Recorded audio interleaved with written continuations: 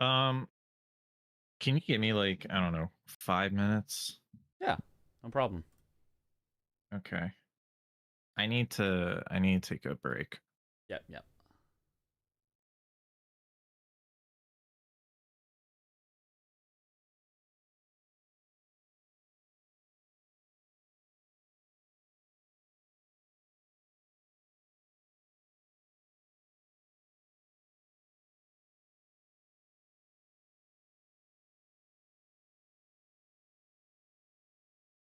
Southern Okay. underscore R6 was first. Southern easy first. All right, we're setting up for some bingo 1v1. Well, if it's close, then we're set. If it's not close, then me and Tom can talk about possible handicaps or donation incentives to force one player to kind of lose ground or whatever.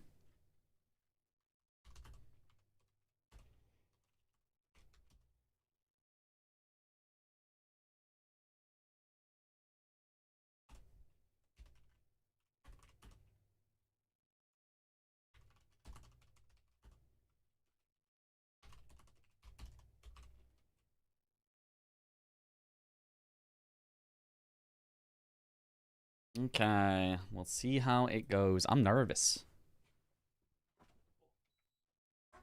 I shouldn't be so nervous, but I'm nervous. Because, like, it's just a for fun, showcase, whatever. Like, it's not that big of a deal. But I'm nervous because I don't want it to, I don't want it to be a bad showcase where I just get completely destroyed.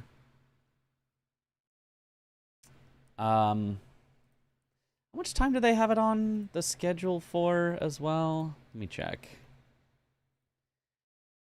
They have it on the schedule as from 5 till basically the next thing would start at 7. Oh, and it's right before we do a game show. That would be if I get destroyed and then we have to start the game show early and everyone's not ready, and then that could be. Yo, thanks for the good luck.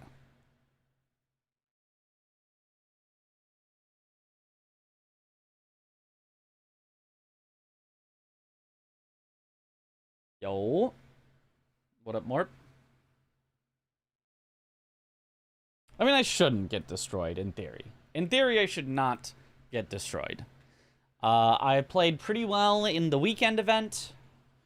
Tom is definitely still going to be more practiced on a lot of things than me. There's a lot of stuff I just don't know yet, because I haven't been, like, long into practicing this bingo, but I did well enough in the weekend event. And I have practiced a few days since then. It's just Tom has been practicing, like, a lot more since then. So, we'll see. We'll see how it goes. Also, Tom is just goated, so. Yo.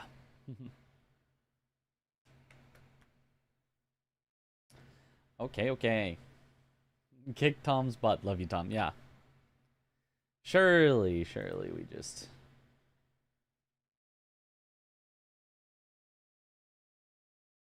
We simply win, you know? Simply win. Tom's last match was something, yeah. From a viewer perspective, it was an interesting match. It was one where a lot of the decisions made were not the decisions I would make, but I don't know that the decisions I would make would necessarily have been better, per se. But I certainly would have done things a little differently.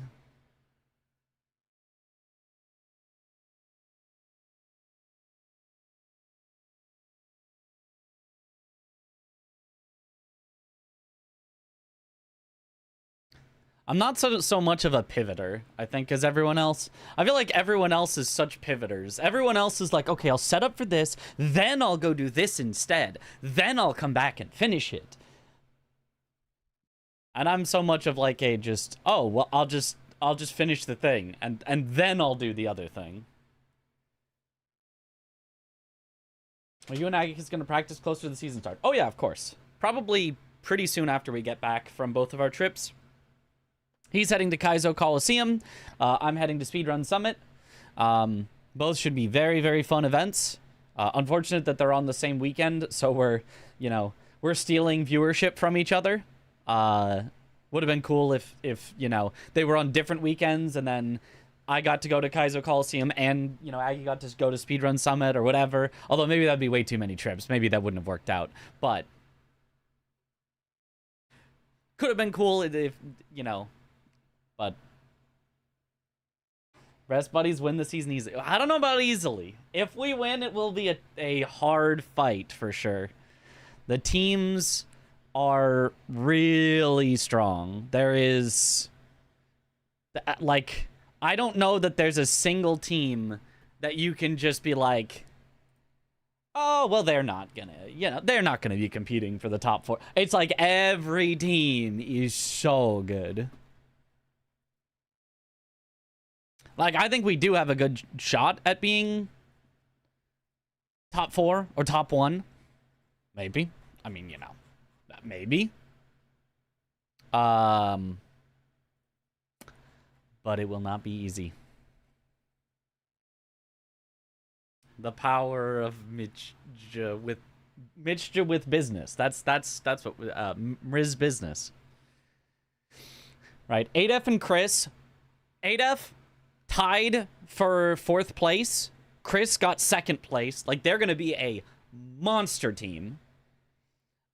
Me and Aggie tied for 4th place. I didn't play in the last season, but I at least have, the experience from the weekend event that me and CBD won. So we at least have some experience. So we're a strong team. CBD and Josh. CBD, the winner of the weekend event and the undefeated in the regular season last season. And Josh is always incredible. Josh was not in the last season, if I remember right, but has been in some previous seasons and has done well. And just, if he puts his mind to it, Josh is just an incredible player and grinder. Sweat and Bushy. Sweat had some troubles last season, but Bushy got top 4. And Sweat was getting stronger and stronger by the end of the season. Like, at the start of the season, yeah, definitely some struggles, but end of the season, he was a contender for sure. It was just a little bit too late to get into the top 4.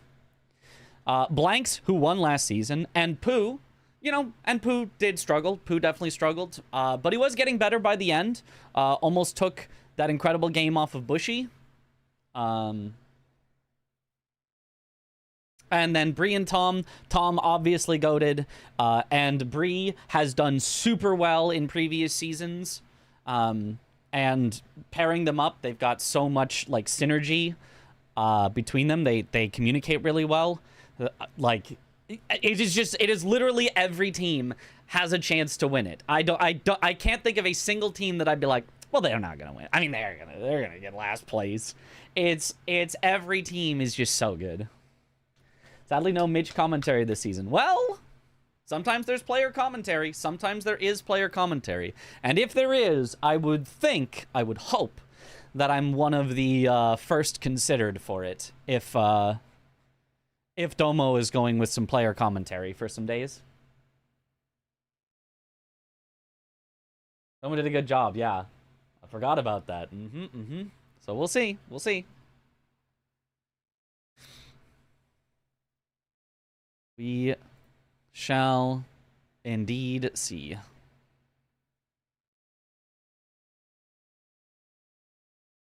Monkey business will have our work cut out for us, but I think as long as I don't implode, I think we should get top 4.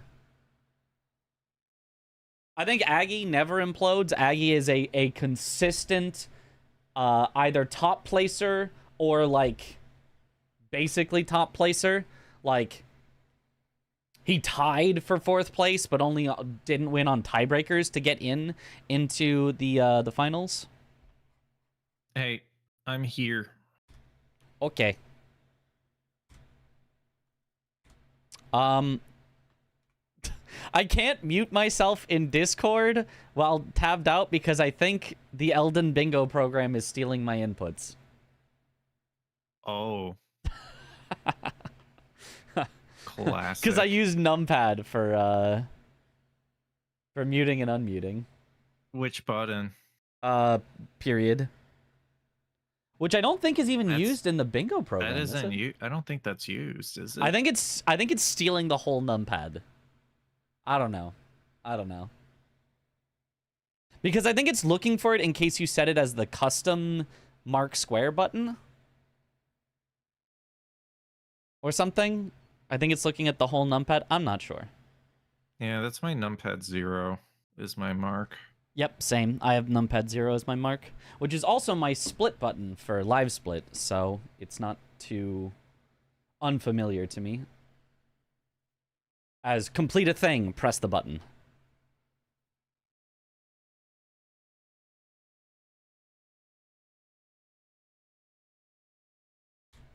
Yeah, I'm gonna be DLC, and Aggie is gonna be base game. So yeah, you might. Well, I guess I can just be muted the whole time during the bingo match. I guess we don't need to unmute, but.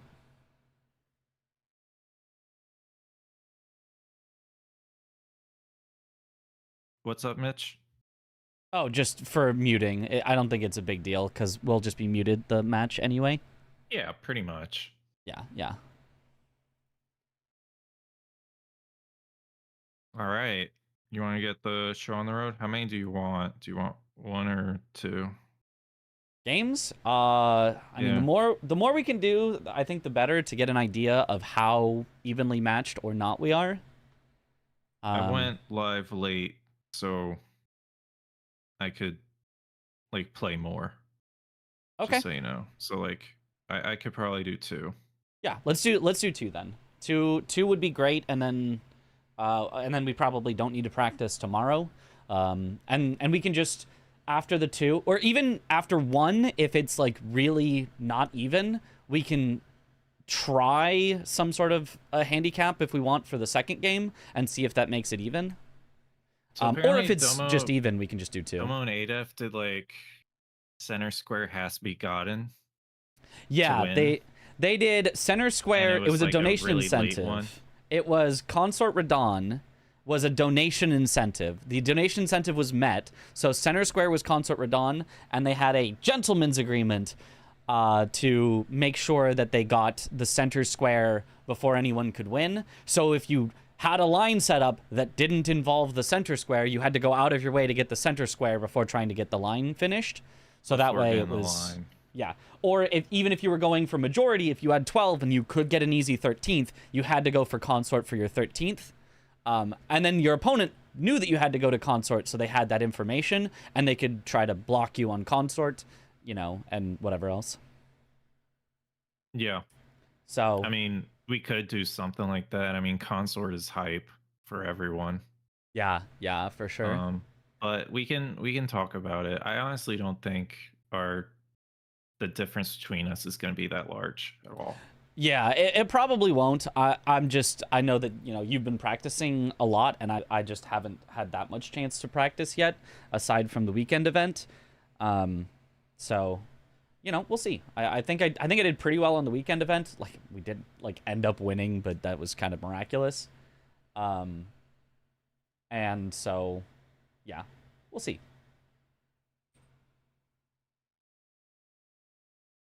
All right, I will. Do you want to create the lobby? Sure. I suppose. You've been doing like just DLC squares, so I think you have the list. Yeah, I do have. Or I do have like a list. There's a way of just using the big JSON, but then only having DLC squares appear, like with the category number, I think. Oh. But, I mean, if you have a list of just DLC, we can do that. That's fine. I do. Well, I had DLC and combined for practice, but I'll just take out the combined ones. It's pretty easy to change around.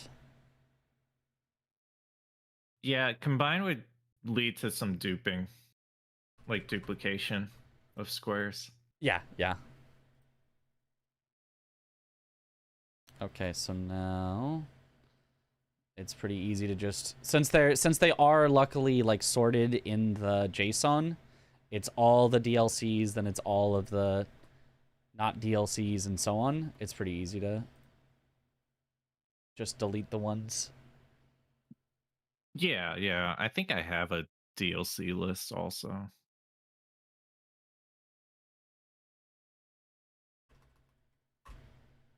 Mhm.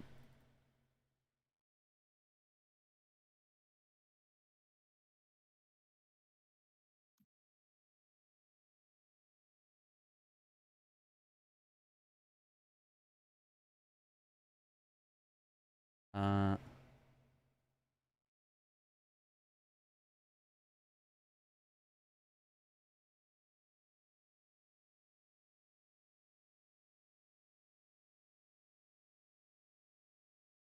okay, wait, let me double check. Chat, you guys get to make the seed because Mitch is taking care of the board. Okay, that should be it.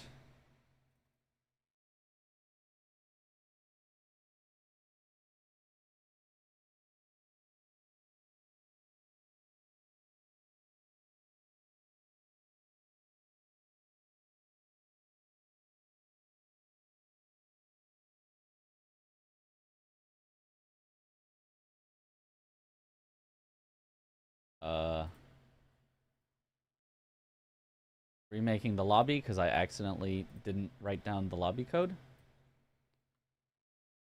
Oh, this is a interesting lobby code.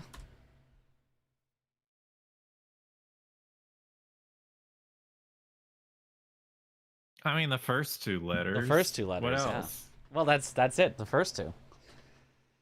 Oh, Well, it was meant to be. yeah.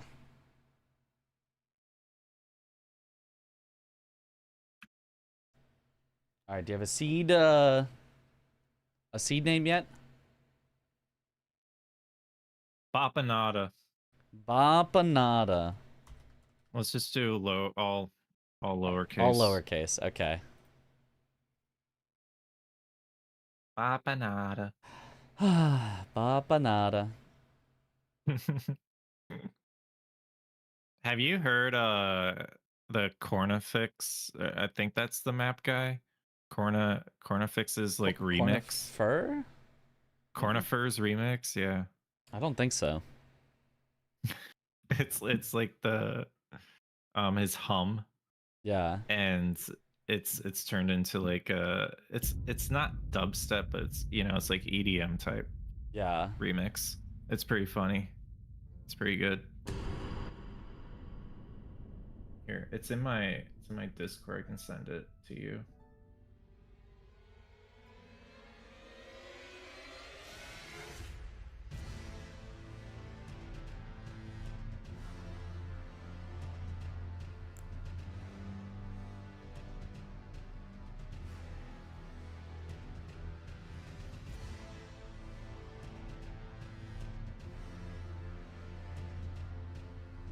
You can watch it whenever or don't watch it. It Yeah. doesn't matter. But here you go. Oh, audio popping? Is audio popping when I speak? Is it? Uh-oh. Is it me? It would be me. It would be my mic. Has done that before, and usually it's when I'm in Discord and Chris will point it out, and then I'll plug my mic back in, and then it works. But if it's happening.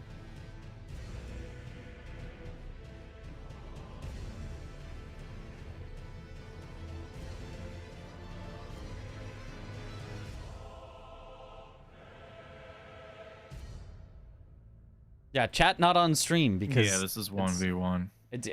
We've got a bingo board where you guys would be. Yeah, 1v1 because we're practicing for the event. Best to practice in the exact format we'll be doing.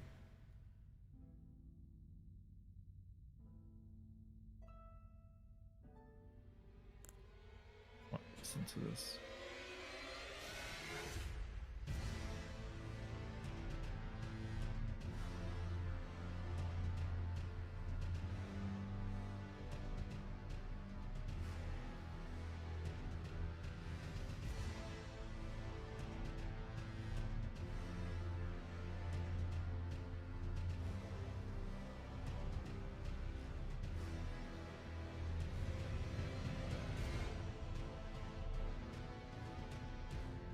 All right, just let me know whenever you're ready. Okay, I think I've got it set up. Unfortunately, we can't check the classes are the same, but... Yeah. I mean, if somebody's watching both perspectives in chat and you see something different, just let us know. Yeah. We should be good. I'm using the season 6.zip, not the fixed one. Yeah. Is the fixed one working for you, or... Hydrate. If you just copy the DLL over, it works, yeah. Oh, copy the But DLL problem over. is, Oh. yeah, but nobody wants to do that, and also the smithing stone in DLC is not correct still. Like it works for Great Katana, but like every other weapon does not work. It works for Great Katana, but every other weapon doesn't work? Apparently Nord just checked the Great Katana and was like, oh, it's got 2 smithing stones per upgrade, and then didn't check.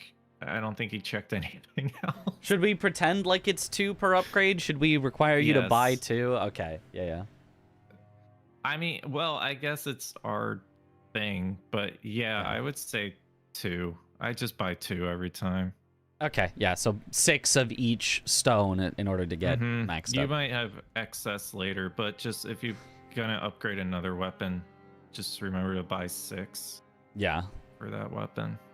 Or the excess to get up to... Yeah.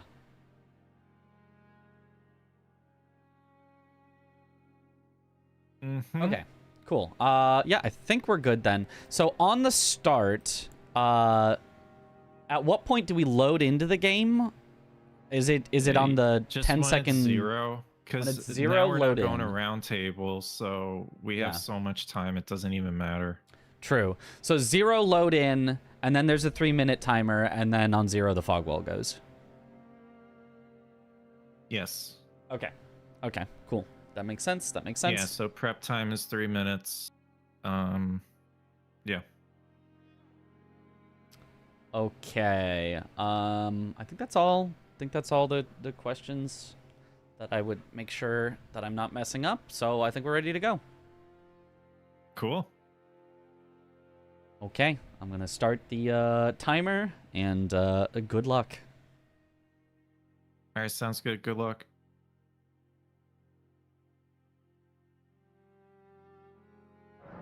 Okay. 4, 3, 2, 1, 0. Okay, Verdigris Discus. 3 larval tears is very easy. I expect 5 DLC talismans. 5. Wait, I kind of want to do 5 DLC talismans. That seems like a good rush. 2 DLC legendary ash. I didn't even know that was possible to roll. That's kind of spooky. Is it not? Oh, I haven't opened up a program. Hold on a sec. I need to remember to open this up, otherwise I will get completely run over. Okay, equip those.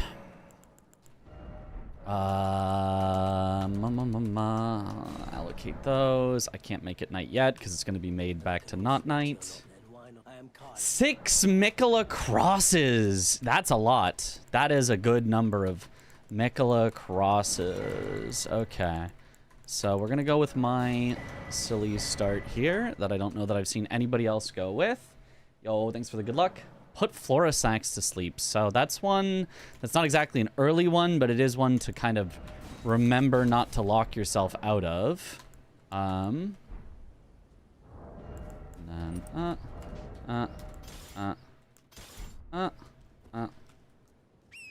okay, a minute and a half left. Clear 2 forges. So there is forge and legendary summons synergy. How much do we need? Ancient Dragon Senesax. Ugh. Gross. Late on her companions. That's really late. Rolana, I'm just going to let him have. I know he's going to do it early, and I'm just okay with that. Heal the Wounded Kindred does require Shadow Keep. 5 hefty pots is a lot, but it is rushable. Kill a Black Knight boss will depend on the weapon we get, but Scorpion Stew, Red Bear, Golden Braid. 3 perfume bottles. 2 are free. The third one would probably be Lightning Ram. I think I go DLC Talismans, because it gets you, like, the cleanest start of everything. And maybe grab some pots along the way, so that we can think about doing that as well. DLC Talismans would be 1, 2, 3, 4, 5. Yeah, I can think of 5 that we can get pretty well on the way. I think I'm going to do that. Larval Tears, I feel like he's going to rush, and Larval Tears is a good one, but it's a slightly less along the way, I think, than Talismans. So I think I go Talismans here. I think I go Talismans. If he cuts me off on Talismans, I'm going to be pretty sad. He might then think I was doing Larval Tears, but I would not have been doing Larval Tears at that point, so I might get kind of rocked if that's the case. We actually surprisingly, we skip this pot because it doesn't actually make as much difference as you might think. Because you can get 2 in one spot and 3 in another. So 5 is just the exact amount where skipping this one makes the most sense.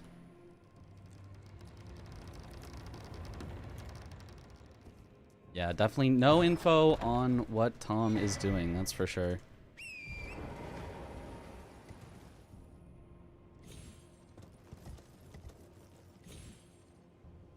Okay, skip this. I don't think we need to come back to here at any point.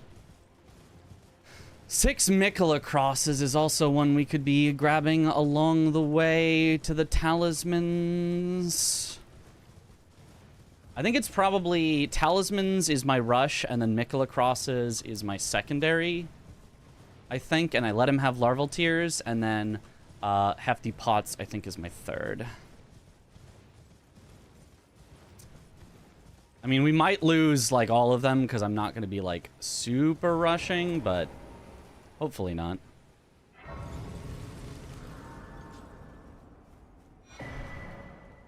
Surely he doesn't predict exactly the order that I'm going to do things in. Surely not. Okay, I do want to grab this Grace over here to come back for pots later. All of these decisions could screw me over. Trying to be a little bit efficient could screw me over if he's going with the same thing. But I'm betting on him going for Larval Tears. And honestly, if he does cut me off, he's probably not grabbing these Graces. So I probably do cut him off on Larval Tears, which isn't so bad of a secondary prize. We definitely still would be behind, because I'd have to spend extra time grabbing the Larval Tears after losing out on the square I'm going for, but... Bingo with Tom.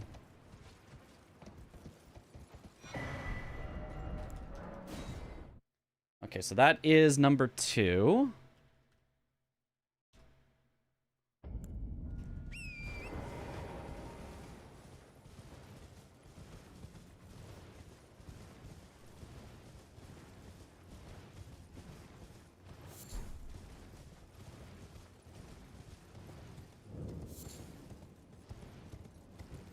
If he's going for Larval Tears, he could get that in probably around another 30 seconds. And if he does, then we'll know that we're ahead on Talismans. But if he does not, then we might be in trouble.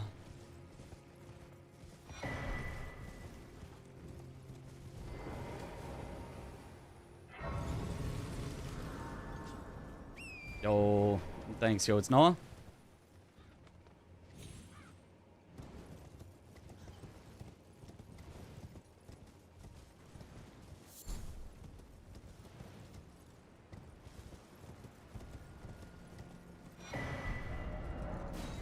There's number 3.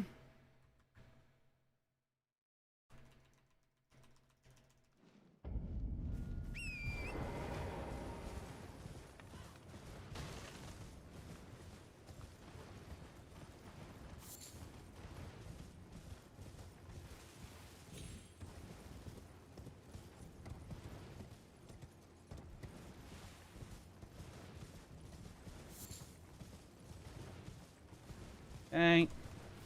What up, ZK Clips? I should have checked the spear check there. I forgot about grabbing that. Anytime you walk by here, you should always grab that spear check just in case it's cross Naginata. But I just forgot.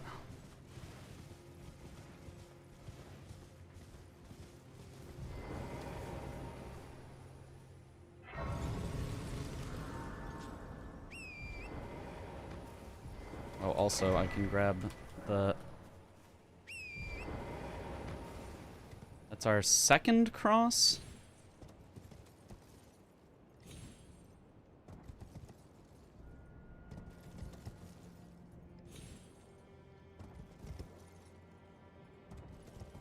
Oh, where am I going? There we go. In the darkness, I almost forgot a step in that. And by almost, I mean I forgot a step, but I remembered it in time. Okay.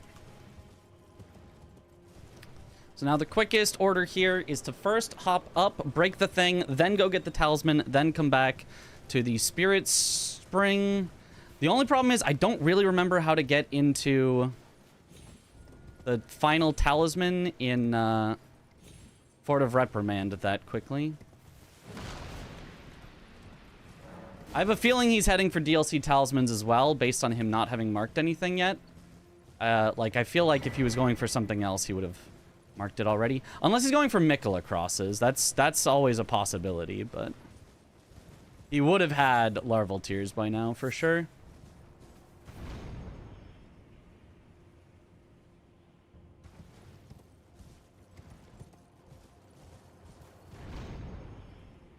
I should have starred some things while I was writing, but... I'm slow. Yep, he skipped absolutely everything. Okay. We can get Larval Tears first, then.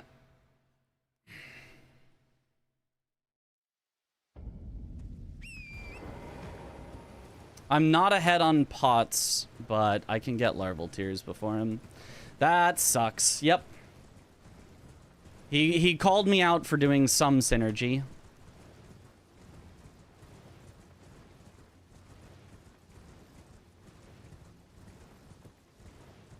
That really sucks for me. Because now, while I'm gathering this, he can get whatever he wants and just be at least one ahead of me.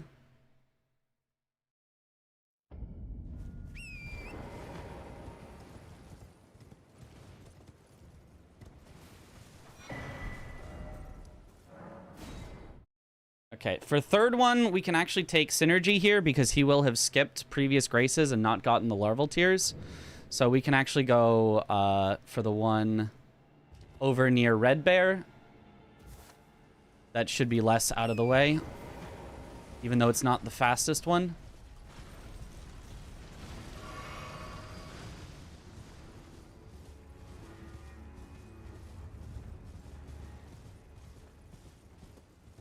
We probably... Can we get Mikola crosses first as well? It's 6. I guess I would have to go that other way for the Larval Tier Mikola cross anyway. But getting the Larval Tier slightly later with slightly more map progress actually isn't bad. Do I have any current world records? No, they have all been taken.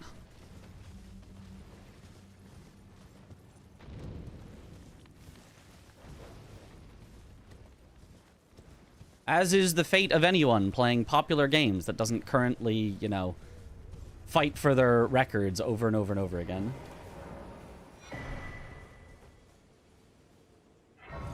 Okay, that's our third Mikola cross, I think. 1, 2... Is that the third?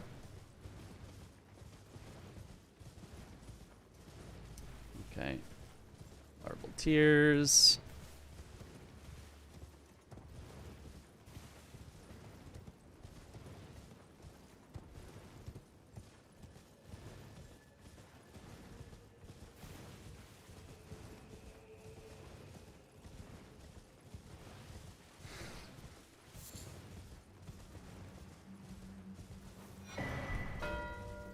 Okay, so now I think we go hefty pots.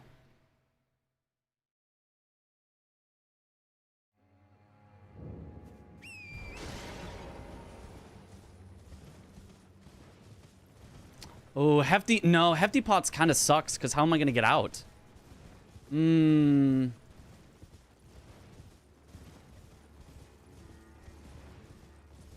Pivoting slightly to forages, to DLC legendary spirit ashes. I think makes sense.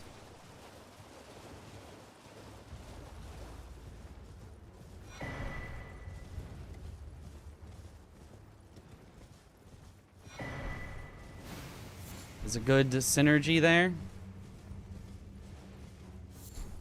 I don't actually need to grab that, but I have now the material for Heal the Wounded Kindred. I don't know if I grabbed the one in... I did not grab the one in Gravesite Plain, though. I should have grabbed that while I was there. Ooh, okay.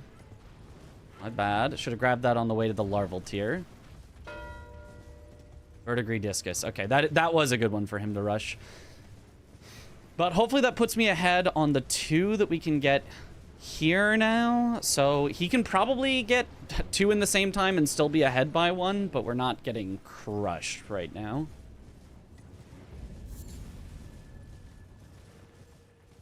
No, we weren't talking about the Skong record. We were just talking about world records in general. Okay, let's do... It is, though, none of these are, like, super quick, though. I'm a little bit... I could go for a Black Knight boss as well. Depends on what weapon is there. Oh, I probably should have gone for Black Knight boss. I think made the most sense, but I'm a little locked in here to doing this.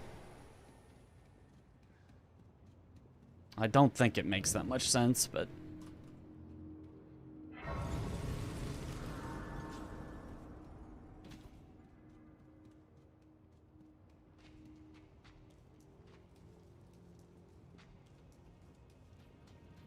I mean, maybe it does. It is 2 synergy squares.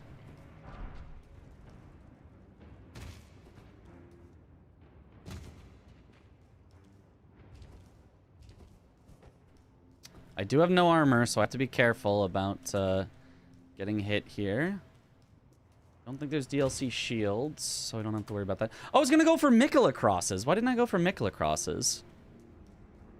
Ah, I'm throwing a little. It's fine.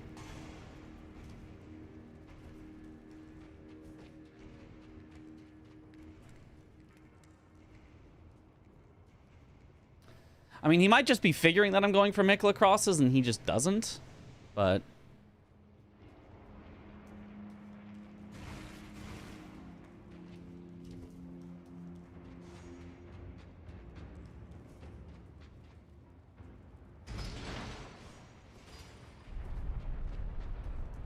Oh, there's so many rushable in this one. This has been, like, the most rushable board I've seen in DLC, I think.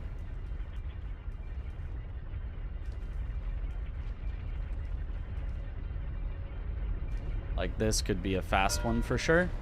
He did go Mikola crosses. I should have. I totally had him on that one if I just went for it. Damn, that is a big mistake by me. I'm gonna get cooked. I'm gonna get so cooked. Yeah, I still need to do another forge and another pickup just to get tied up with him. Yeah, I am so cooked. I think I need to do Black Knight boss right now. So I need to go check on a weapon.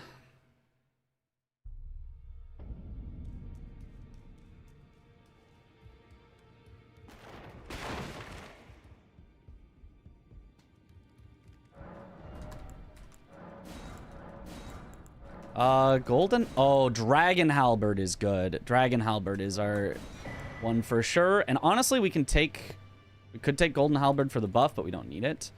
Dragon Halberd is somber.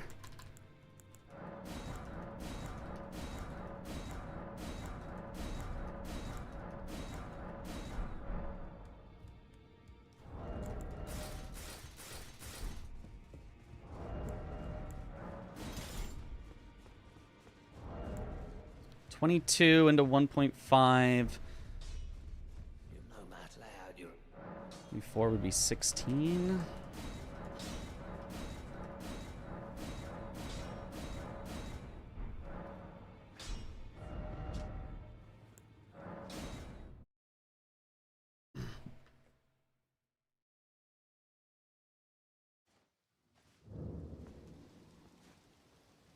Okay.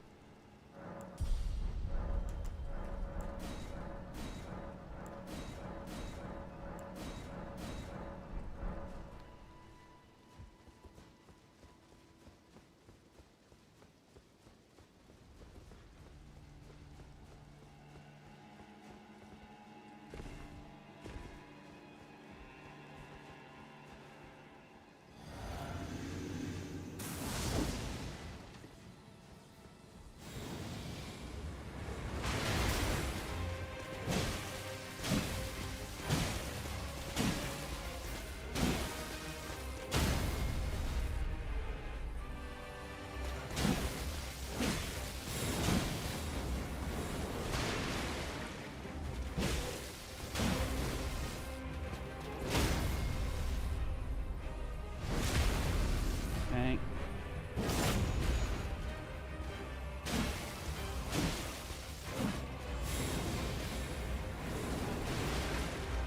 Where's Black Knight boss?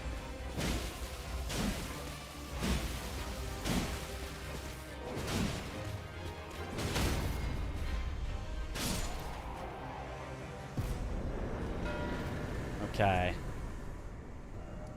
That's good. And now we can head to the Ancient Rao base. We can get our second...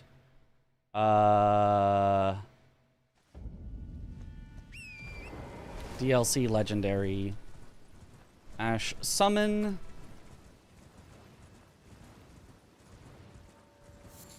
Which can also then get us 3 DLC Spirit Ashes, because we just grabbed the one in Fort of Reprimand. Okay, wait, we're cooking, we're cooking.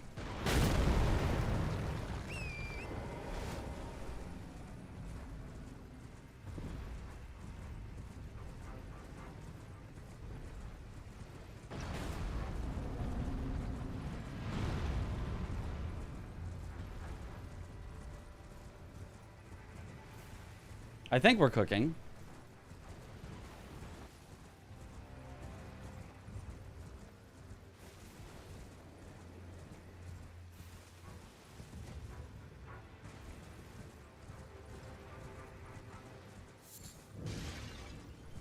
And we should have time to grab this Grace as well, in case we need to come back for something. We love synergy!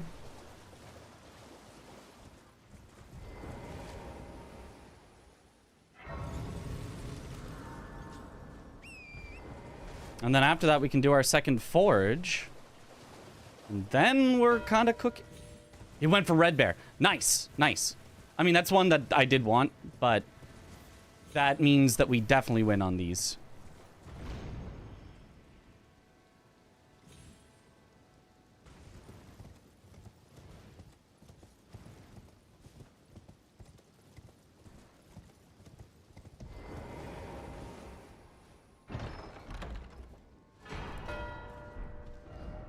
Okay.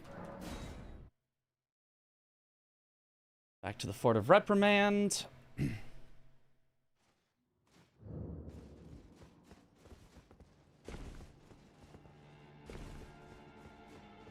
I could have done this in a slightly different order that would have been very slightly more efficient, but this isn't bad.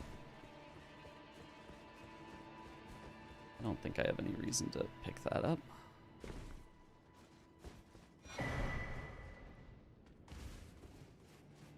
bunch of runes here so I can start to get my full setup.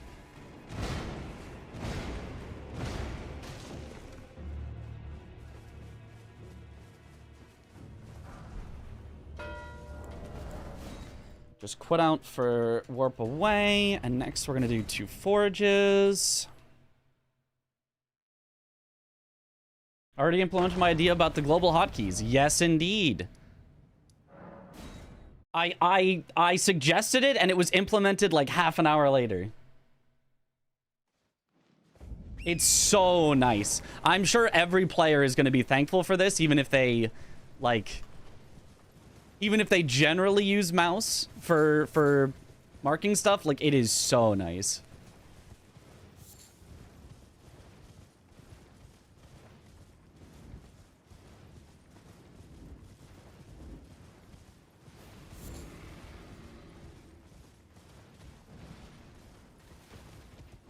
All right, where would it make sense to go after this? Probably the hefty pots. Probably get our full setup, then send hefty pots.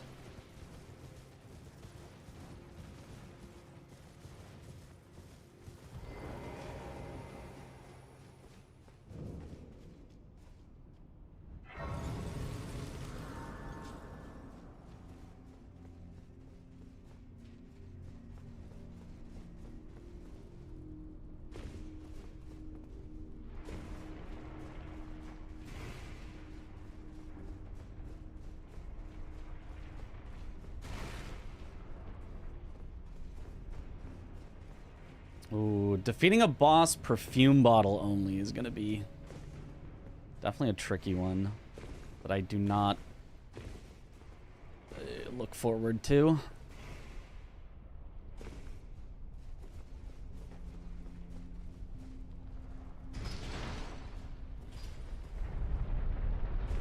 I shouldn't have jumped down here so early. Now that guy's gonna aggro onto me.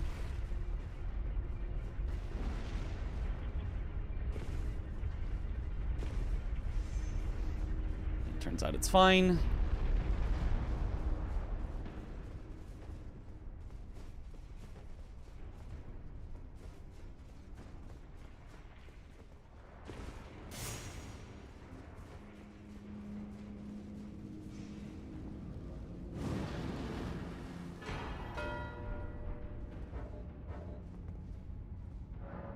Okay. Wait, does this stop me from warping still if I... No, because it's, like, outside. Yeah, hefty pot seems like a good idea.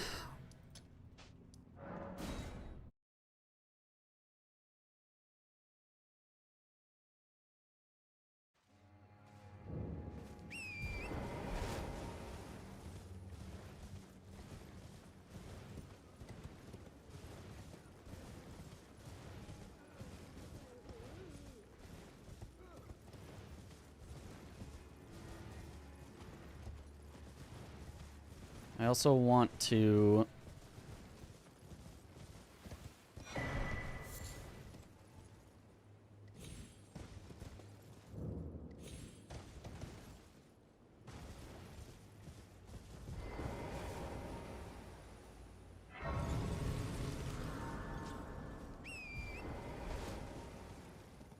So, let's see.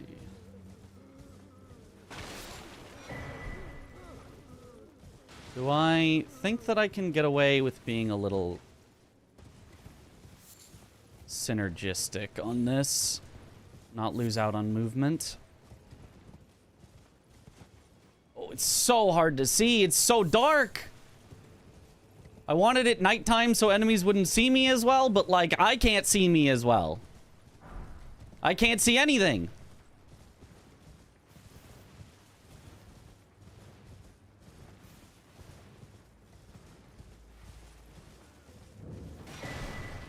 Maybe the hefty pots doesn't make sense yet. I am going to be a little greedy on the movement. I'm also going to pop runes to set myself up.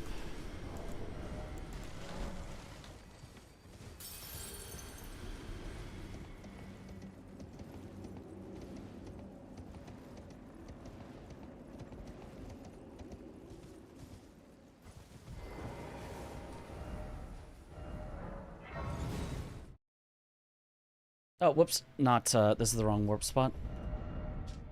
Gravesite Plain is where I want.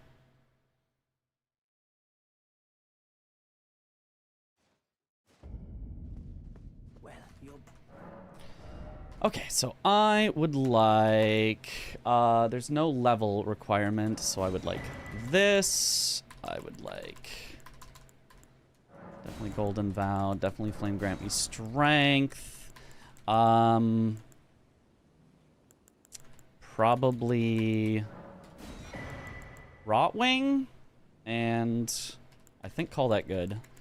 I will need a crafting kit. And then Opaline and Thorny.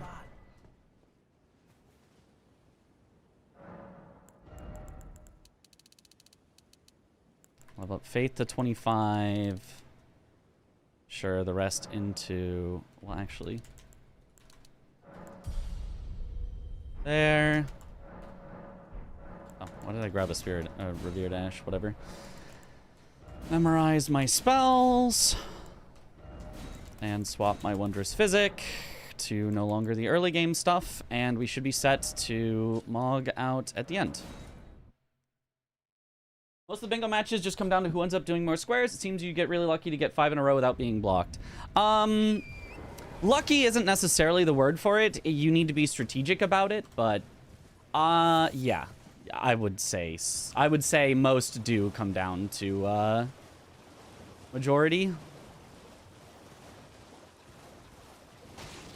But that's partly because so many people are so scared of lines that they will, you know, go to block them right away. Which is, of course, what you should do, and smart. But does, kill a dancing lion. Is he gonna try to get the diagonal on me?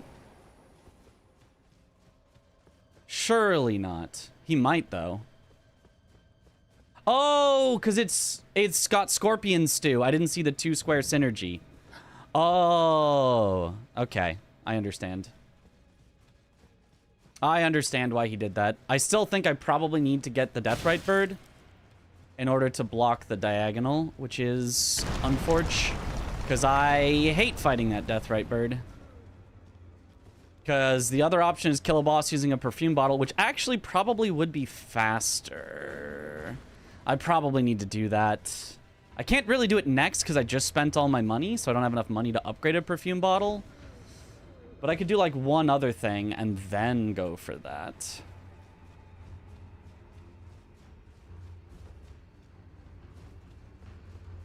There is synergies with perfumed oil of Rana. And Deathrite Bird.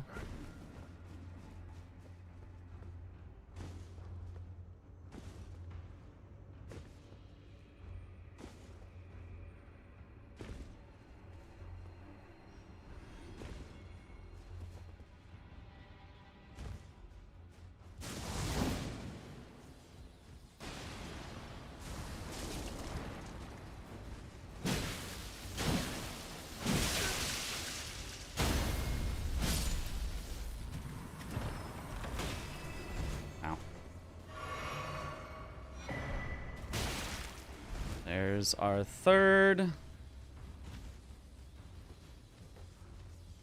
Yeah, 5 Hefty was probably a little non-synergistic for the board.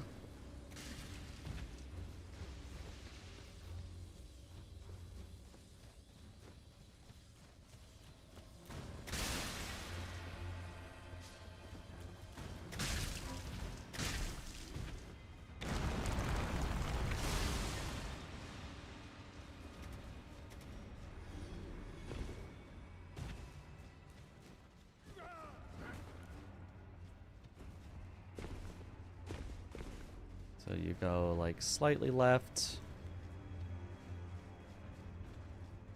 to go around to grab this one. So then you go not that far right over here.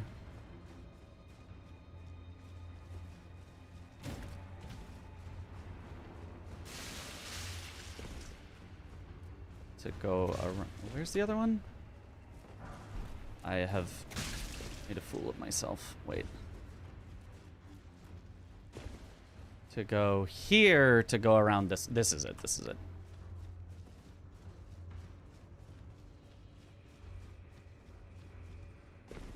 To grab that one.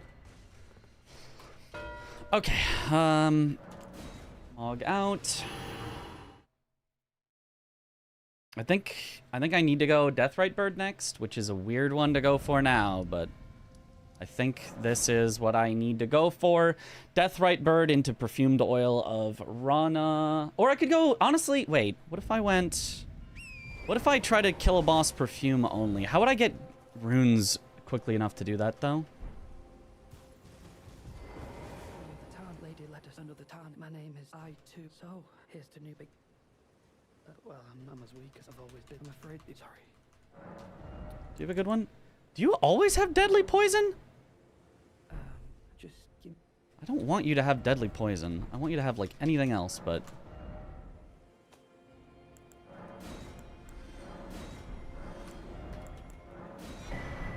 Just give me.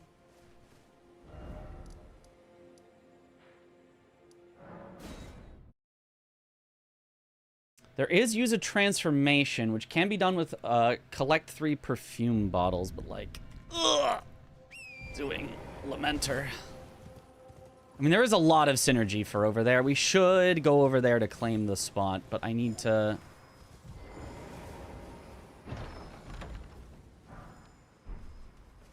Okay, this is the exact same worst possible 2 that we had in the other seed.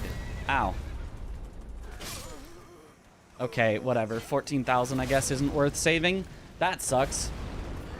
I could kill Rolana to get runes to be able to kill a boss using a perfume bottle. I just suck at Rolana and wanted Tom to do it instead. Deathrite Bird, I don't think gives that many, but I could do Deathrite Bird as a way to get runes, potentially.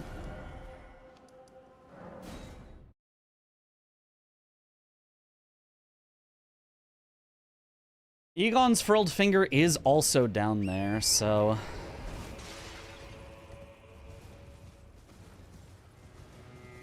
He hasn't collected the Scorpion Stew yet, so he's doing the, like, get priority on a square, then just hold it.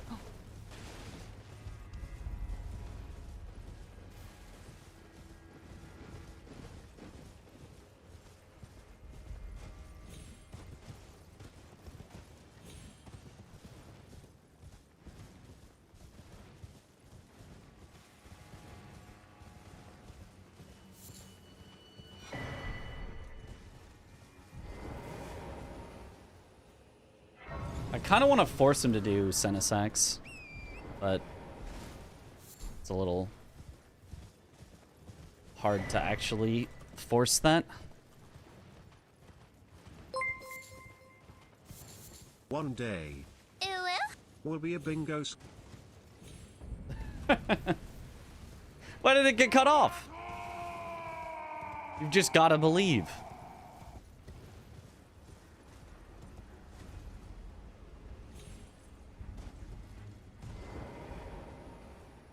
Lana gives 240k and Deathrite Bird gives 230. Oh, I didn't know Deathrite Bird was that much.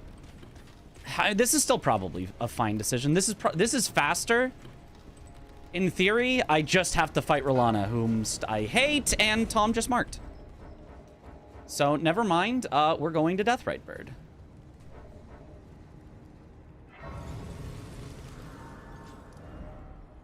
Okay, this is... Yeah. We go Deathrite Bird, which gets us hopefully enough runes to kill a boss with a perfume bottle. If he's going for... If he did the exact same play of get runes for kill a boss with perfume bottle, we could totally get wrecked on that one. But we'll still have access to the southern area, which is just super necessary on this board, it feels like. So...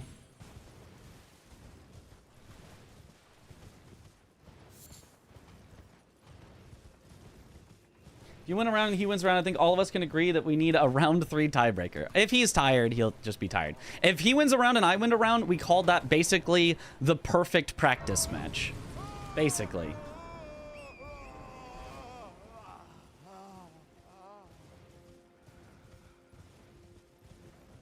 Ooh, wait. If I get... Oh, whoops. This is not the correct way to go. I have to go around now to the right. If I get Kill the Deathrite Bird and I have access to the southern spot, I could get Use a Transformation, hopefully before him. I could get put Florisax to sleep before him. And then I force him into either Senesax or Leda to block my line. Although he also, if he gets Heal the Wounded Kindred, he could get that line, which would be really scary. So I think I have to go Deathrite Bird, Heal the Wounded Kindred. Because I don't think I'm going to win on level 9 Skidoo. I think he probably has more overall map than me. But I don't know. I've been grabbing Skidoo along the way. Maybe he hasn't. You never know.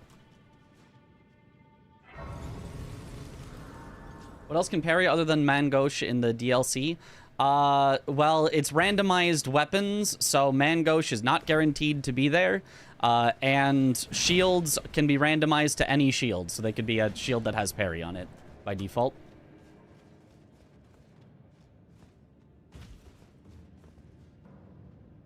Nice, good FPS.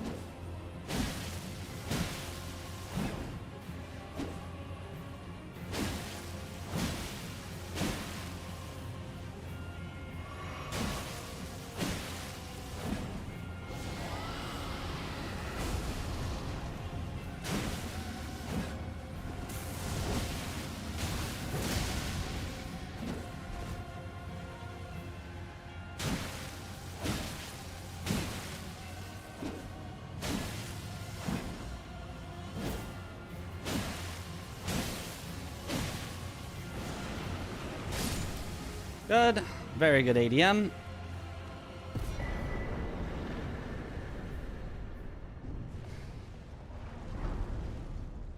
The problem is he's set up for 2 lines on me. If we were playing like Connect 4, he would just be in a guaranteed win scenario. If you could just drop down squares wherever you wanted on your turn, it would be impossible for me to stop him. So I have to just hope that my guess of where to go first and where to go second ends up working out. This is actually enough runes that I can do kill a boss using a perfume bottle. I'm going to do that right now, actually. Good thing this is Connect 5. True. But I mean, even so.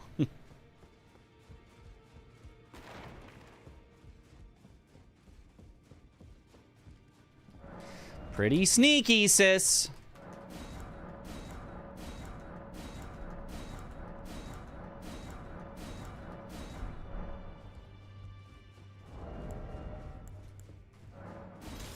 Oh, I also need enough arcane, though, to use it.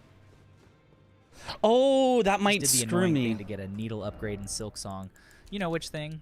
Yeah, that one. Do these devs love me or hate me anyway? I don't have enough bingo. arcane. Never mind. We're still going to be doing the, We're still going to be doing the Deathrite Bird first, because I don't have enough arcane. I totally forgot about that.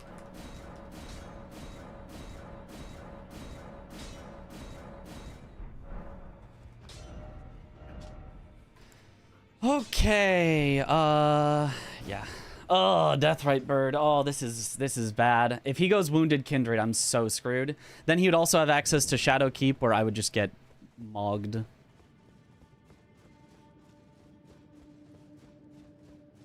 Maybe I have to pivot to heal the Wounded Kindred? Nah, let's, oh god, I'm so done for, I think.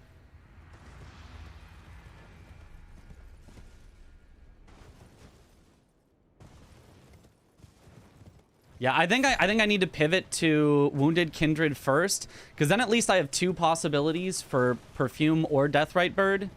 Whereas right now I can only block on Heal the Wounded Kindred right now for the other line. So let me get to the next Grace and then warp out and heal the Wounded Kindred. As the kids say, he's cooked.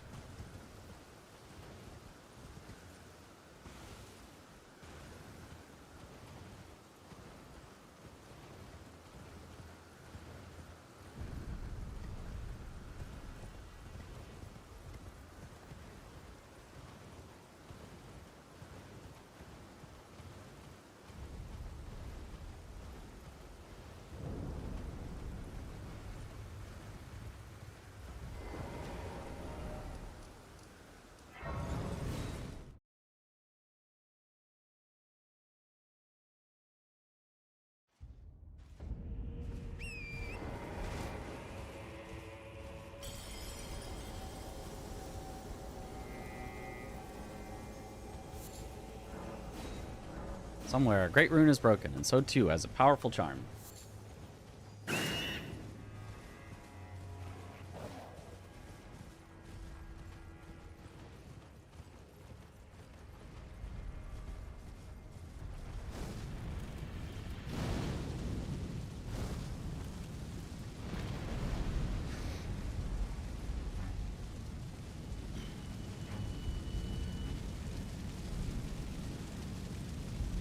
There's a big rune you can get in the Shadowkeep as well, right? That could probably get us to enough arcane. It's like left of the room where the Fire Knight is patrolling. Any knowers?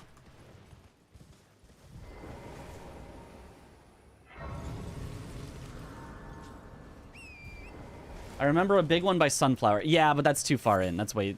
we don't have a reason to go to Sunflower. It's a good thought, but that's not one that we're going to want.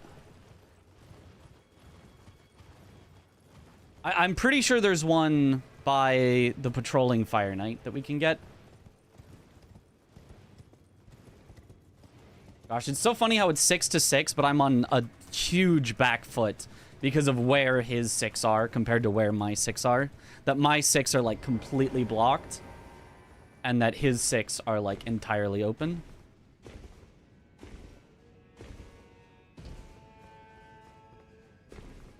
I hopped off Torrent way too early there. What am I doing?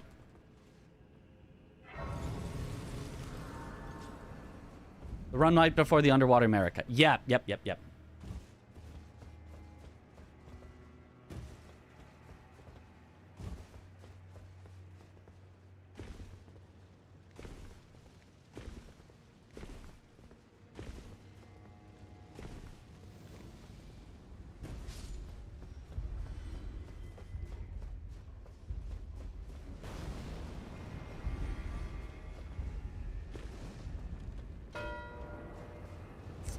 Yep, there's level 9 Skidoo. So I have to get Heal the Wounded Kindred, which luckily I was heading for, but I'm probably still too late.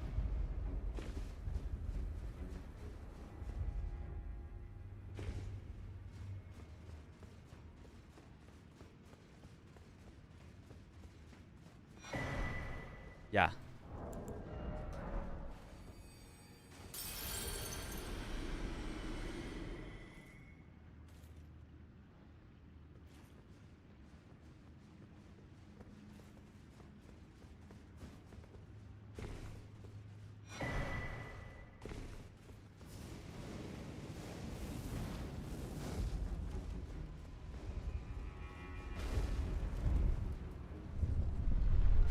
Okay, we shall see if I can beat him there. And he got scorpions too. Okay, that makes sense. He was holding that for a while. Yeah, I'm so cooked.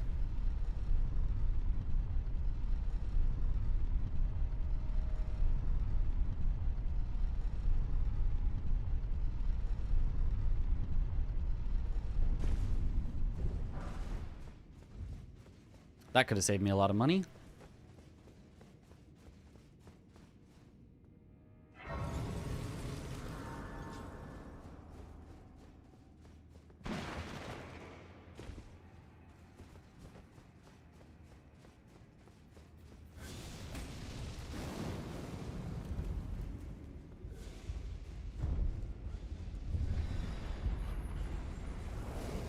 Okay, I do have the crafting kit.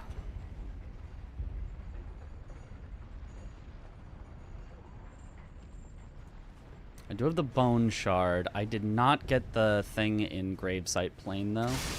So I'll need to head back there.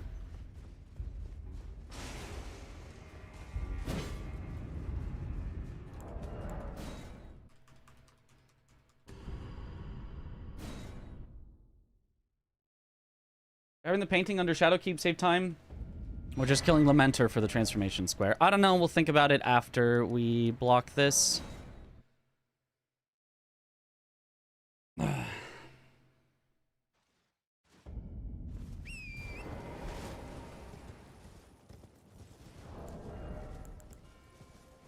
all I need is the Spirit Gravestone.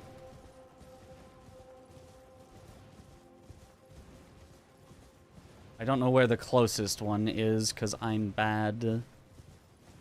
But in theory, one somewhere over here.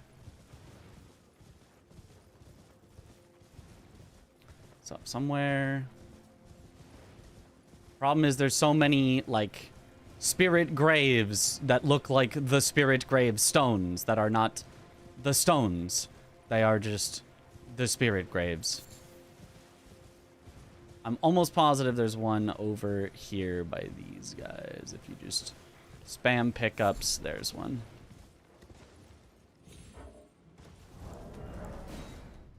Okay, hopefully that means we can at least win this square and not lose on a line, but...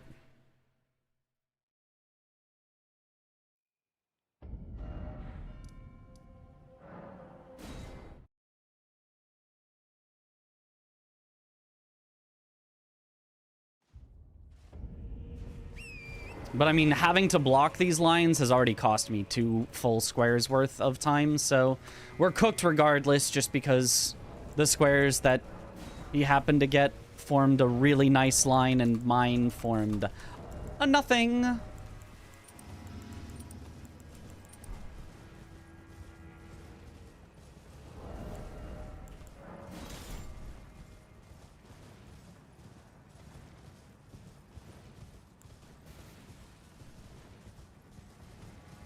Like, if he was thinking about that line from minute 1, like, bravo. But I think that kind of just materialized. Where's the wounded kindred? There you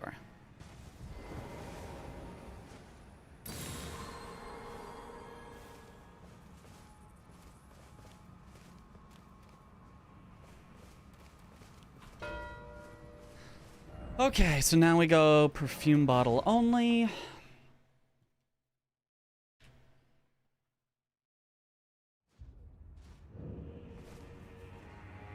Which we accomplish by leveling up our arcane to 18.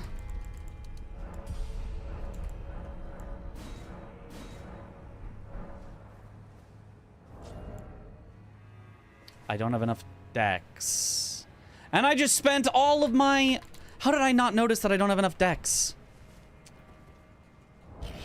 It's fine as long as I can kill him within 3 minutes. I'm not looking that much at questions right now. I'm focusing, so... Whatever the question was, yeah.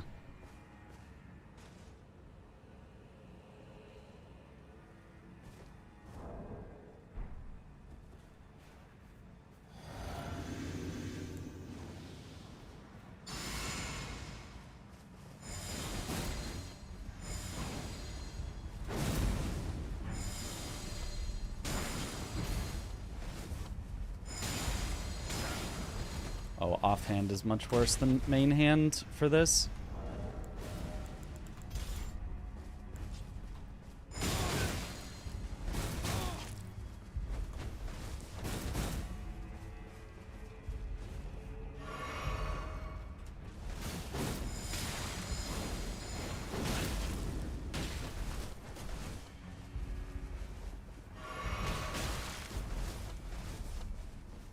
God, Dane is such a...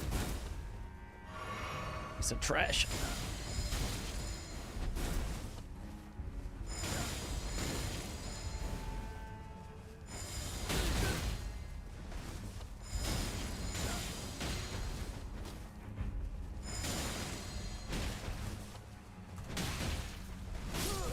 God! Come on! Oh, if he wants to, he can just, like, combo you and roll catch you, and there's nothing you can do. Usually, he's not that mean. Like, 99% of the time, he's not that mean, but if he wants to, he can just make it actually impossible to win.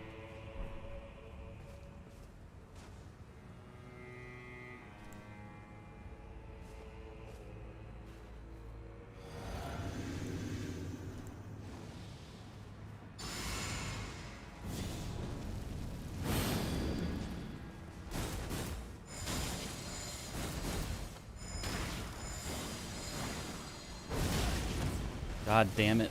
Oh, that's not what I wanted.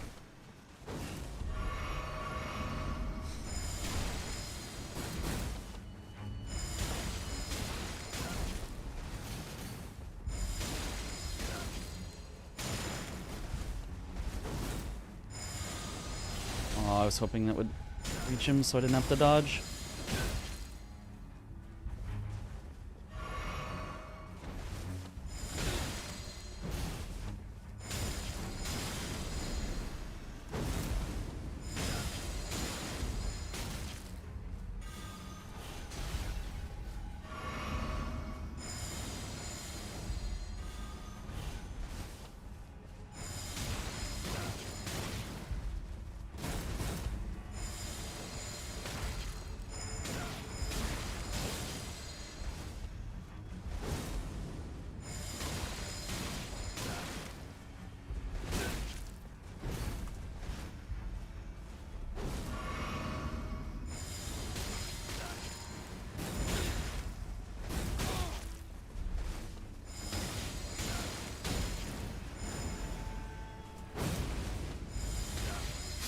There you go. Nice. Okay.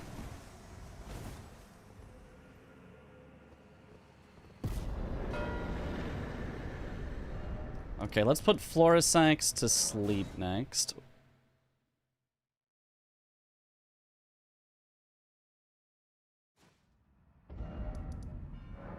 I've already talked to Tialier.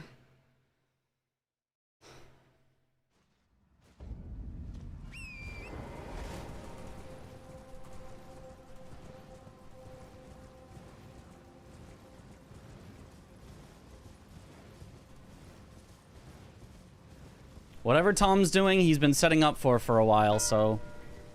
Deathrite Bird! Okay, okay. Yeah, that's smart of him. That's smart of him. That's what I was gonna do. That's what I've set up for. He took all my prep and turned it against me into wasted time. Yep.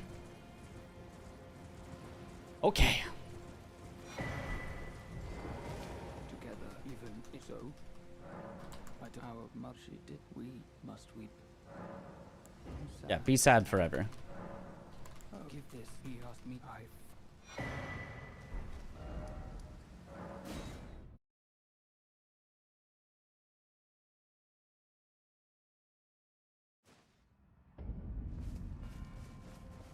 you not affected feeling absent dream would kindly fall in? The problem is I would say. Oh, I have to say it's wonderful. I don't think I'll have to think. Ah, you two, I'll mix up. If you find your sleep is then take this conk for you for all. Okay.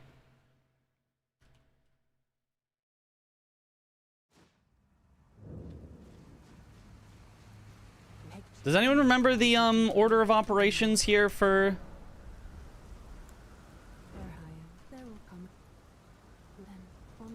Wait, do I have to do this?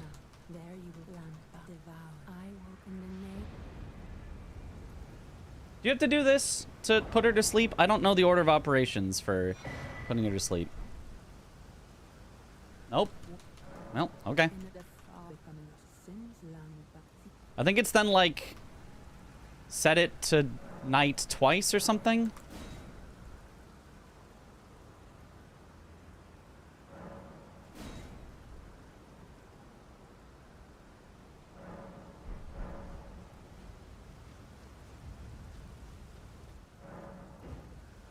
Yeah.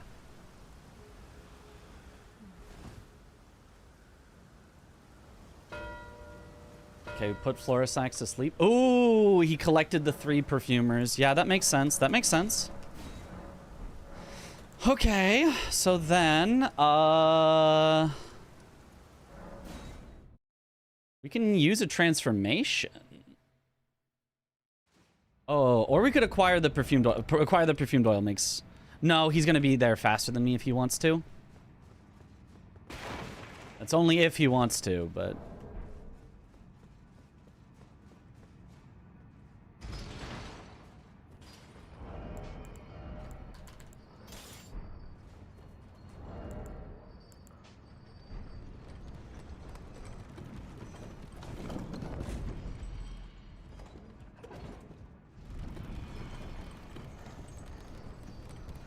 Golden Braid isn't a terrible idea. We're definitely behind on like all of the remaining squares. So we probably just straight up lose, but at least it was a close-ish match. He probably wins 13 to 10 or 11.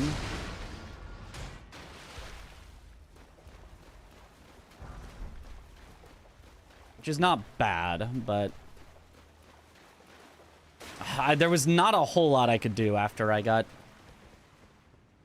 sniped in the beginning. I mean, I could have noticed the synergy on Dancing Lion Scorpion Stew, but I think he beats me to it anyway, even if I notice it. So my play was still pretty good, at least.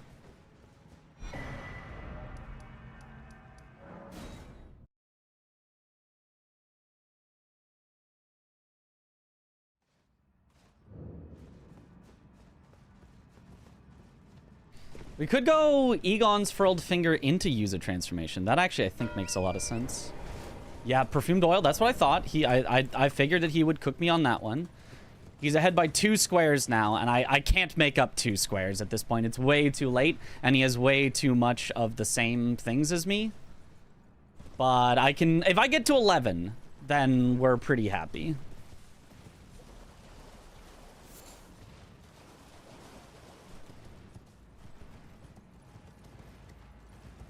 I mean, we could force it at least to be like a race for Leda and her companions, which would be quite silly, but...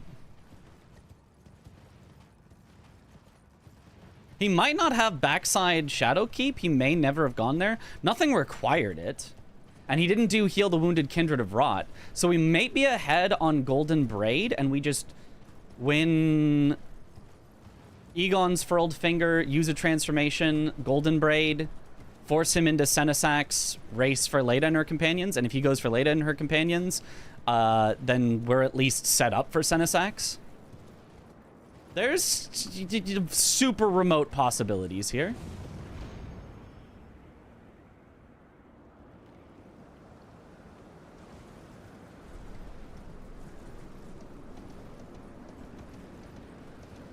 Egon's Furled Finger first. If we get this, we're at least not embarrassed at all.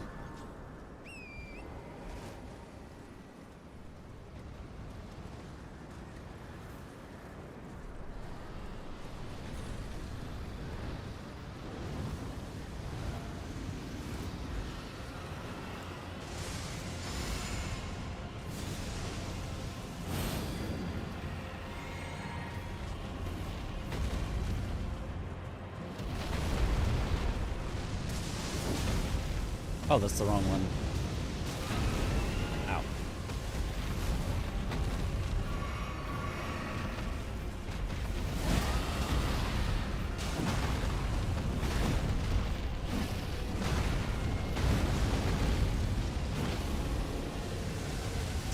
Pierce damage is really good against dragons, but it's also really hard to hit them with stabby attacks.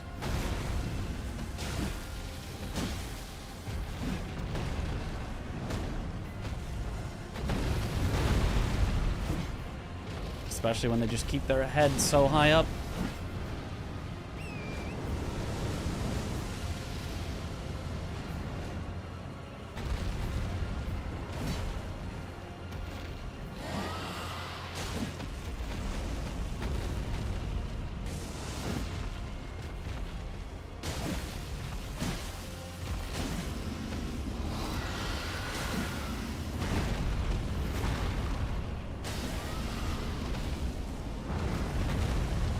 Oh, I can't get through again.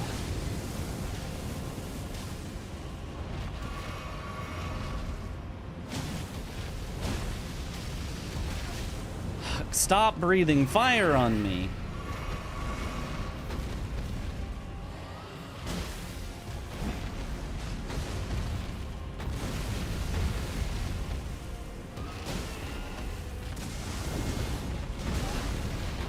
Okay, cool. They're just both only going for me. Neither of them wants to hurt each other at all. Oh. Just as I say that, he swaps.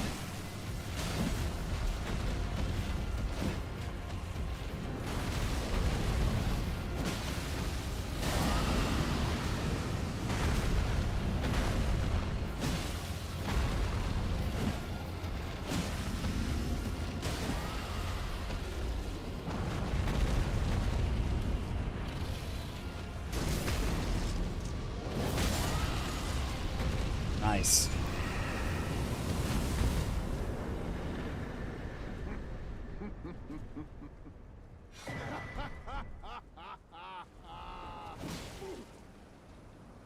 Grant me, take this skate, summon me, my limb, but a draw and my. Okay, all right. We are cooking. We're still getting a little cooked, but we're cooking.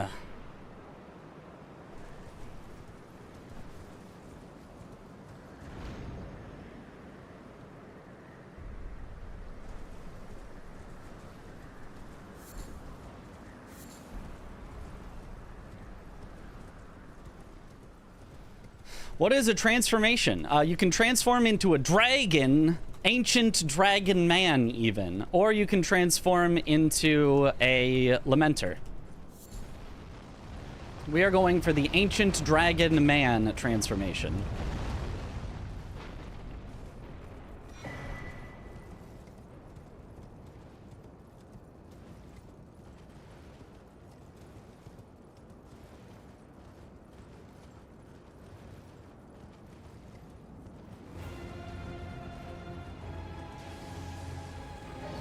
After, we'll go for Golden Braid.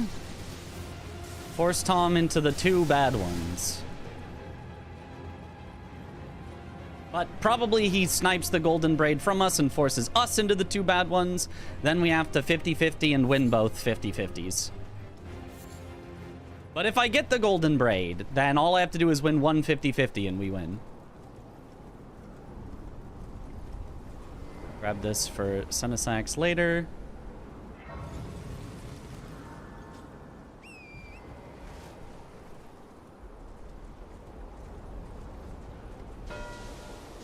Oh, damn, he went for it. Okay, we're gonna race for Leda, or we're gonna race for Golden Braid, then Leda and her companions, and then hopefully he went for those, and then hopefully our progress towards Senesax gets us the win. But if he went for that transformation that I just did and skipped Egon's Furled Finger, he just wins because he's already at Senesax. I really thought we were going to win the transformation. I did not think he was going to go for Lamenter that quickly. He must have gone Lamenter, yep. I didn't think he'd win Lamenter on that. I guess I should have gone transformation first, then Egon's Furled Finger second. I could have won them both. I didn't know though that he was going to go Lamenter. It makes sense. It makes sense. Well, does it make sense? Because he was leaving himself open to get sniped by me and then be in a very bad spot if I had gone for transformation first. I thought I could win both, but the dragons were pretty terrible, pretty stalling.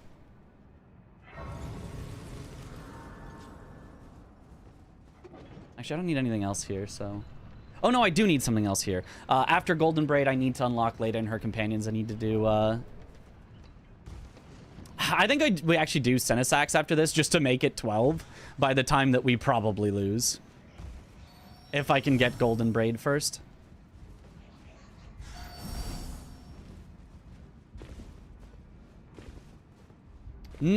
Yeah, we do.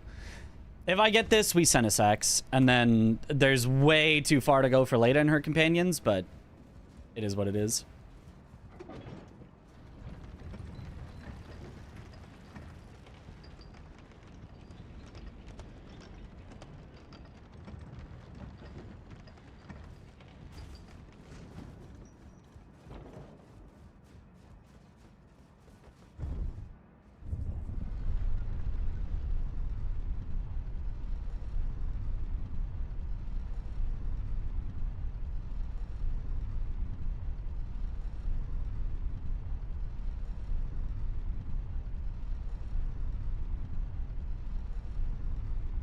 Remember to go left around. There's no reason to go right.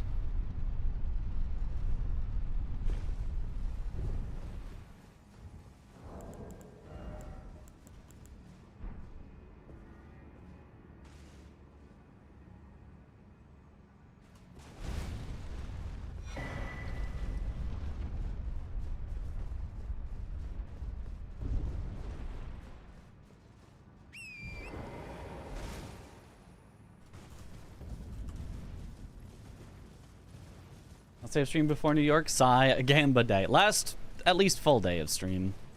We might be able to do a little bit tomorrow, but I give no guarantees. I might have to be packing and doing laundry and, you know, et cetera, to get ready. Possible that we might get a few hours in of last-minute practice, but...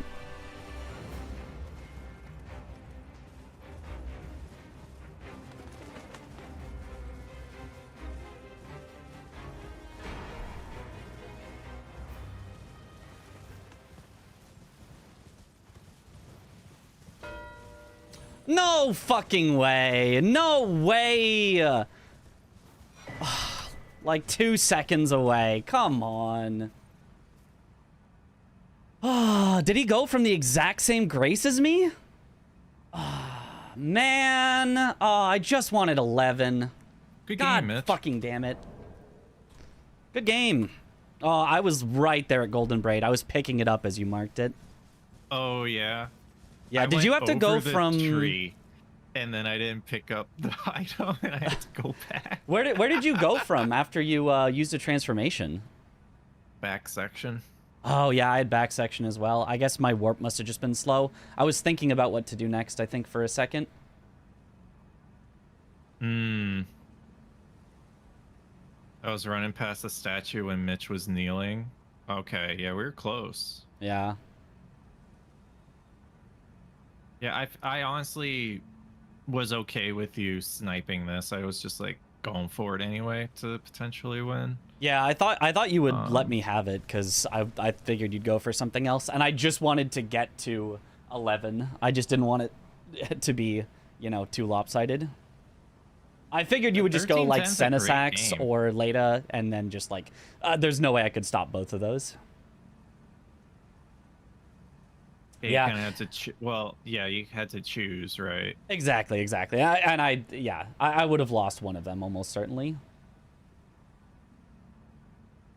Yeah, the main thing was like the early squares I got happened to all be blocked by the early squares you happened to get, and then you had 2 lines set up on me that I had to block both. When we were 6 to 6 and you had 2 line threats and I had 0, and it was like the game was just over. I didn't want to go for Heal the Wounded Kindred, but I had to, and I didn't want to go for boss using a perfume bottle, but I had to. Like I had to do both of those, and so they just really set me up to be way behind on everything. Did you go for crosses? No, I forgot. I was probably ahead of you after I got the larval tears, because I did grab the crosses along the way. I figure you must have skipped them for how fast you got DLC talismans. So Were you probably going for talismans? Yeah, I was going for talismans. I was in Fort of Reprimand. I was heading down, and you marked it. Okay. I did a little bit of side synergy of grabbing teleports because of aggro too.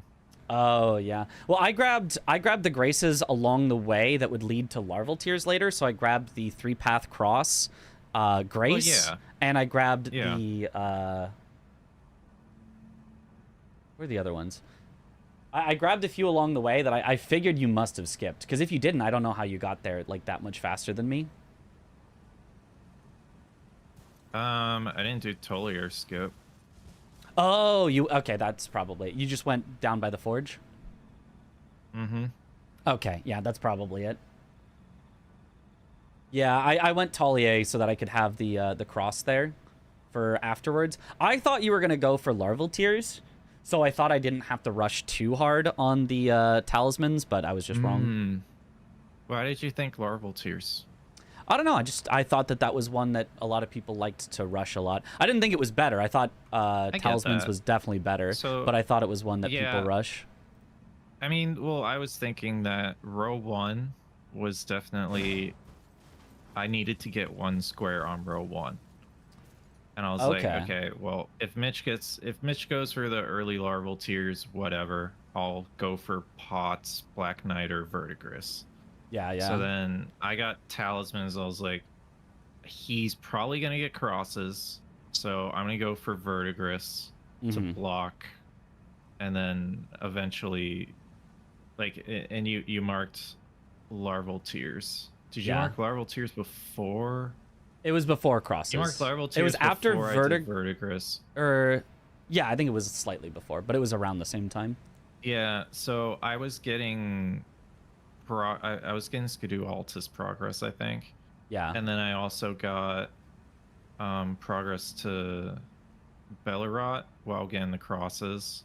Yep. And then you marked it, and I was like, oh, I think I have time on crosses, so I went for Discus.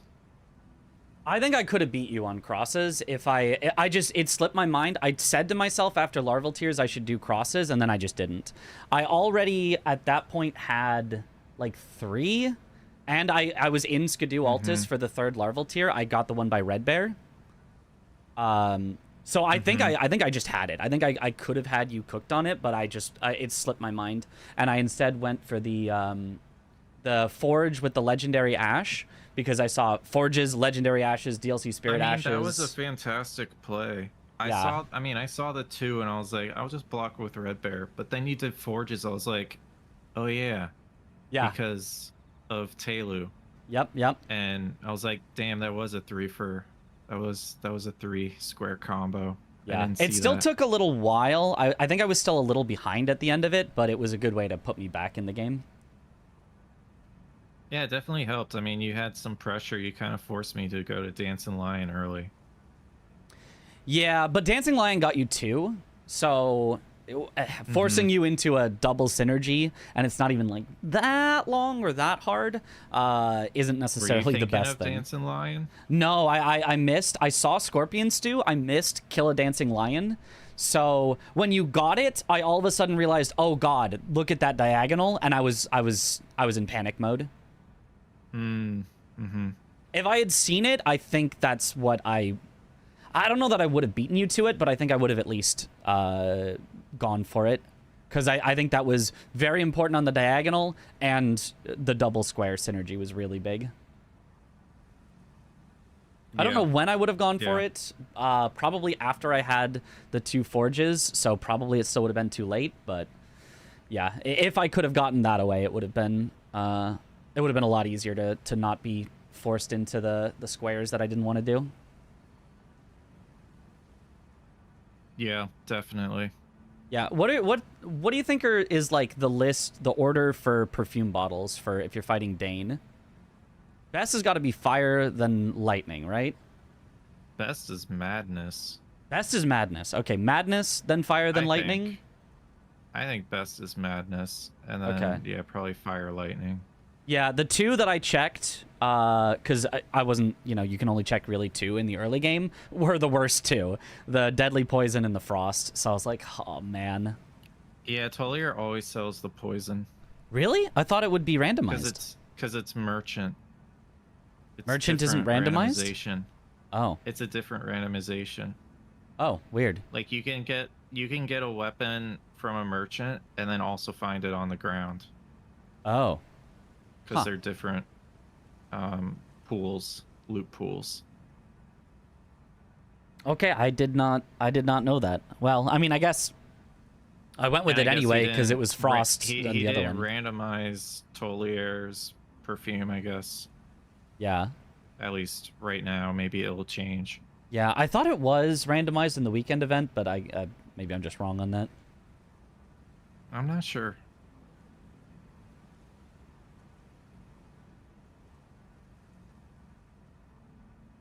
Yeah, and then I was setting up for the Deathrite bird, and I was about to go head to it and actually finish it off, and then you marked it, and I was like, oh no, that was my backup plan. My backup plan was the Deathrite bird, Florisax to sleep, use a transformation synergy, and scare you into Senesax or Leda. And once you got Deathrite bird, I was like, well, now I have no lines that I can do anywhere at all, and I was like, I just have to go for majority, and I was way behind at that point.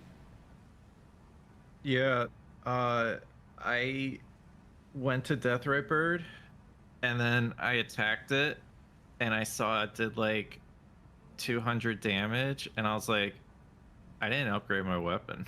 Uh-oh. But that was the first time you... Well, you must have upgraded something for Dancing Lion and Rolana. No, I didn't. I used the club for Deathrite Bird. Oh. And I didn't. I bought the stones, but I never upgraded it. So I had to go back. So I wasted a good amount of time because of that. Yeah.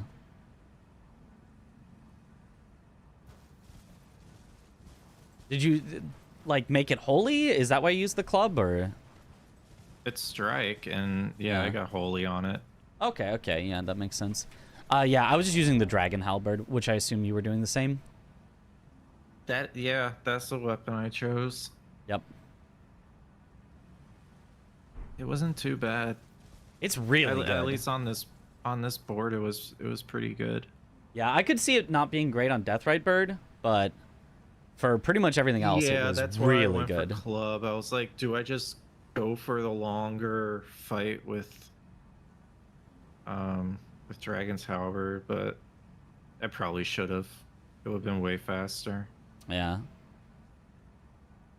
I mean, in the end, you kind of wasted my time by being, you know, slower, if that, like, is a thing, because I was heading to it anyway. Sorta, yeah. Were you thinking about doing the 3 bottles since you had 2? Yeah. My plan was I thought I was the only one with southern access until I saw you get Deathrite Bird. Once I saw you get Deathrite Bird, I was like, I don't know whether to, like, hard contest you on perfumers and transformation or whether to go somewhere else. My whole plan fell apart because I thought I had priority on the southern coast, and once I saw that you were there, I was like, all of my plans have fallen apart. Yeah, I think I got southern access after Dancing Lion. Yeah. I mean, there were so many squares there. I honestly could have just kept pushing that. Yep. I thought about that as well. And then also on use a transformation, you did Lamenter, right? No. Oh, you did go to the drag. So you just skipped Egon's Furled Finger? Yeah. Okay. I got the Grace. Yeah. I thought if we were racing on those, I thought you would go for Egon's Furled Finger, same as me, and I could beat you on both. But yeah, I guess you just skipped it and went straight to use a transformation. Because I was right there. I had the Grace after Senesax. I was going to the Spirit Stream. I was, you know, probably like 20 seconds away or whatever. Oh wow, you're pretty close. Yeah. So it just, yeah, everything was close, and everything that was close, you won everyone. It was like, oh man.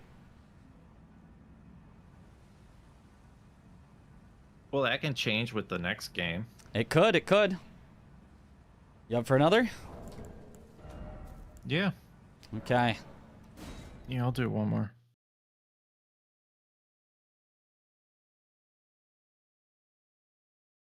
I didn't get too cooked.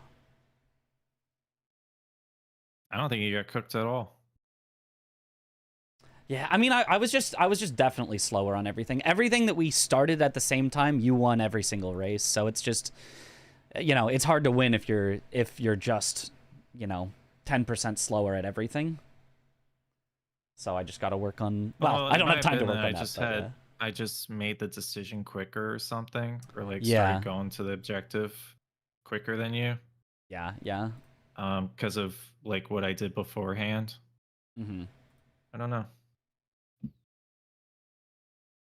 I mean, I guess I beat you on talismans, but Yeah. maybe, and it was, I mean, we discussed it and it was because I went and didn't get Tolier's Yep, grace. yep.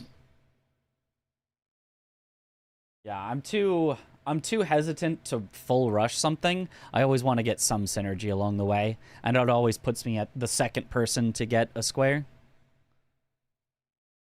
Sometimes that's good though. You can use that as information of what your opponent did and then play Sometimes. around it. Sometimes I do that too. It's like, well, they'll probably go for the fast one, and if they do, then I will have time to work on my stuff and get advantage on my stuff. All right, so next seed name.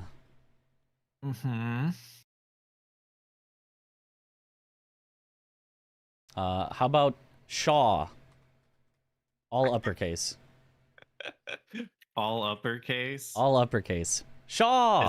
Is it with the W at the end? Yes, SHAW, Okay. all uppercase. Oh, you don't like friend? Friend. Friend is pretty good. Yeah. Friend. But I want Shaw in the game. She hasn't Shawed yet. No Shaw. Silk Song spoiler, she doesn't Shaw. Oh. 0 out of Makes 10 me game. sad. Where's Adidas? No, we haven't. No Adidas. No Adidas. What the hell? I know. I beat Shellwood. That's where I am. I'm not even in Act 2. Okay. I'm pretty far from You'll have time when we get back. the game. Yeah. Yeah. Well, not with bingo. Well, I'll probably have some time to play it.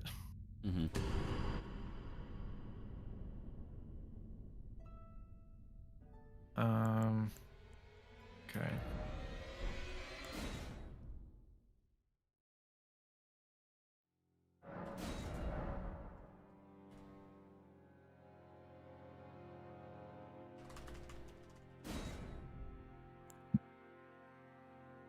Okay, I think I'm all set up. Yep, same here. Okay, then I guess we can get into it. All right. Good luck. All right. Good luck.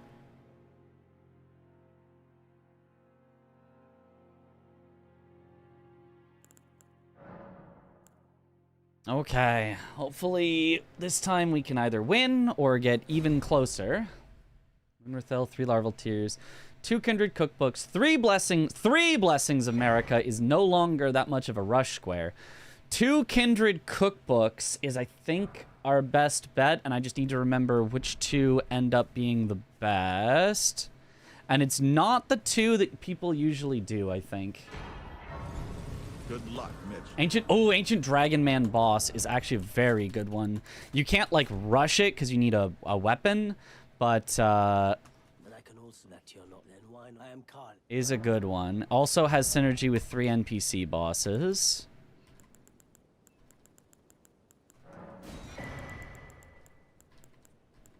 Honestly, I don't think I even go Strength and Dex tier. I feel like they're just never that worth it.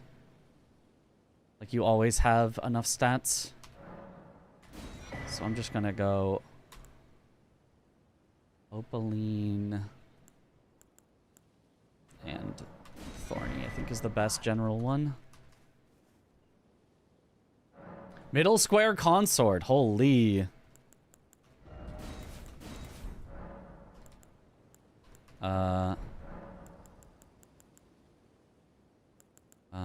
No, there's the other thing I do is flasks. And then pastime until night. Okay, so if I'm doing 2 Kindred cookbooks, if I remember correctly. My route for 2 Kindred cookbooks was up to Tialier, perform the skip, and then it's 2 in Altus. And you ignore the one here.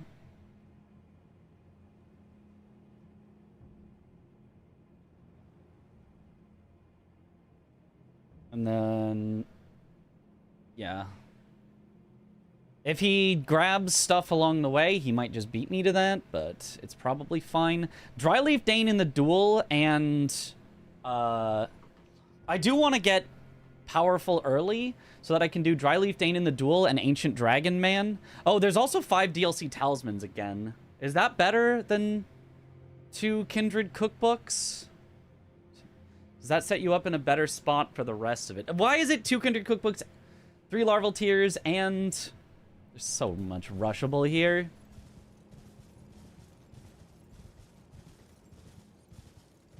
I think I'm gonna go for talismans into Kindred cookbooks. Kinda sucks, but... I think I'm gonna try for that with the Kindred cookbooks as my backup. I might get cooked again! We now know not to do the Tialier skip, and then we're... hopefully I can just win on that. He does now know that I know, though. So...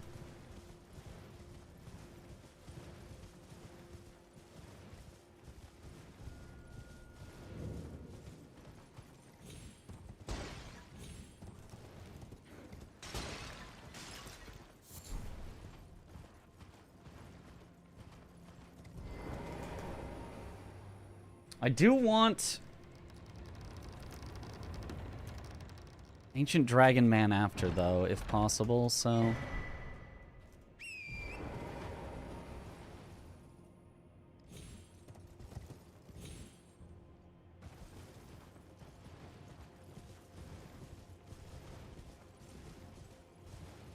so if I don't grab any of the graces over at Tialier, it's going to be a little bit of an extra ride to Ancient Dragon Man, but I guess that's fine. Ilan and Anna sucks. 3 Blessings of America, I don't think you really want to do until you do, like, the Tree Sentinel duo. Which there is on the board, the Tree Sentinel duo, so that is synergy.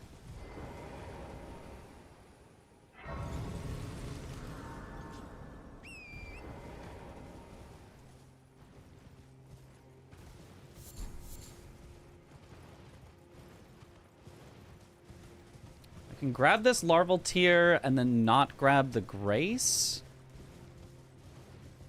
Shouldn't lose too much time, but would save me a lot if I go larval tiers after again.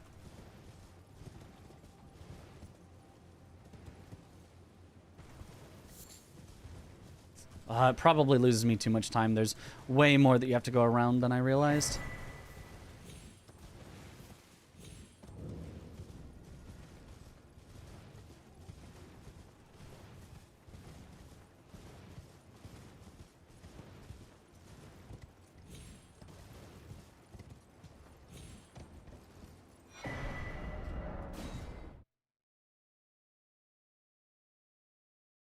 How do you feel today? Better than yesterday? Yes.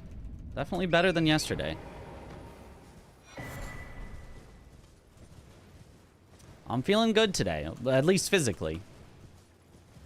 Mentally, it's tough facing against Tom in the DLC. It's tough facing against Tom in the base game, probably, too. But...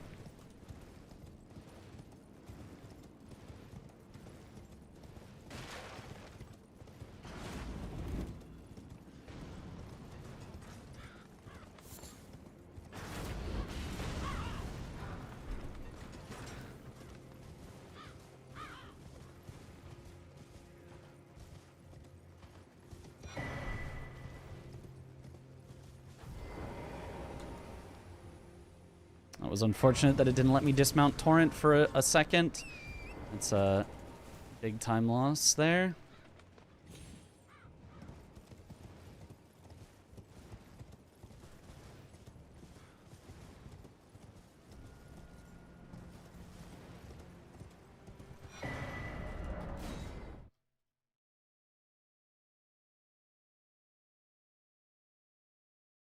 Which third NPC are you thinking? Solitary Jail Knight, probably.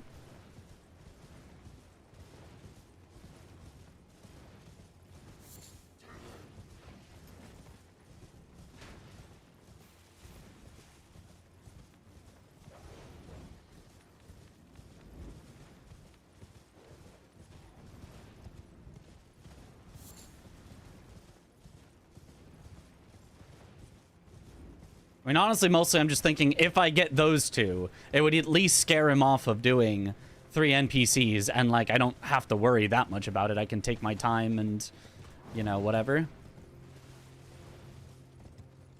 And if he snipes then 3 NPCs from me, it's like, oh, okay. Well, you did 3, I did 2, I got 2 squares, you got 1, you know? Like, I'd be totally okay if he then sniped 3 NPC bosses from me. I just need to get those 2 first. Hope Hitless Rolana doesn't appear out of nowhere to put more stress on you. Well, Hitless Rolana is not a square. Rolana, though, was a square in the last one, but got sniped from me right as I was about to head to it, so...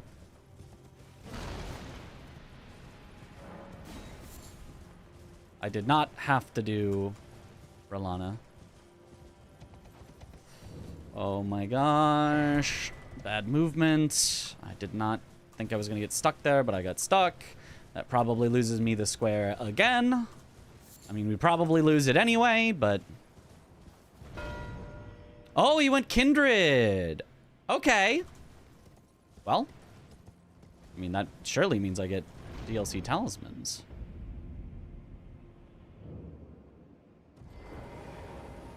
That's still very early to get 2 Kindred.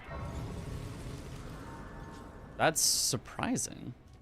Is Kindred that much better than DLC talismans? Maybe it is.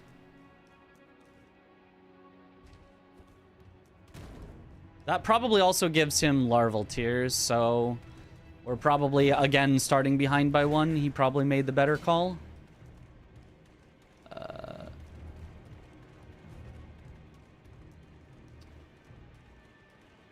Which way is it? No, it's not. Hold on. Where? It's like you jump around the things, right? It's there. Oh, so it's around this way. This, yeah. And then you jump like this. Okay, well, would have lost this square if he went for it, so I guess it's a good thing he didn't. Yep, 3. He got both in the time I got this one? Man, I did not. I thought this square was way faster than that. Ah, that's bad. Oh, that's so bad. I did not realize that is that ass. Okay. And I don't have anything to get me to either of the NPCs, so he probably cooked me on both those two as well. Oh, God.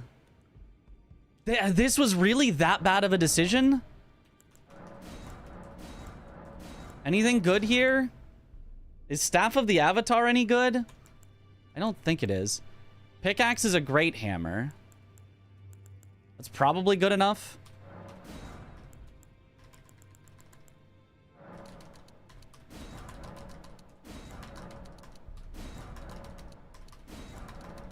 I mean, I hope it's good enough.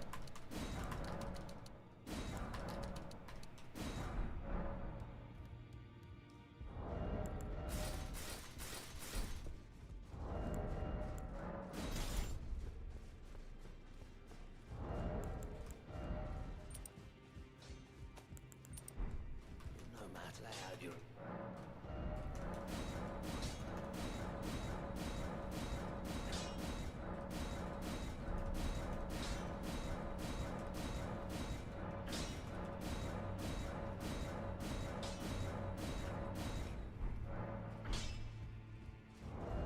And how much strength do I need?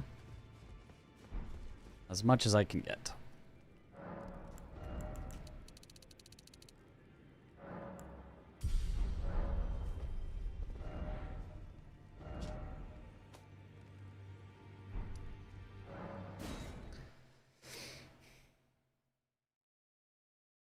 Let's go Ancient Dragon, man. And hopefully get there first, but I don't think we will.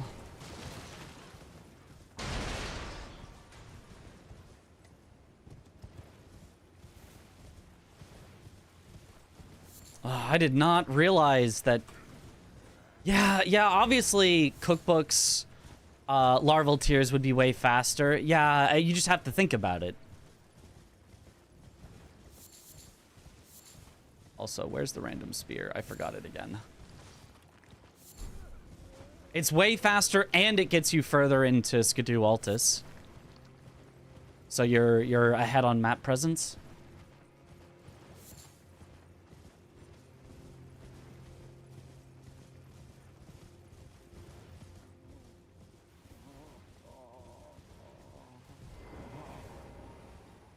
Which is pretty fast square if you're running around, yeah. And when you're going for the cookbooks, like, they take you to, like, the same spots. They're really good synergistically.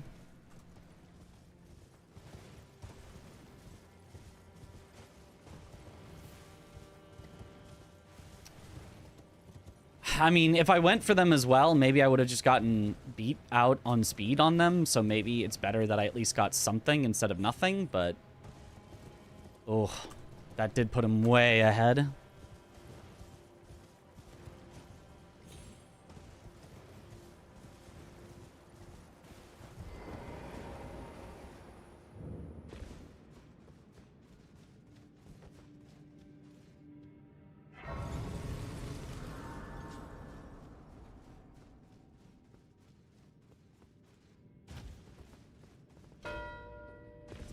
Dane, yep. I couldn't go for Dane, otherwise I would have. I have to go for Ancient Dragon Man, because I knew he was further along in Skidoo Altus. Yep. I continue to lose time.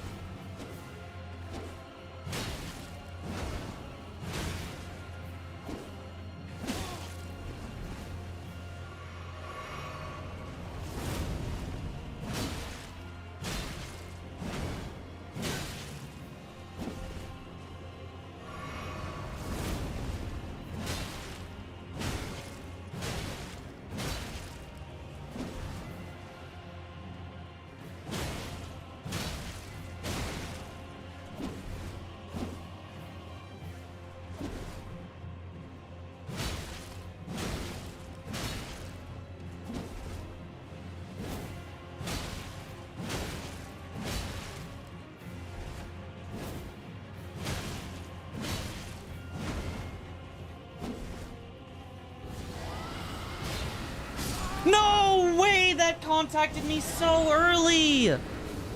No way! That was way before it chomped down. Are you kidding me? Oh, I should have had time to roll. What level is weapon? Plus 24. Oh, man.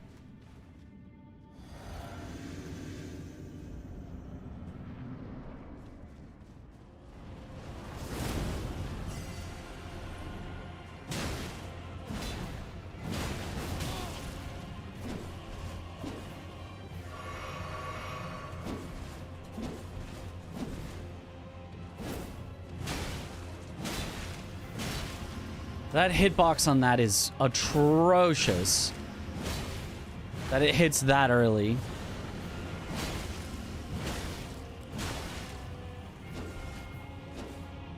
Well, now I'm definitely going to lose this by a lot.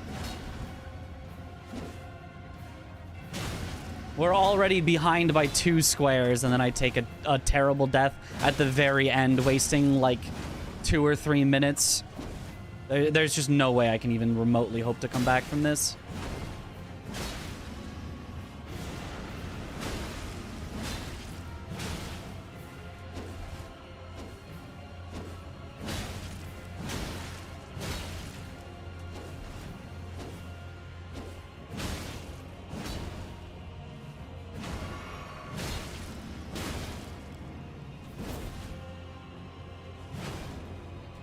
There's not even like a good like sneak line that I can see on the board or anything. Like,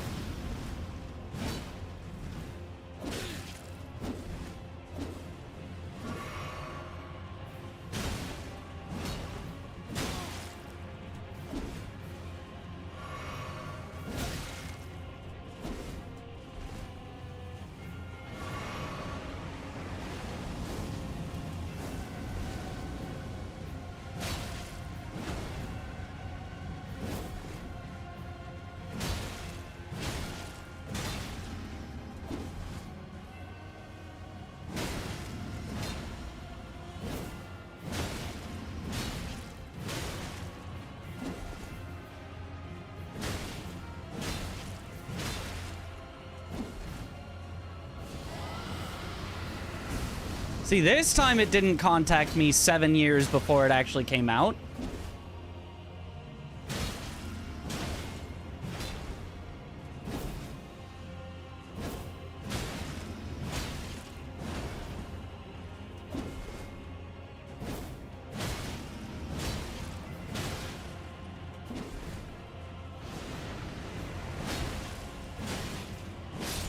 Okay. Great Katana. Okay, that's a good one. Is that enough money to upgrade it? That's at least a really good pivot weapon.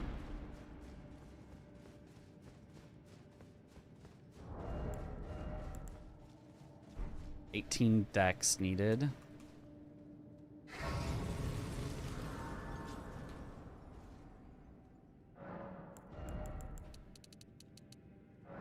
Definitely not enough money to upgrade it yet. So I'll have to keep with this for a little longer.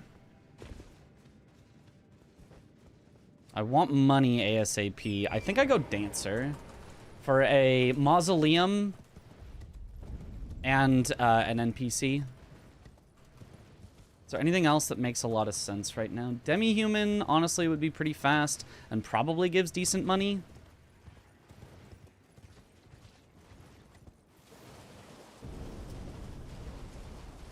Tree Sentinel Duo gives 3 Blessings of Marika. That's really good synergy there. And would give good money, but it's very far away from where I currently... Where am I going? Where I currently am.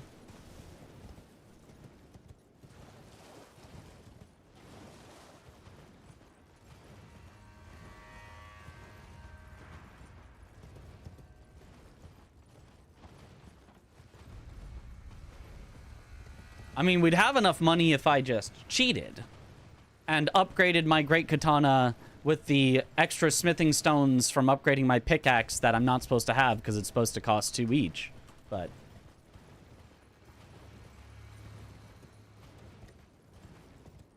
like, everything here is super ridiculously late game. I think I need to do NPCs, then backside of Shadowkeep. Which is a really weird one that I don't like at all, but... Maybe NPCs, then Moonrathil if it's still available, then backside of Shadowkeep. We won't tell. Yes, we will. Yeah.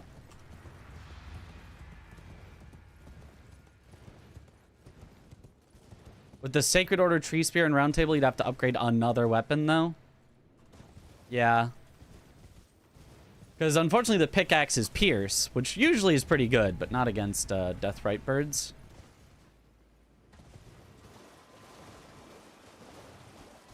I could make it holy with grabbing the Savage Lion's Claw. The rules should let you cheat a little, as a treat. We probably put that on Great Katana after we kill one more NPC and we upgrade it up. Then we can make it either a cold Great Katana or a holy Great Katana. We could make this cold as well, though, right now, which actually I think does make sense.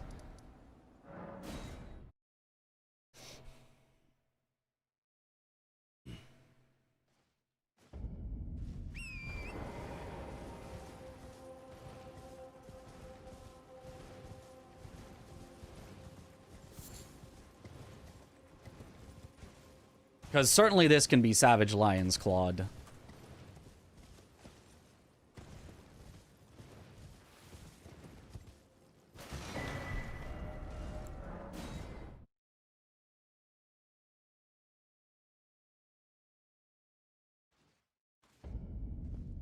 Well, you're...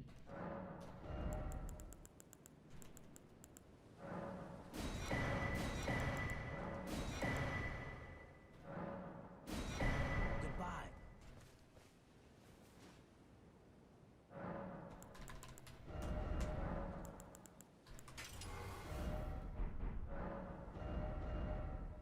Okay, so now I want Charo's Hidden Grave. The Ghost Flame Ash on your Great Katana after I beat the bird. That's true. Even though it's just bad in comparison to Death's Poker, but... a bad Death's Poker is still kind of a Death's Poker, so...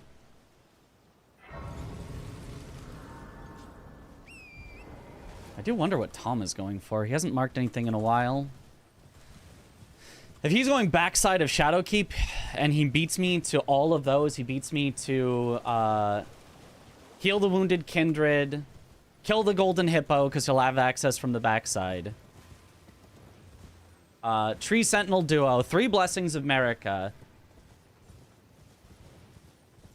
etc. We might just get, like, destroyed. Oh, Giant Hand in the Finger Ruins Dio. There's so many there. Maybe I should have given up NPCs and just gone there instead. Probably would have made more sense. Too late now. 3 NPCs? What the actual... Yeah, we're so ridiculously cooked. We're... What? Oh, I should have gone to Demi-Human Marigo while I was there anyway. Let me, backside of Shadowkeep, still, I guess. I don't know. What? What the how?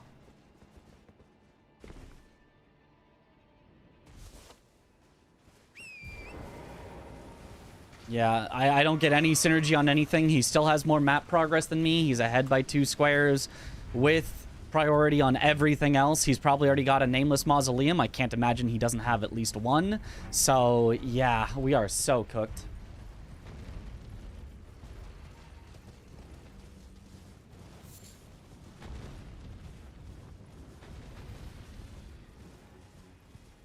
Do I need backside? I could do front side of Shadowkeep through Golden Hippo and then do the skip. That's probably better. Elden Worm. Oh no, you have to go at least a little backside in order to get the Oh Mother, so might as well go full backside, I think. Actually, no, I think it's still better front side. And then just grab Oh Mother separately.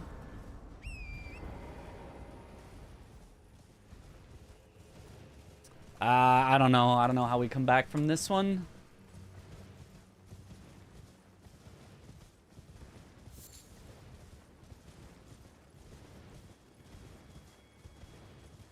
Deathrite Bird and Mariga are there, but If I just go for those and let him get priority on everything backside, then I think we just lose. So I kind of have to, I think, give up my priority here, which is very unfortunate.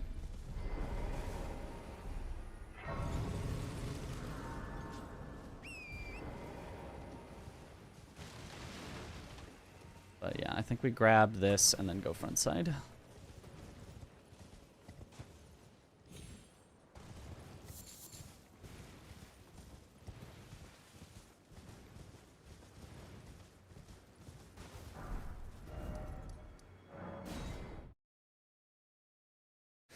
Hmm.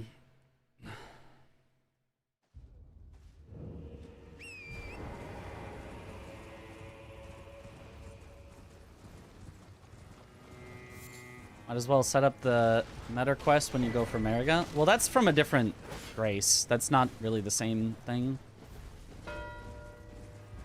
Moonrathel, that makes sense. He was way closer than me to that, so it's not like I could fight him on it. If he gets me on Golden Hippo, I think it's just straight up GG. Like, GG, go next.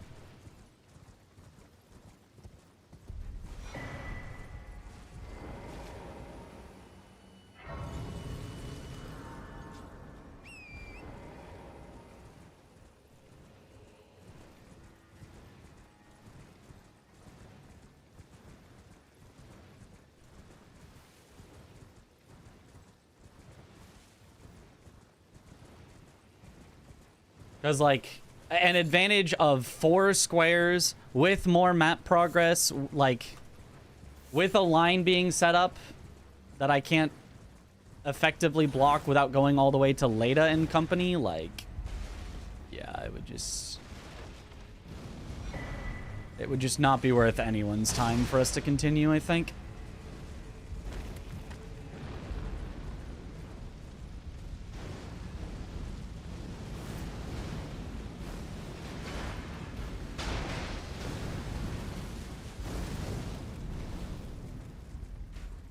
If I get Hippo, behind by 2 squares doesn't sound that bad. Even if I still am getting cooked in so many other ways.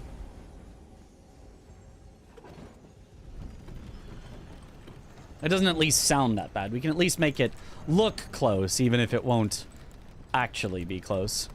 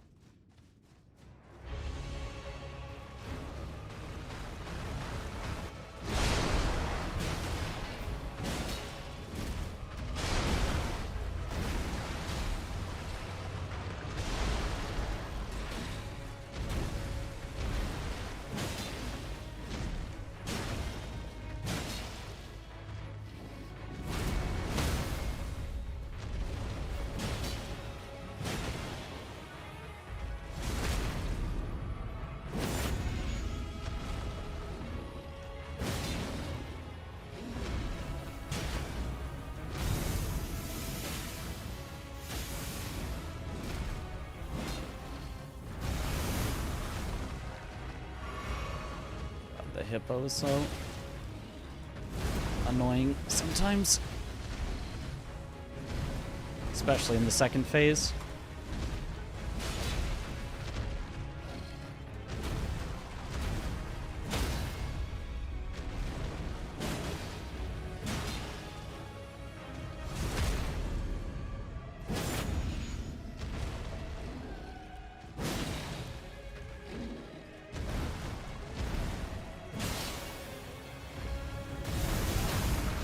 Of course.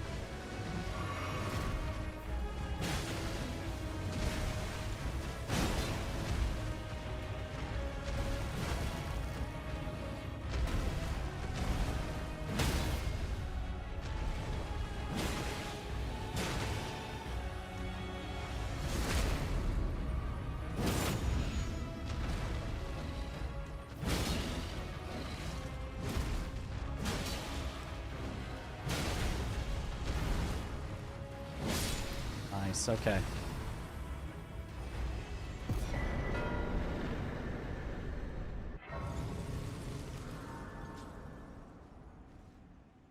Okay, at least we got that. Hopefully he was going for it and we beat him on it, but who knows what will happen after that. I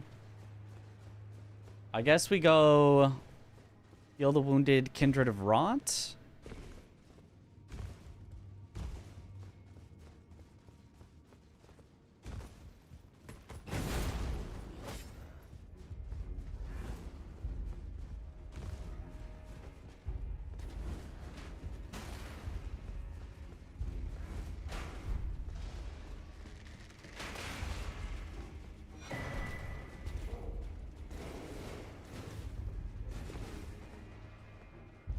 Or do we go straight for Tree Sentinel Duo? I think we actually go straight for Tree Sentinel Duo. We let him spend the time on that if he wants.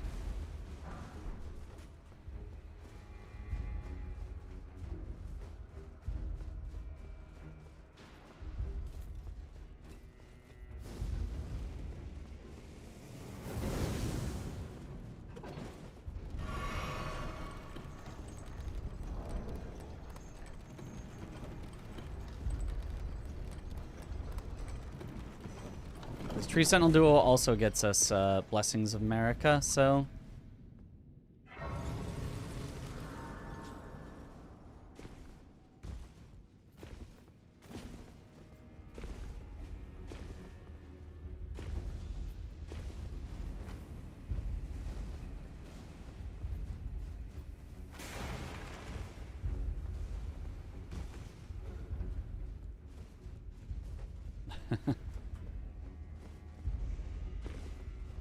Fair and balanced boss, yes.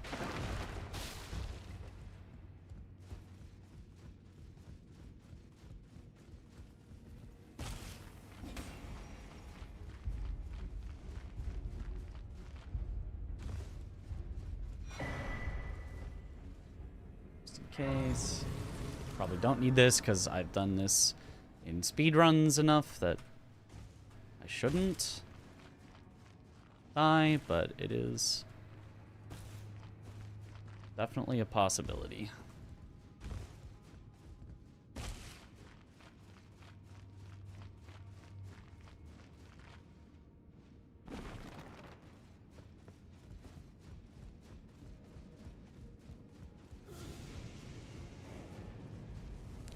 Backside would have gotten us to Tree Sentinel Duo much faster, so it's possible that he just beats us there because he could go backside, but gotta do this and do the skip and do it right.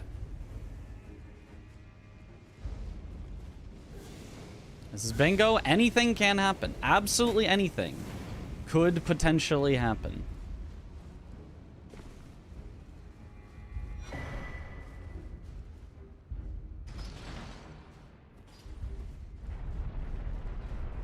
Don't go for the skip. I really want to, but don't go for the skip. No FPS fix means that it's literally just a coin flip as to whether you make it. And if you don't make it, it loses a lot of time. And it doesn't even save that much.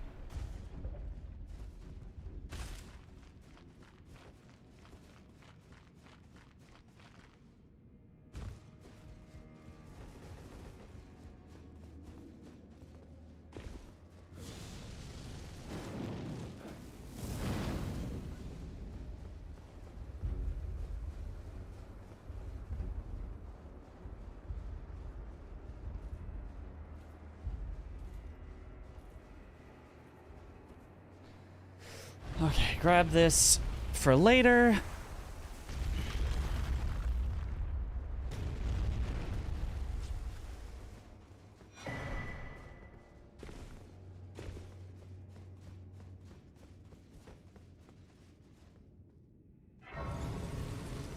Hopefully do not die as we try to get past this Fire Knight here. Center and some corner squares are long. Yep. So, hopefully we are not forced into those to block, but we might be.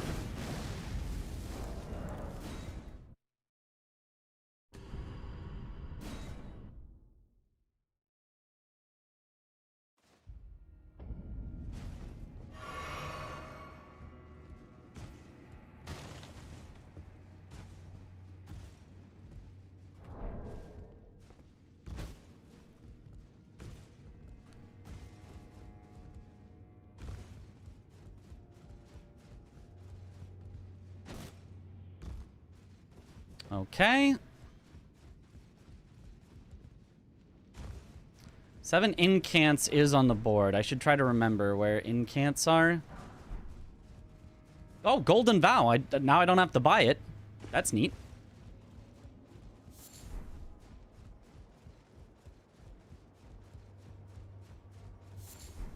That saves me from having to do that if we do Heal the Wounded Kindred.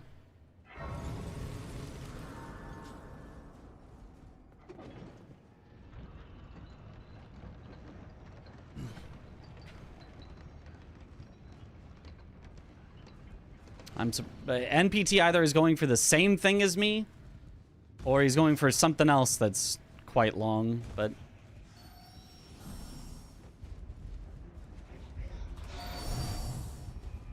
whatever he's going for,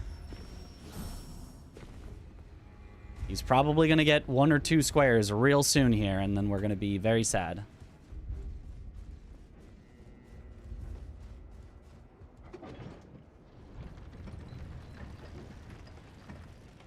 He's going for Radon. Yes, yes.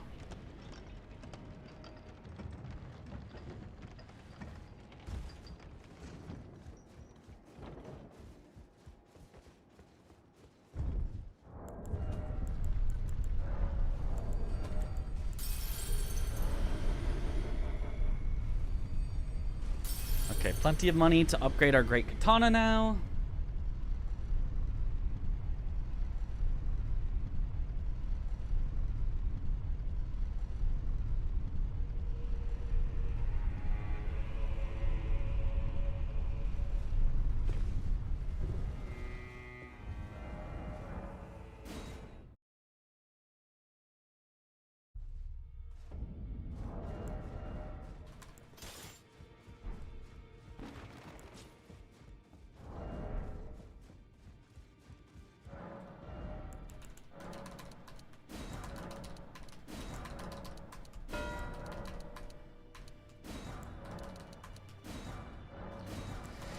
Okay. It's GG. It's GG. I just wasted an hour on something that I just got sniped on. It's GG. Yeah. Well. I took you no matter how you're up.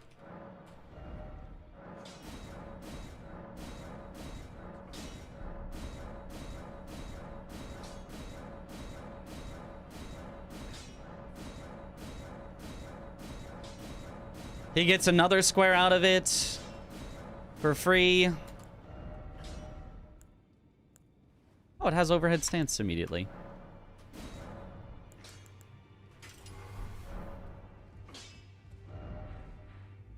There's just no way that there's anything I could do to come back from this. He gets 3 Blessings of Marika. I'm forced into Leda and her companions, and I like, yeah, all right. Yeah, that'll definitely work out well for me.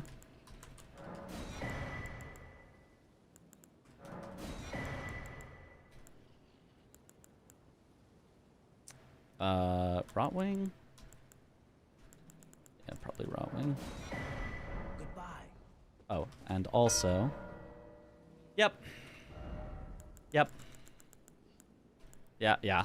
Yeah. Yeah. Yeah, it is what it is. Goodbye.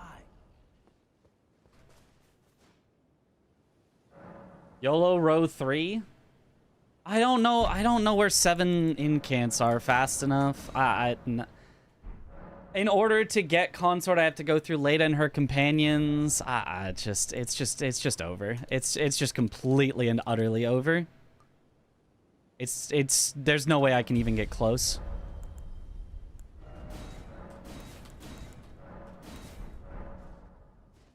Not even in the slightest, remotest possibility could I even get close. GG. Do you want to do another one? I can't come back from this. I can't even... I don't think I could get even, like, more than 6 or 7 squares. Even if I block the line.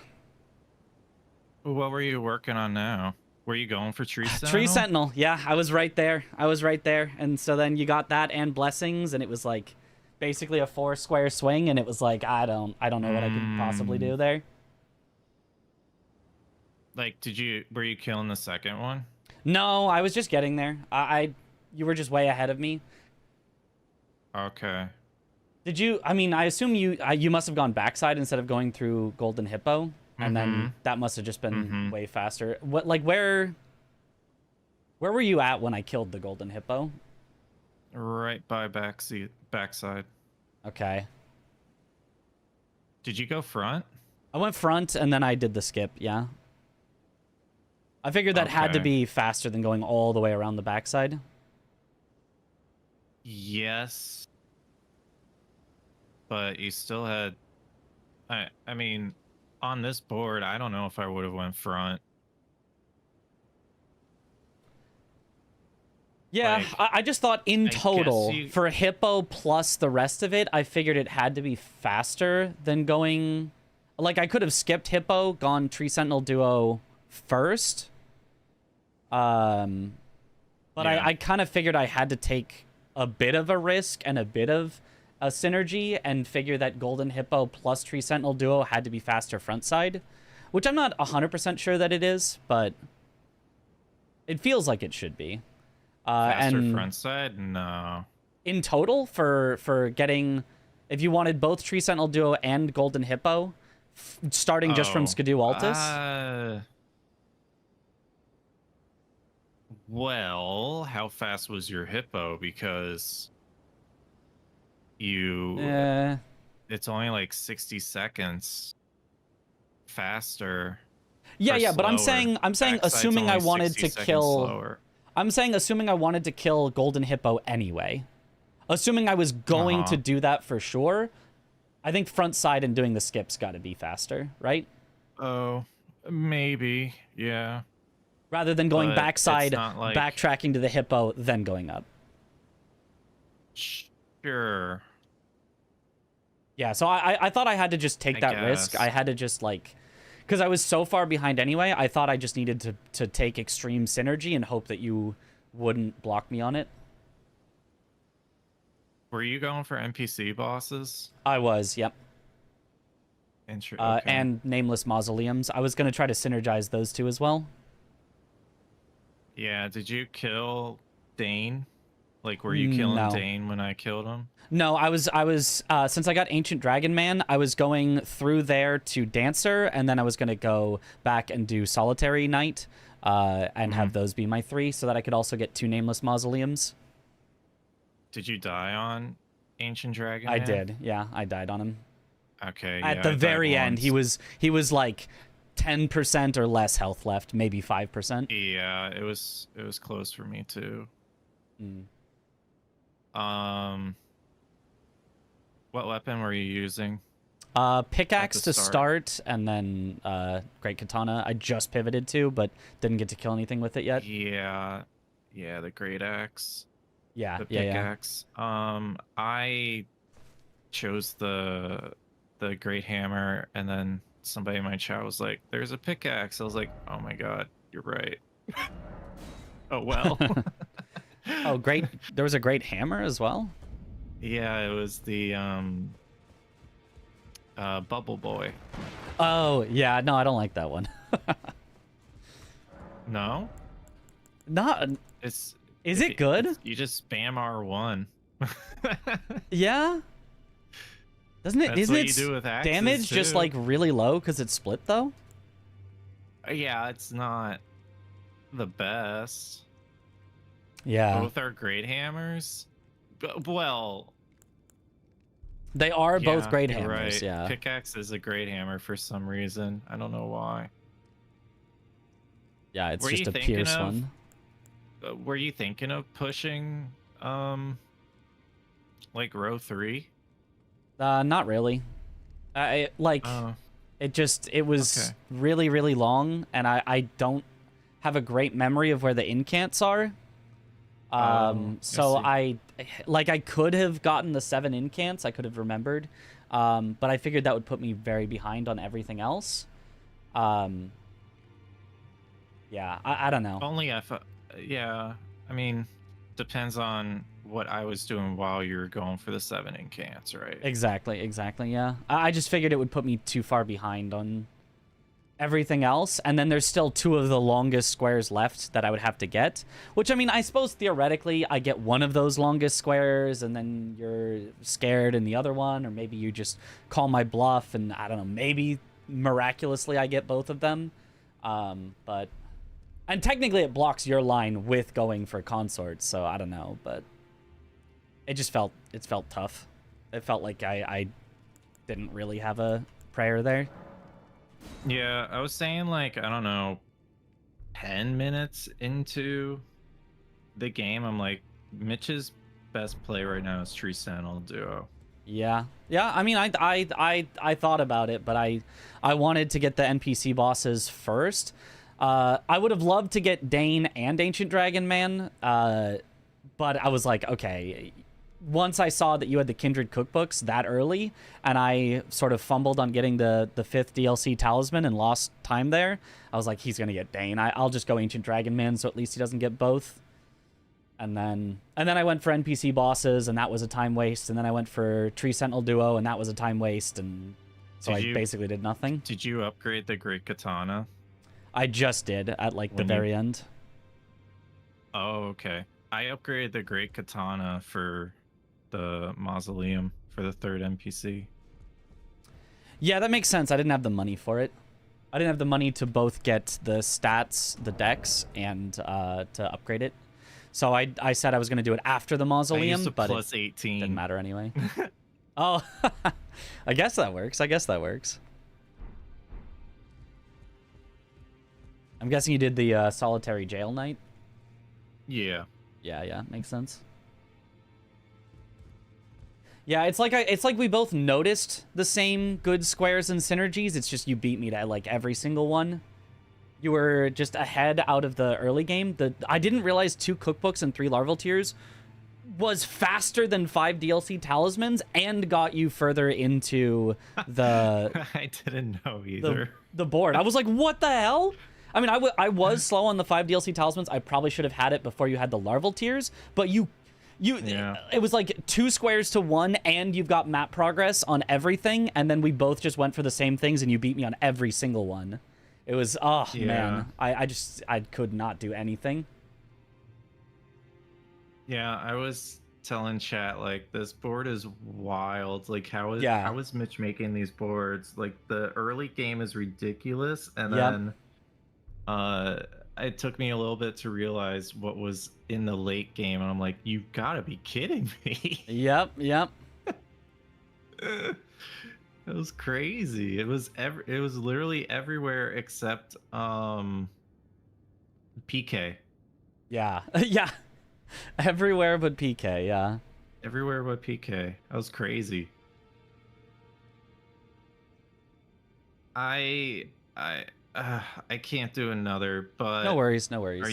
Are you planning on doing a stream tomorrow? I don't know. I don't know.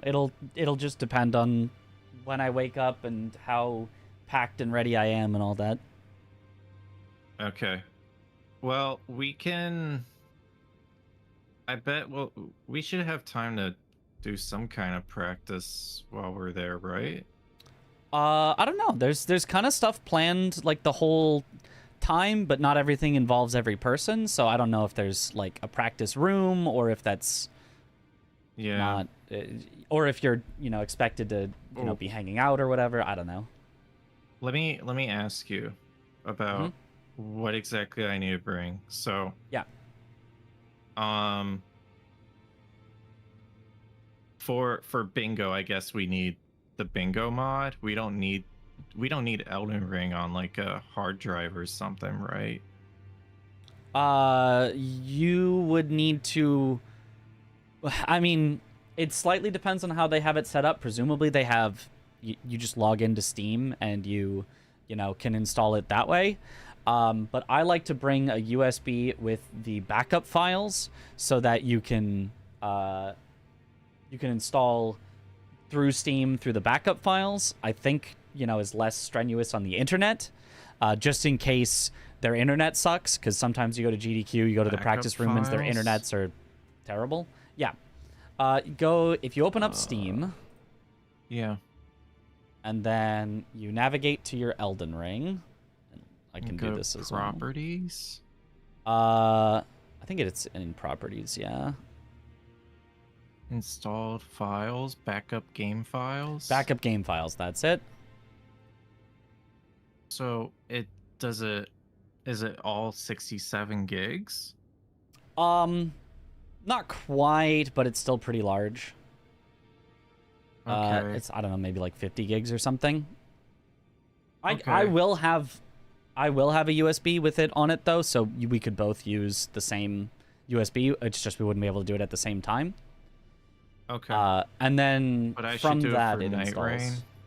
Yeah, I would do it for Night Rain as well. Okay, so I would put that. Yeah, I have a. I don't have an S. Do I have an SSD? I might, but I have like a hard drive. That should be fine, right? Yeah, Like whatever we're you can bring installing it it on the PC or the on their desktop or whatever. PCs. I would assume, yeah. Yeah. So what I was thinking was the bingo mod, the bingo board. Mm-hmm. I can bring bingo squares too. Yep. And then for Night Rain, the de-randomizer. Yep. Like everything that's involved with the de-randomizer. Yep. And then I guess my save file.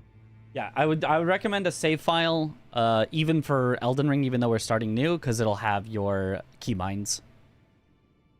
If you have Yeah, anything custom with that. It's .mod for the bingo board, just so you know. Okay, yeah. Yeah, well, I mean, Okay. if I think it doesn't it like start from your regular file and then like create the .mod. I think so. But if you have, If you have the .mod, yeah, I'll just bring both. It's yeah. I don't know. We'll Yep. make it work. I think you should bring the .mod though. Yeah, I'll bring it all. If I can remember. Last Um, time I forgot my saves and had to remake them Okay. all the day before. Yeah. I think that's it. Okay. Is there any I don't think there's anything else. I don't think so. Okay. Cool. Well, thanks for going through that with me. Yep. Yeah,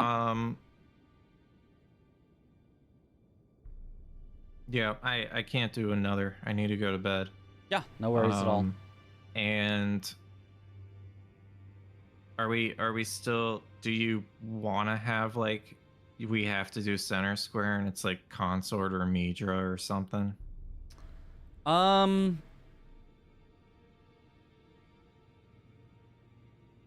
Well, we can talk about it. I don't know. I don't know what the solution would be, because that was like for the donation incentive that they had for GDQ, whereas this is because in the best case we're close, in the worst case you run over me like this, and the game ends so non-dramatically where it's just like I can't do anything.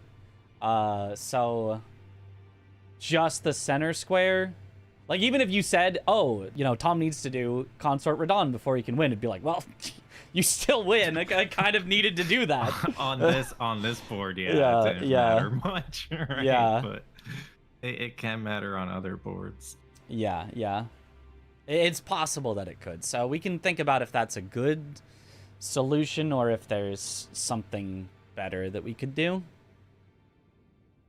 Okay. Because I'm not sure. I'm not sure what a good thing there would be. I mean, something like donations to make the leader in memory of Grace. Maybe would work, but I don't know if they want to do that. If they want to keep track of that.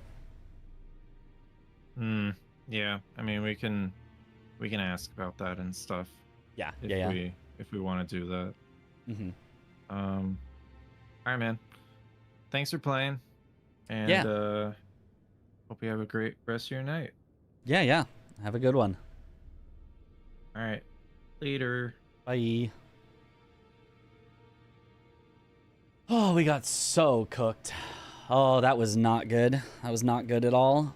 I mean, like, I don't feel like necessarily I was, like, playing that terribly. It's just, like, every single thing that I tried to do was wrong.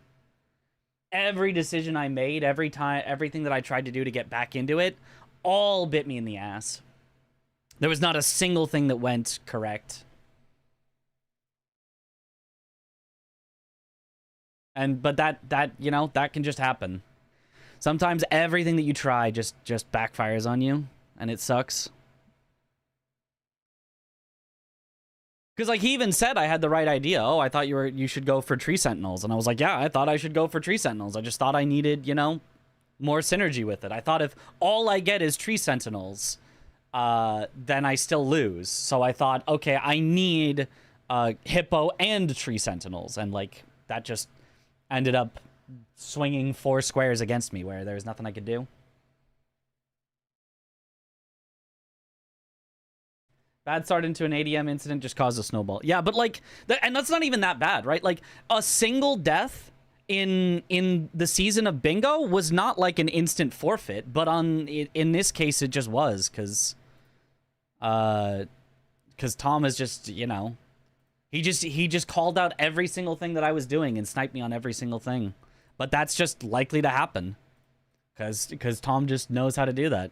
So that is very likely to just happen again and again if we did more games. I'm likely to get cooked, you know, 8 times out of 10, and 2 times out of 10 get close but still lose. So it would take an absolute miracle for me to even remotely have a chance of winning. Just from being a little bit slower, there's just no way. There's just no way. Man. Oh, that was my fear. The first game went, like, decently enough that I was like, maybe there's a chance that we're kind of close. And then the second game showed, nope, we are not even remotely close. I will lose every single time, and only getting close is the best I could possibly hope for. Oh, that sucks so much. That was exactly what I did not want for my mental. That was exactly what I did not want for my mental.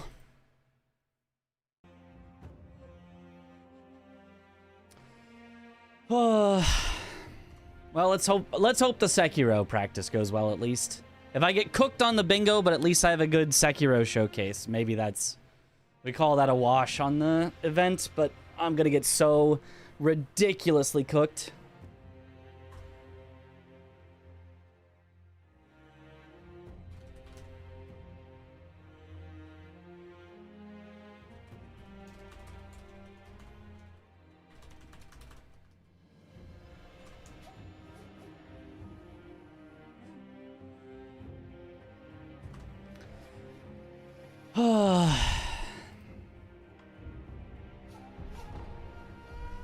Alright, let's open up Live Split. What's the Sekiro portion? It is Shura no air swim.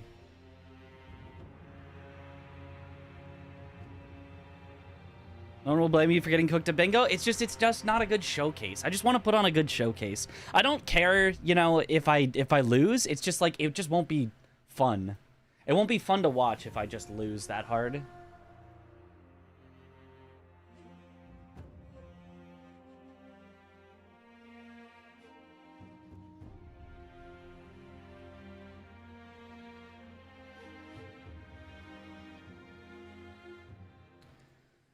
Okay. Swap to Sekiro. Let's compare against real time. Oh, my personal best is a 27 in real time? Ooh, that is not good. Let's compare. My average is above 30. Ah, that's terrible. This is my average segments. Oh, man, I'm not even going to put on a good showcase in Sekiro either. Ah! Oh, my mental is so fried. Ugh.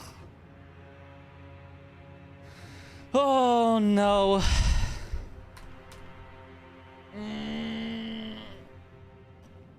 Ugh.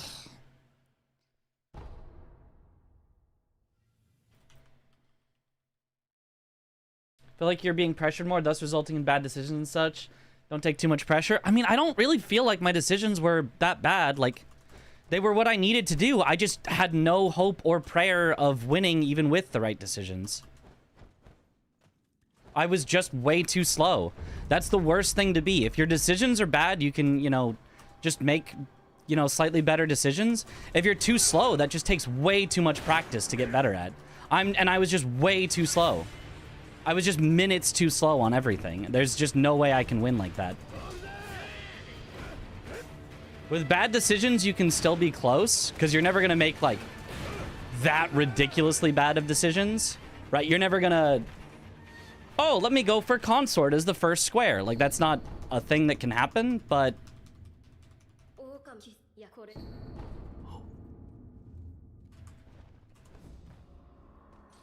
Oh, whoops. That's not the correct start. I can do the grapple thing. But, you know, if you're just, oh, it took me 10 extra seconds to get this square, 20 seconds extra to get this square, a minute extra to get this square. I died, so it takes me 3 minutes extra for this square. Like, you're just gonna be so far behind on everything. And you're just gonna lose this square by 3 seconds, this square by 30 seconds, this square by a minute, because that's how far behind you are on everything.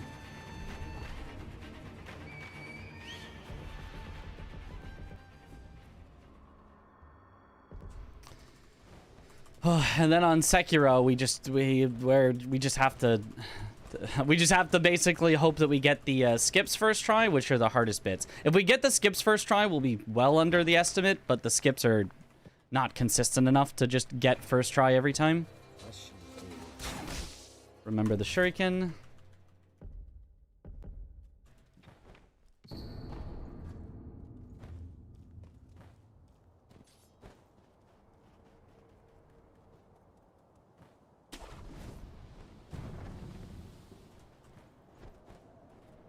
Ugh.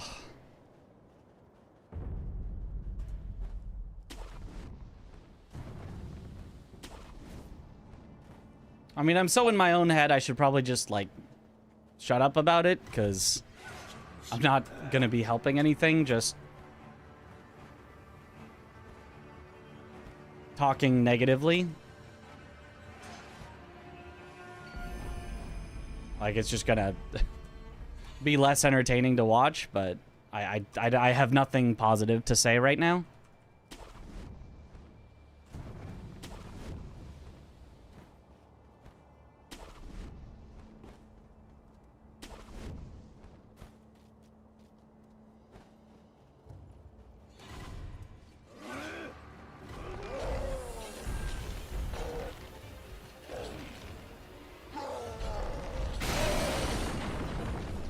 Nice, third try is very good.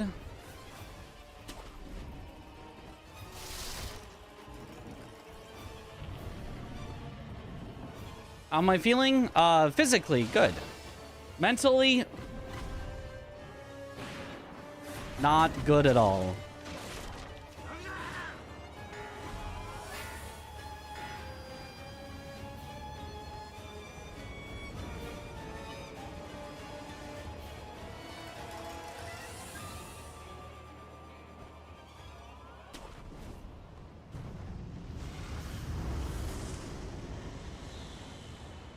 Okay, that was scary.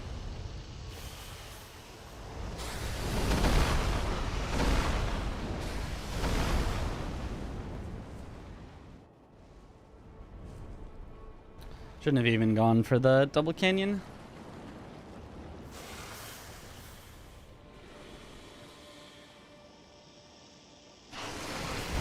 Could have gone for the single canyon, but...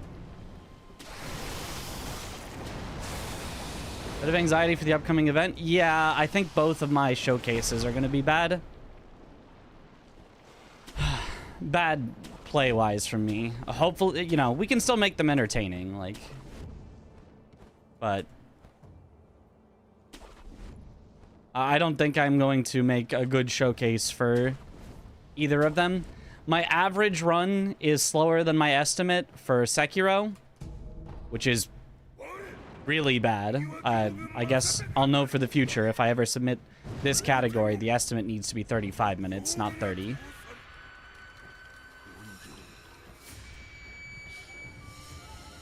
And on bingo, I got so destroyed by Tom. Honestly, both games, it's just the first board was such like a you can just take whatever back and forth board that it looked close. Even though I don't think at any point from minute 1 I had a chance. And then the second board was one where it was a little too obvious what you need to go for. So instead of being back and forth, it's whoever snipes it snowballs and wins hard. And so that's what happened.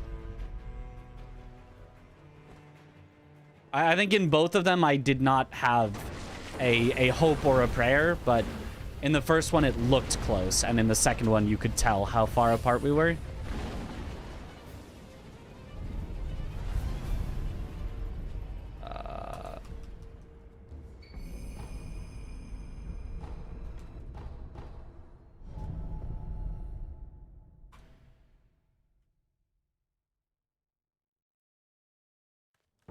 But what if you landed it? True. What if?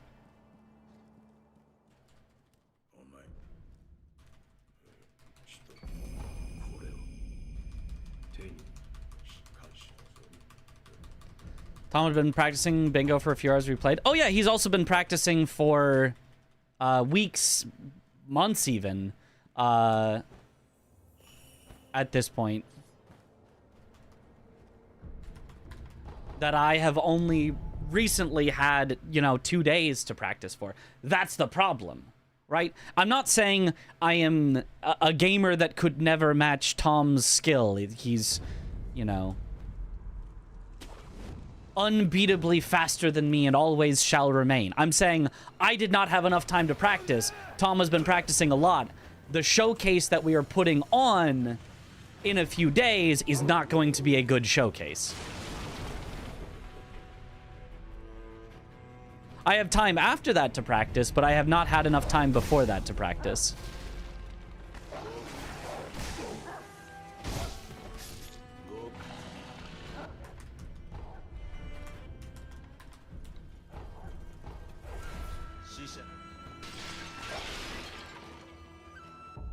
Also, forgot to equip that. The Skong debuff is unfortunate. Yeah, just the worst possible timing for it to come out. The absolute worst possible timing.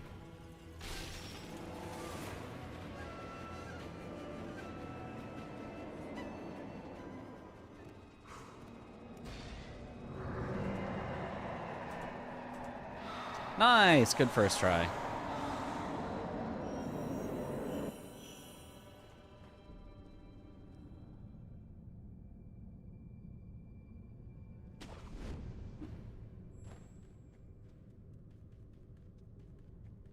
I mean, if I can do well at Sekiro, like at least that's something.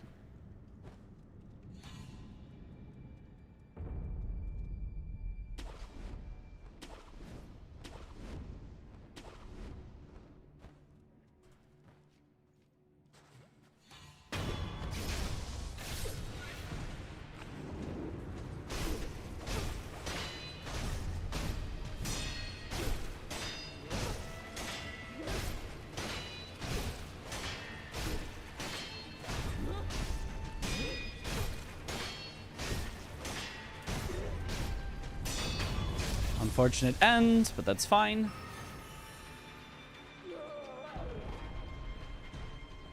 Okay, I've forgotten 2 splits. Not that it matters. It's actually kind of good if I forget splits, because it means that I wasn't looking at my splits to remind me where to go, and I just remember.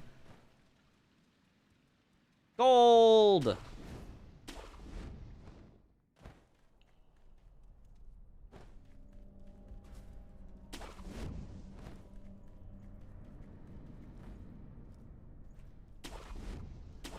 Because I won't have splits up for the event, so... We do like gold.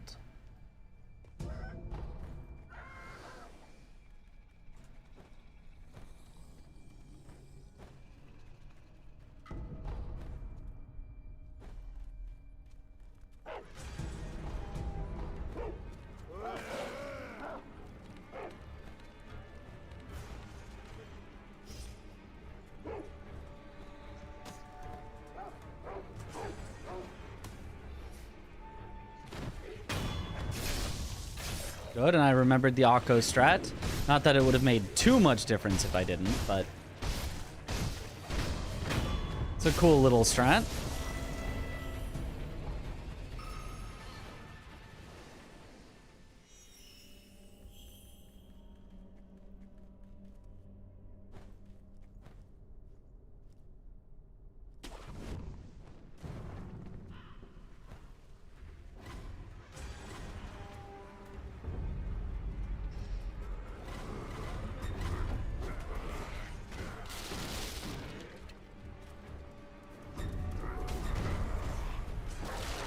Okay.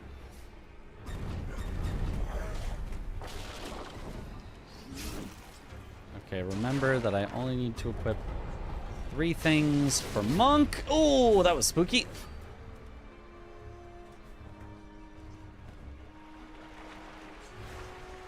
I did not air swim on my first Shura playthrough. Whoa.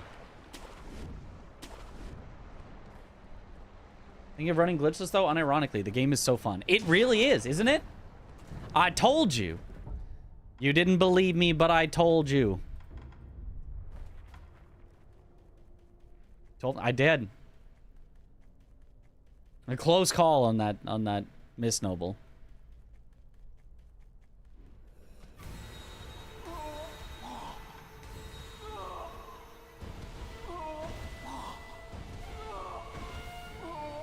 I should absolutely not go for 4 Ash Monk. I should pick up the 2 more before Snake Eyes. I also shouldn't quit out here because it loses real time, and we're measuring in real time. It doesn't even need bow builds. Wait for you to play Skong after the event. I'm very much looking forward to finishing up 100%ing Skong.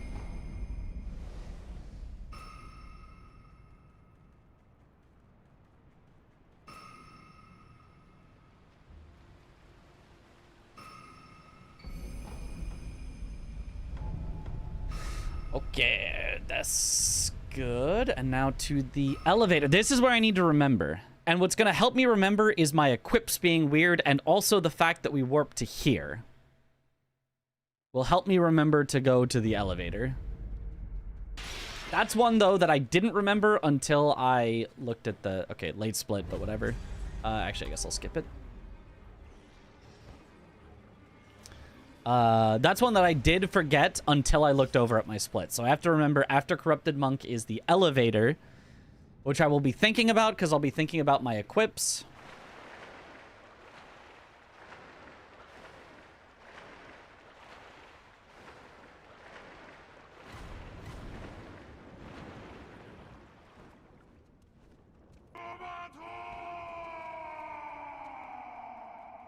Percent raw input percent.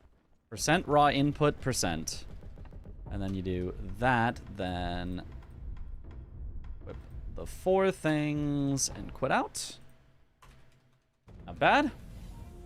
When do you return from the event? It's the 12th to the 14th, so I return on the 15th. I have an early flight, but I don't think... I think they forced me to do like a layover, so I don't think it will be an early landing. I think it'll probably be too late to stream on the 15th, so I'll probably stream on the 16th.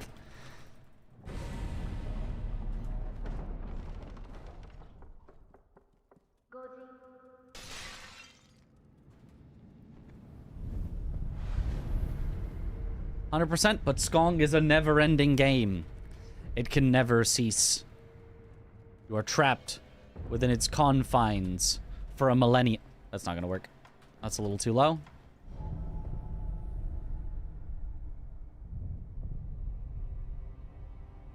This is one of the most interesting parts of the run. This is a wild strategy for that boss, yeah.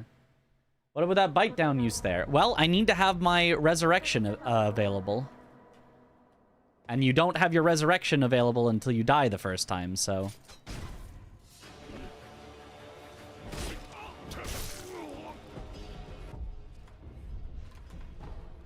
Okay.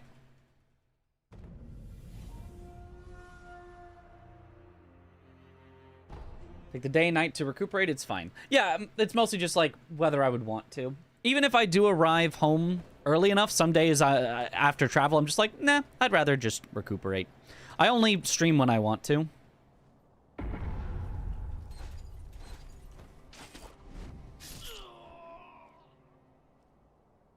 Maybe first try? First try coming back to practice the category would be nice. I feel like it's a little slow, though. I don't think we make it.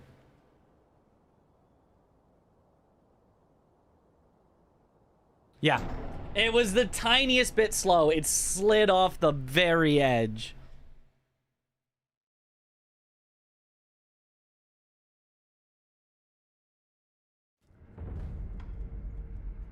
The fact that we got that close, though, on a first try is very good.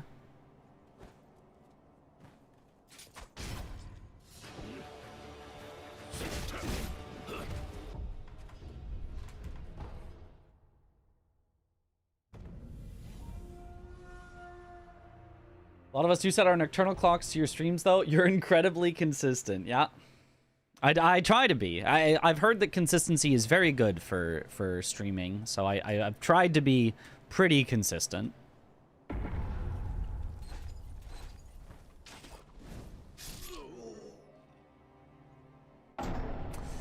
Darn! I was like, this has the speed, I just have to avoid the death plane. But no, hit the death plane.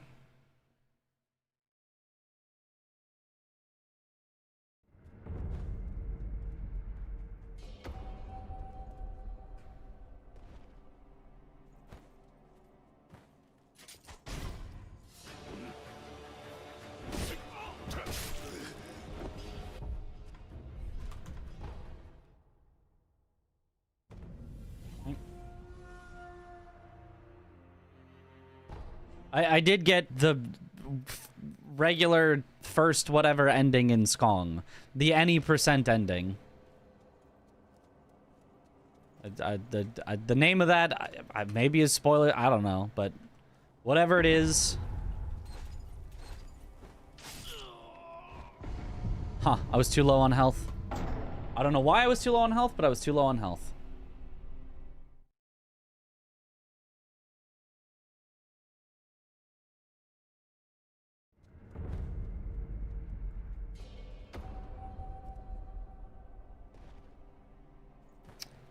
I guess maybe that's too low.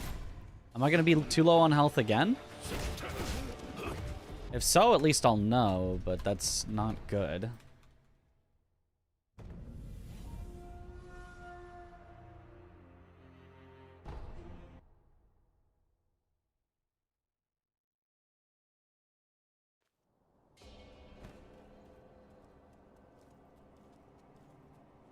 Whoa, whoa, whoa, whoa. Wait.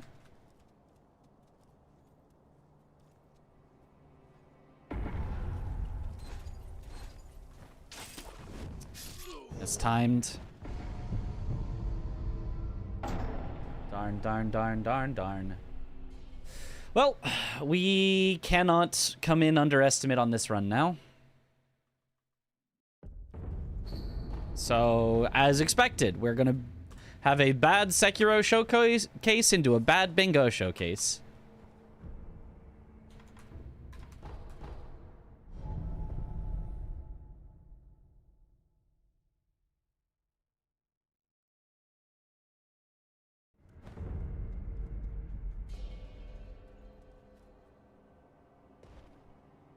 Hopefully that's not too low. I think that's fine.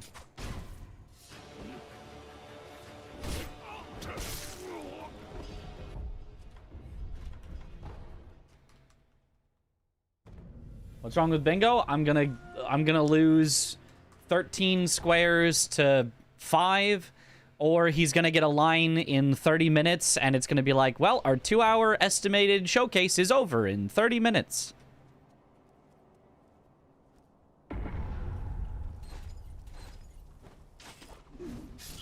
That looks pretty good. Oh, it was too good. It hit the death plane. Yeah.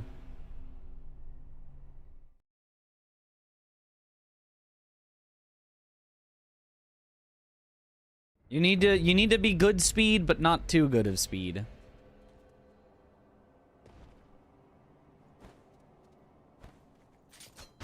I was too good of speed. GG, I was the speed. And every retry takes like a minute, so we're just...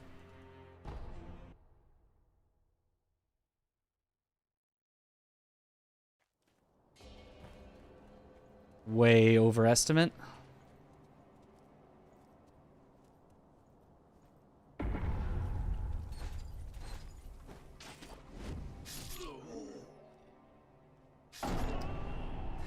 Yeah.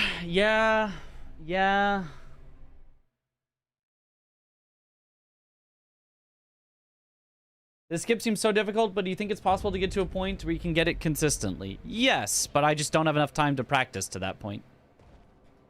I mean, consistently, it'll never be 100%, but it could be probably like 70% consistent with good practice. I just don't have the time to do that.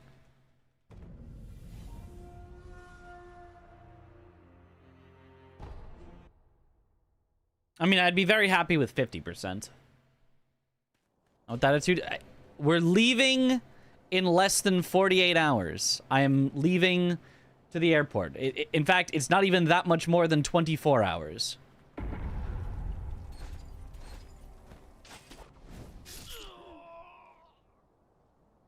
That should work. That'll work.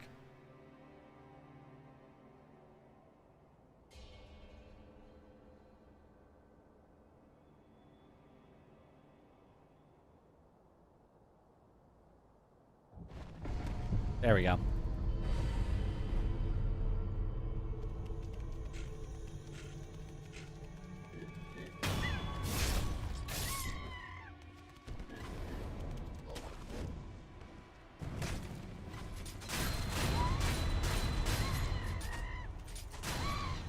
Good.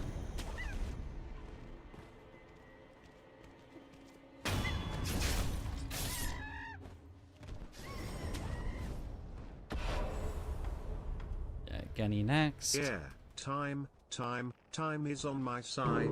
Yes, it is, I said. Time is on my side. Yes, it is, I said. Time is on my side. Sure. I assume that's some sort of song.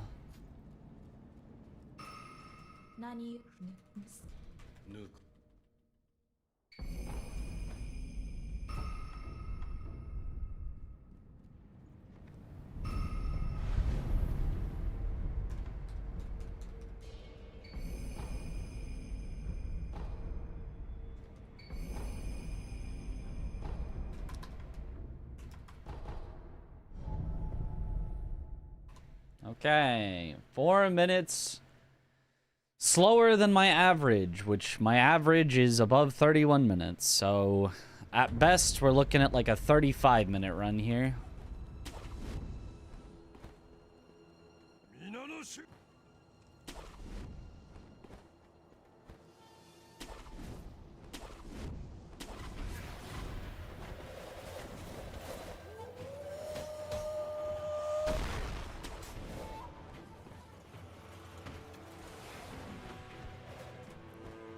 That was a good save. It was a bad angle, but I managed to make it work. Is there a schedule for Speedrun Summit somewhere? Yes, on Twitter or Blue Sky. GSA is the account that has posted it.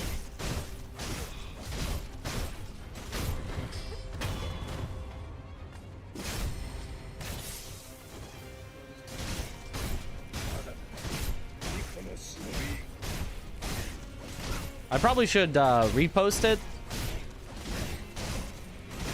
so that I can just say, yes, I have reposted it on my account, so you can just see it there.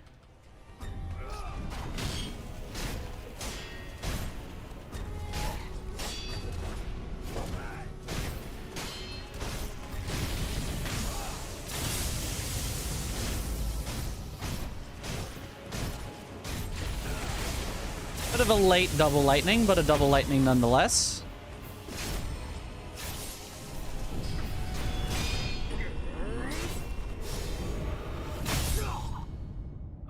Sheena.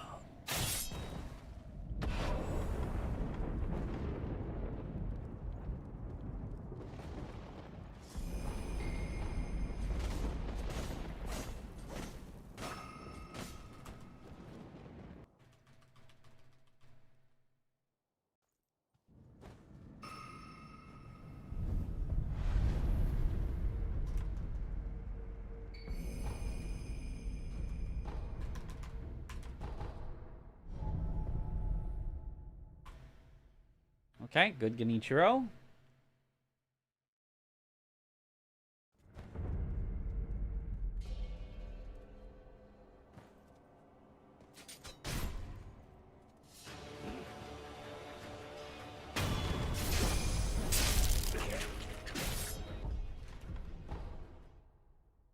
Okay. I now understand double lightning. It's when there's two of them. Don't say anything reassuring, because you know what's going on 10,000 times more than me. Try not to let the pressure and whatever detract from the fun of the event. Easier said than done, but I digress. No, 100%. And performing is always the most fun part. And it will be fun regardless. It's just... like, I just know that the actual performances, play-wise, that I give is not going to be up to the standards that I have set. As in, I literally gave them a standard of time that I was expected to hit, and I will not hit that. And I would say it's pretty easy to say the standard for a bingo match is that it's relatively competitive. Both players have a chance to win at some point, and we're not going to be hitting that. So we'll still be having fun. I'll still be explaining things and you know, all of that. Like, the way that I am here on my own stream personally, where it's just me to you guys trying to explain my own personal thoughts. I will give you my own personal thoughts. But at an event, it's not the place for that. Did 2 larval tears, I think, then mark the square? Nobody called you out on it. I knew it! I didn't actually know it, but I knew it! A third wouldn't have taken that long, though, right? Which 2 did you... Obviously, you did the one near the Kindred, I would guess. Also, barely missed that. I'm not sure if I held too much or too little. That's it. Tom is out. Banned forever. We only have 2 more tries at this, and then I'm completely out of contact medicine, and there's... Oh, what am I doing? I don't have to hit him with that. Whoops. And then I don't really get to try again. This would be our worst attempt yet.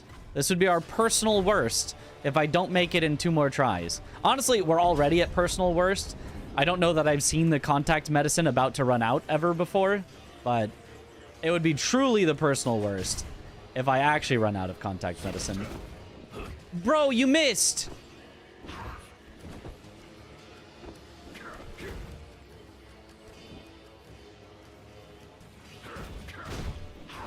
No, it blocked!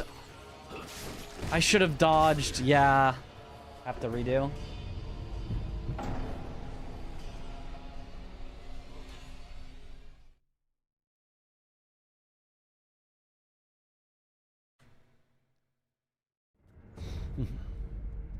Okay. This way.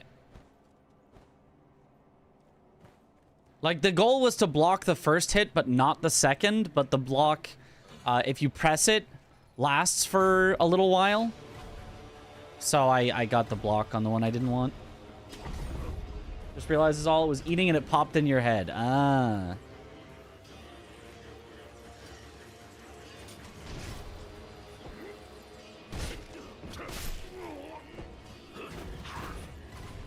Excuse me, excuse me.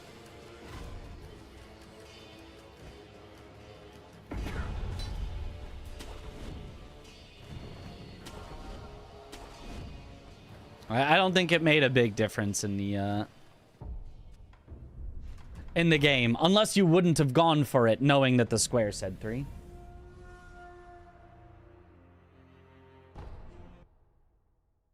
Then who knows?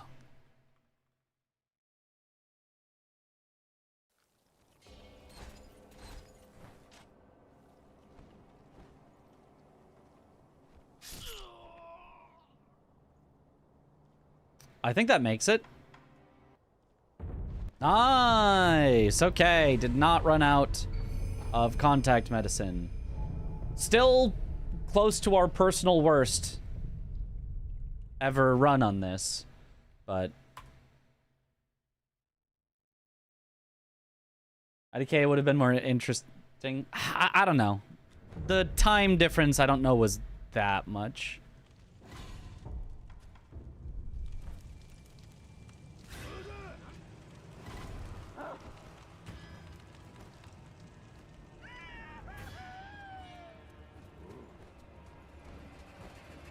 Oh, you...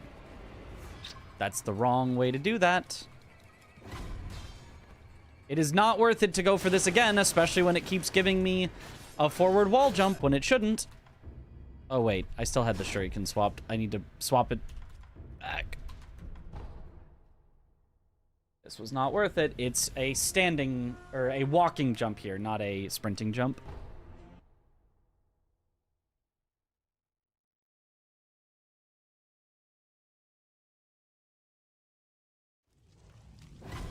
Oh, that's not where I was hoping that would be. I guess just quit out immediately, right, because you get aggro chained. I forgot about that, so really not worth it. But it's... Missed it.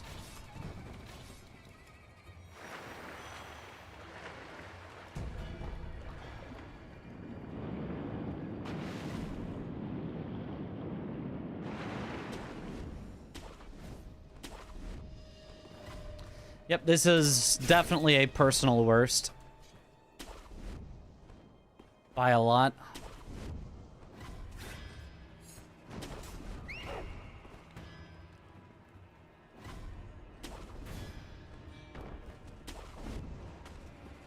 Demon Bell, No Charm's a fun challenge run, or would you say not very enjoyable? It's very enjoyable. It's a great way to play it. Adds enough of a challenge that you can, you know, have a challenge even as somebody who's completed the game, but isn't so much of a challenge like jumping straight to hitless or something where you're like, oh, you should not do that. You need to practice and practice. You could jump straight into that and have some struggles, but make it through.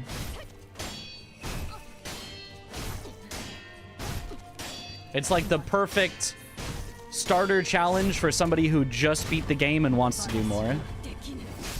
Okay, decently good Emma. I missed on one of my turnarounds, but didn't end up too bad. Charmless but no bell is probably a little easy if you've already beaten the game, but if you're looking for something you could get done in, you know, like a day or two, that could maybe be it. Honestly, probably a single day, you'd be fine.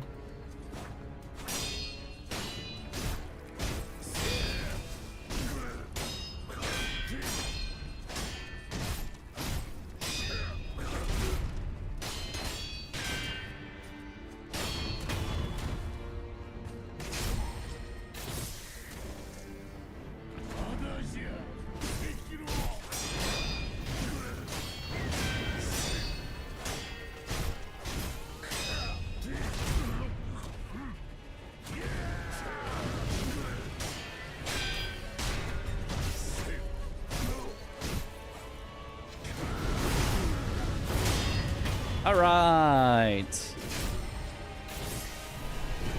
Sub 35 at least.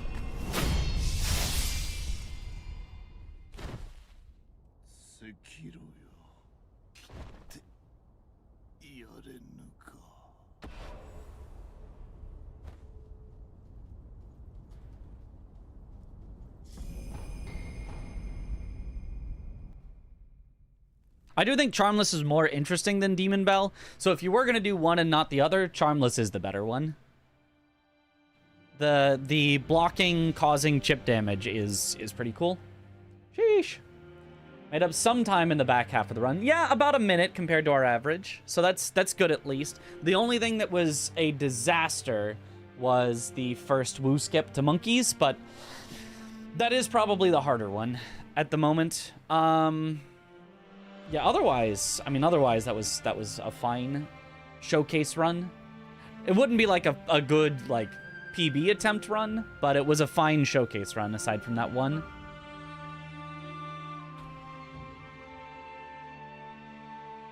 And now our average has gone up to 33 minutes.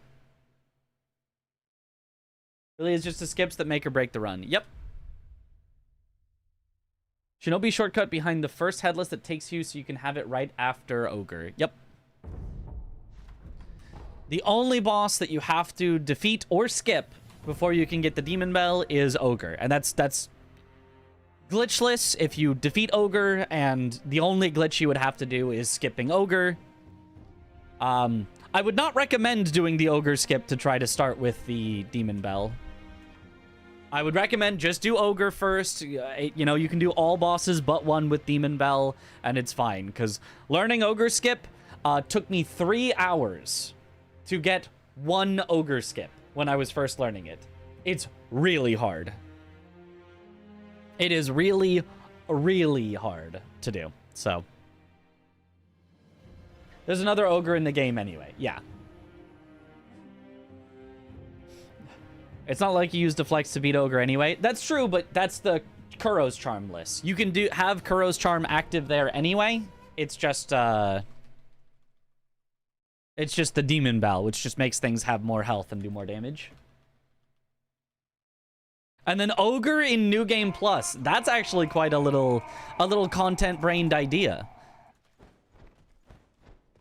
Question, is it possible for you to speedrun so fast you can travel back in time? There's a theory for Rubik's Cubes that says that. Was wondering what's the GOAT's opinion on that. Also, Mrizlov for 26 months. Yo, copy. Thank you for the sub. 26 months. Holy. Welcome back to the bunch. Enjoy the emotes. Yes. See, we'll use the Super Mario Bros. World record, which keeps getting lowered. And so if you extrapolate out the line, eventually the time to complete Super Mario Bros. Will be a negative amount. Meaning that speedrunning Super Mario Bros. At a world record level will allow you to travel backwards in time. This is just a simple mathematical fact. You do the calculations and you can see it there, plain as day.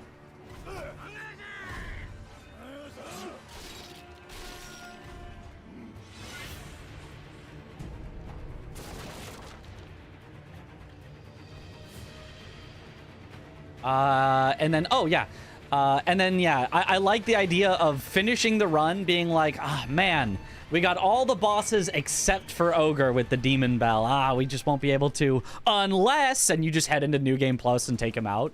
Would actually be so good.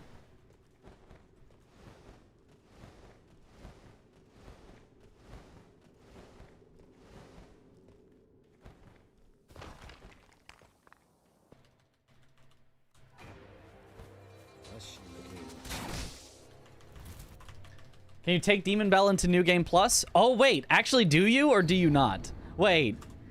Do you run into the same problem in New Game Plus? Wait, that would actually... You might. You might run into the same. I just remembered. Aw, dang it. Well, without glitches, then there's no way.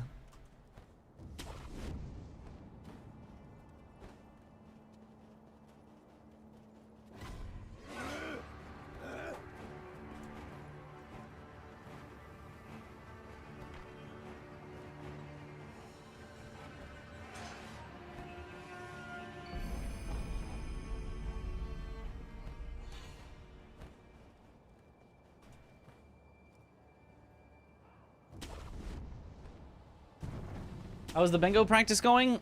Not great for me. Lost rather embarrassingly. I was just slower on everything. We had similar mindsets, which for the first board, it was much more like separated. So, you know, he could get something, and then I could get something a little bit after, so I'm only a little behind. And then he could get something, and then I could get something after, so I'm only a little behind. But the second board was, like, kind of obvious where to go, and I just got cooked on everything. And so he was just way ahead, and I just... Oh, it didn't go forward. I had the skip. I'll just pull myself up. Trying to do the forward jump there is just a little silly. It saves like 0.1 second or something compared to just pulling yourself up. Oops. But got the skip a second time.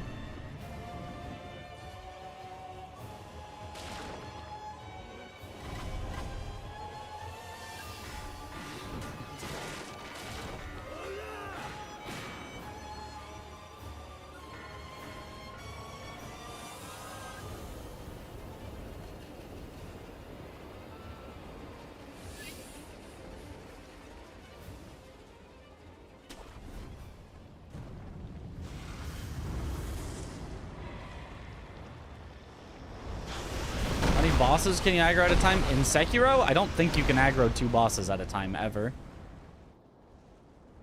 I don't believe there are any 2 that are close enough together that you could do that. I can't even think of 2 bosses that are, like, in the same zone enough that it feels possible.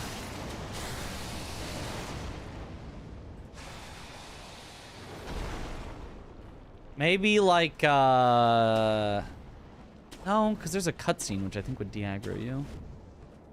I was gonna say Ashina Elite. Well, oh, maybe in the dojo. Maybe Ashina Elite and, Lone Shadow Duo? Or maybe Lone Shadow Duo, and they're technically still aggroed by the time you get to the ogre at the bottom.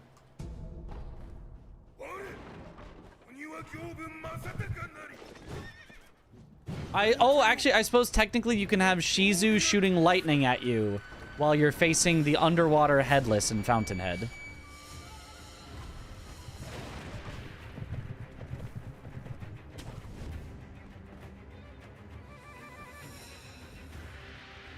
So I suppose you could get 2.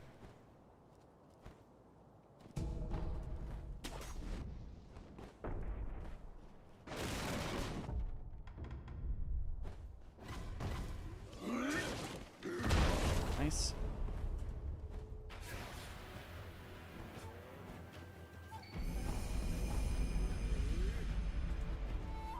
Yeah, that was a really weirdly angled jump.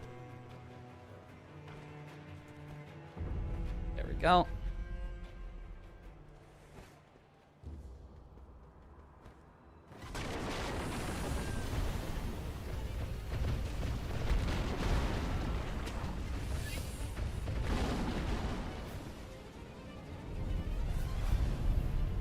I'm starting Skong today. Any tips? Have you played Hollow Knight 1?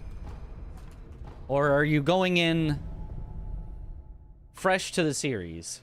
Because if you're haven't played Hollow Knight 1, my advice would be to have played Hollow Knight first. And if you've played Hollow Knight first, you're fine.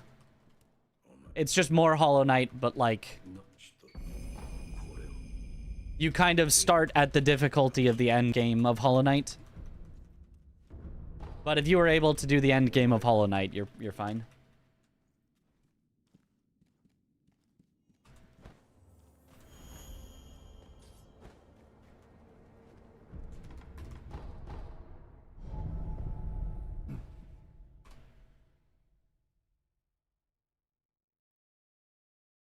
Really enlightening. Now you're watching having played the game. Uh-huh.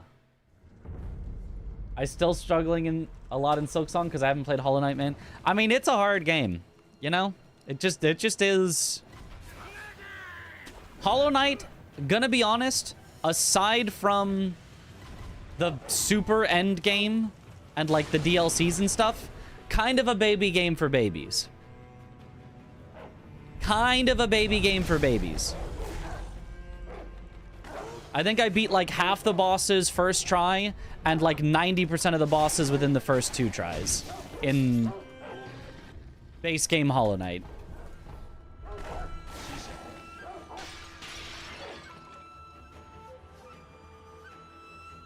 Skong, not a baby game for babies.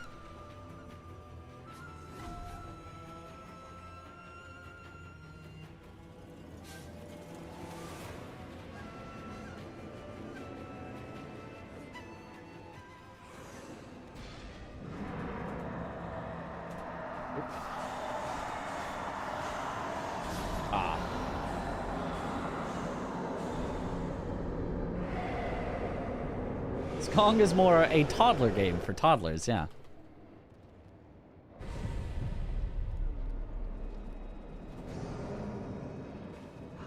Come on. There we go. All right. We'll take it. I don't like not having a revive, though, but we'll take it.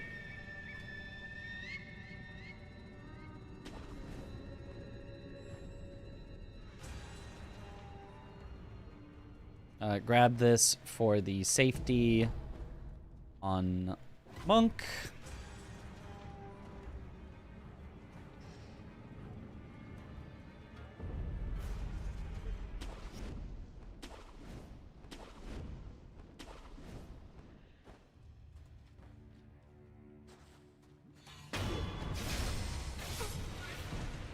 Any more bingo practice tonight or just Sekiro practice? Just Sekiro practice. Tom had to go to bed. That's, who I would need to practice against to have, like, the best practice. And so, I mean, I guess if somebody else wants to 1v1 me in bingo, DLC bingo, like, I guess I could, but...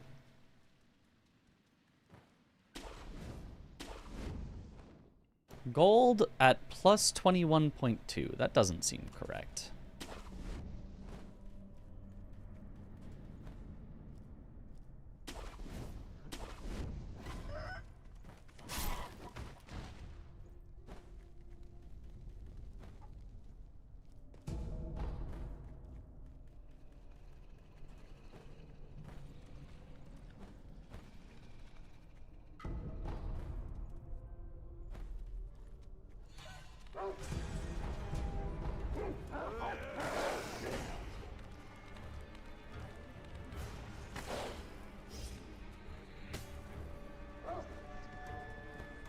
I actually didn't need the bite down.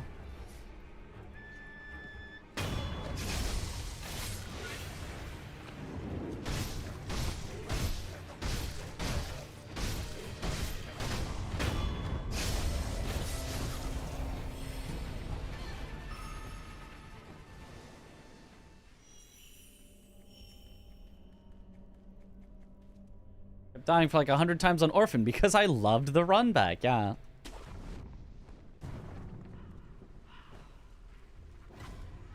I mean, no spoilers of any particular things in Skong, but, man, the discourse around it has been, stupid.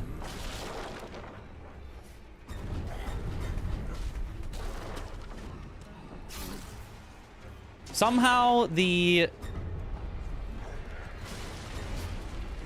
Ow. Well, cool, I was completely blocked. That's alright. The crowd that everyone made up exists for Souls games, the Get Good crowd, somehow actually exists for Skong. Legitimately. You can have no legitimate complaint without people actually being like, skill issue, get good.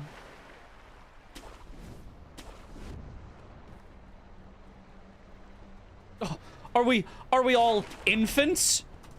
We cannot handle a simple 3-minute run back to a boss? We call that bad game design now? When I played video games, we just called that a challenge and got over it.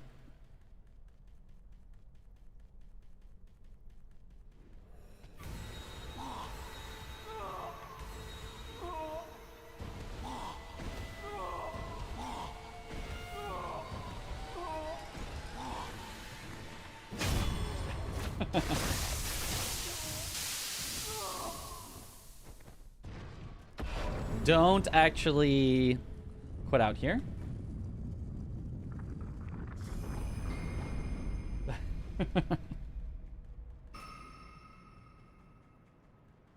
Not sure that happened out of the wholesomeness of Hollow Knight community. Look, I'm not a big part of the Hollow Knight community, so I have no say in this. I am an outsider looking in, but as an outsider looking in, the Hollow Knight community has possibly been like the worst one for me to experience besides like MOBAs. Like, and we all know how MOBA, like, yeah, you know, that's a whole other thing. But like, has been the most annoying Twitch chat messages has come from Hollow Knight. The most annoying people on Twitter have come from Hollow Knight. The outside looking in, because I am not, you know, a Hollow Knight speedrunner that cultivates, you know, the audience in Hollow Knight specifically stuff, but as a non-Hollow Knight streamer, the Hollow Knight community has been not great to engage with. Okay, because I got seen, I don't actually know if it's worth it to quit out, but I'm going to do it anyway. Oh, no, no, no. You there, you there.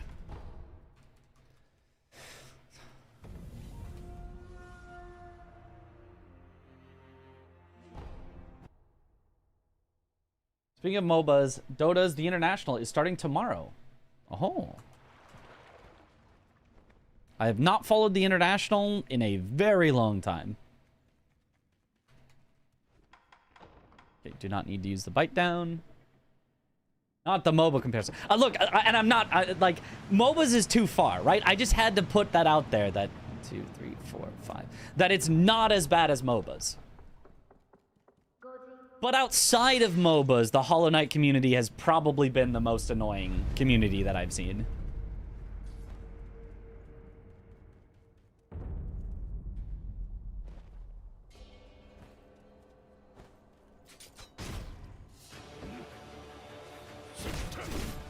And it's probably because, like, they really want, you know, Silksong to win Game of the Year or whatever. They don't want any negativity around the game, right? You want to talk up your favorite game. And obviously, I think Skong is still a great game that deserves a lot of praise. But it also deserves a lot of fair criticism. And everyone, like, trying to pretend that there is no such thing as fair criticism. It is all just skill issues is like, well,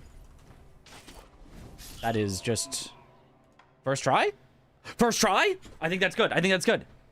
Holy. Expedition 33 will be Game of the Year? Maybe. I would like it to be. I think Expedition 33 so far has been better than Skong. But, you know, I haven't finished everything in Skong yet. Easy first try. Monster Hunter Wilds for Game of the Year. No, not even Monster Hunter fans want Monster Hunter Wilds to win Game of the Year. Also, did it come out this year, or was that late last year?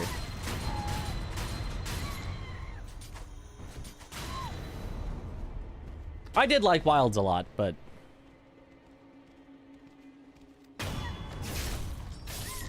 the Monster Hunter community disowns it for, like, really bad performance, and it still, I think, has really bad performance. Who came up with this skip? This is crazy. Umnick came up with this skip. My goat, the skip finding goat. When everyone else stopped looking, Umnick said, "My time to shine. Let me look in places nobody has thought to look before."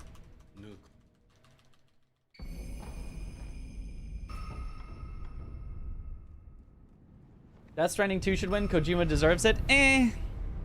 Personally, I wouldn't say so. It looks boring to play. I mean, it looks like a really cool story, but it looks boring to play, and I'm very much not a fan of, you know, console exclusives. And look at that. Gold saved 3 minutes. Let's go.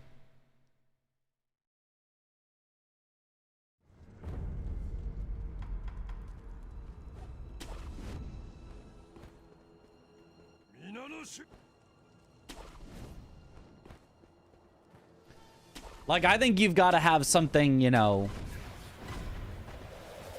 truly ridiculously special for a console exclusive to have my vote for a...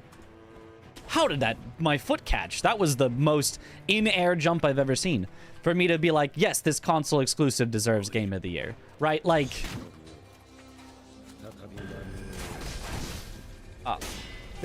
Uh-oh.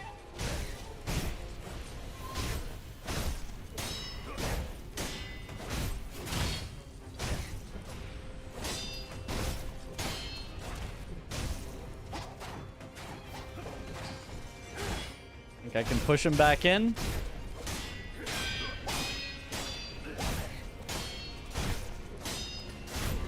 Holy! We actually did it.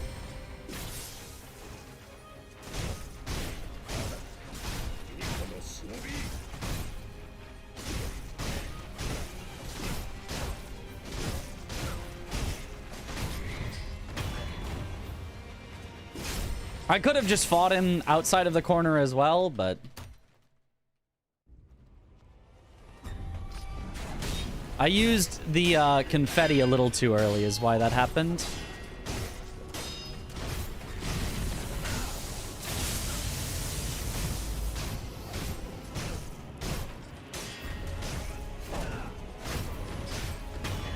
Okay.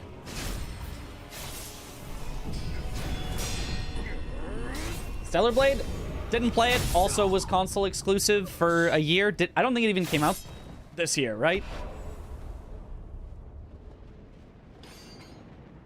Didn't it come to PC this year, but it came out last year? It was last year, yeah. So definitely not in the Game of the Year contention.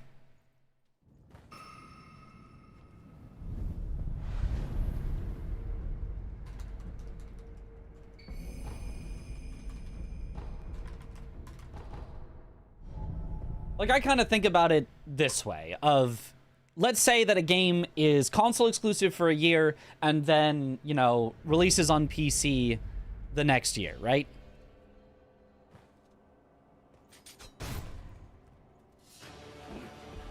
Whoops. Oh, still got it, barely. Woo. It's kind of like, you know, half of the game, not half exactly, but it's kind of like half of the Game of the Yearness of the game came out in one year, and the other half of the Game of the Yearness came out in the other year. So it's like, in neither year do I feel like it has enough Game of the Yearness to be Game of the Year. Unless it's just so incredible that even splitting its Game of the Yearness in half, it's still just that good that it deserves it. And like a game like Stellar Blade, obviously, just not. A game like Death Stranding 2, I can see someone making the argument. A lot of people really, really dig Death Stranding, but... I need you to do the spinny kick. There. Salvaged. Holy salvaged!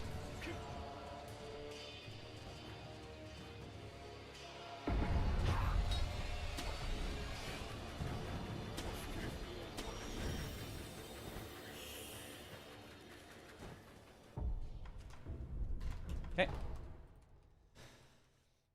GTA 5 was one of those cases, IMO. Yeah, GTA 5, yeah, you know, I could see that. Maybe GTA 6 will be as well.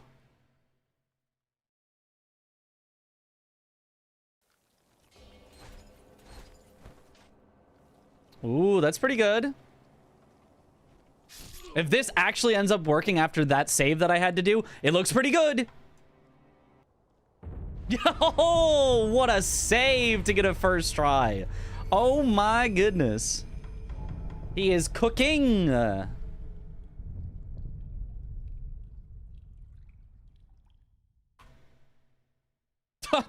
just a 2-minute gold, no big deal.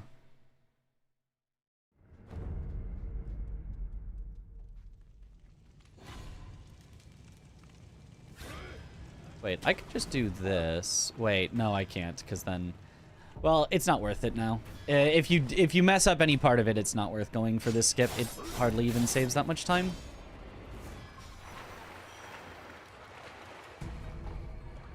Oops.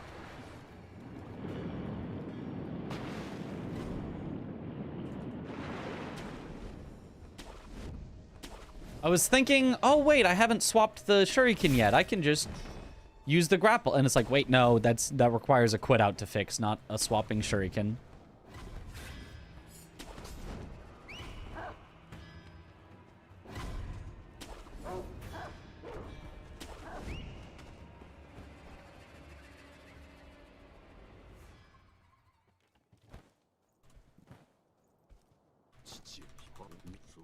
Astrobot had excellent gameplay mechanics, was a love letter, PlayStation mascots, was performant, and had the benefit of recency bias. It has all of those things, and I still think it was very undeserving of Game of the Year, personally. I mean, I guess I would slightly disagree on the, like, incredible gameplay mechanics, because, like, you know, I've watched people play Astrobot, and it looks fun, but it doesn't look like... It doesn't look like the gameplay is gonna blow my socks off. It's like, oh, you get the ability, and you wander around in the level till you find a spot to use the ability. Like, not that that's bad. It's just, I don't know that that blows me away.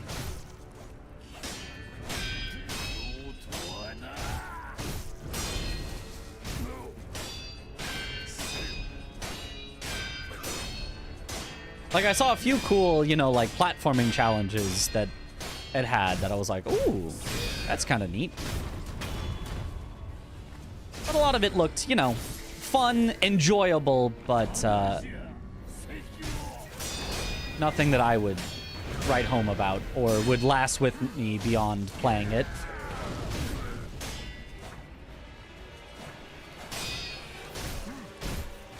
Not a game I'd get obsessed over and be like, this is one of the greatest games of all time, and... Okay, that was scary. Normally you want to dodge to the right there, but I couldn't.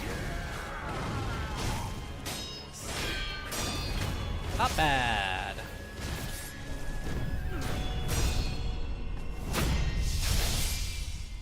I also want to see what our time is in-game time, because this is not a bad real time. I mean, it's not... It's definitely not, like, world record, but... Maybe sub 23 or sub 22 at best.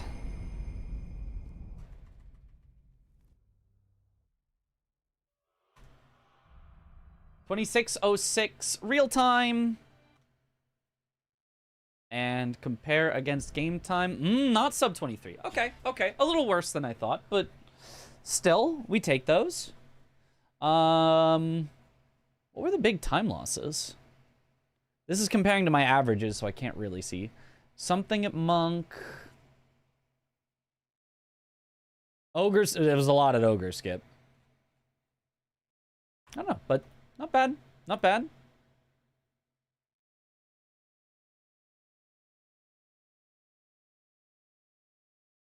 You still hold world record for this run? No, I do not. And got our average way down. I do exactly this during the showcase. I mean, here's hoping. Here's hoping. Wormdog has world record. Yes, Wormdog, the GOAT. Had Split Fiction released in September, I think it would have had a real shot. Maybe, but only because I feel like last year felt really weak for Game of the Year, like, titles that felt like that's a Game of the Year title.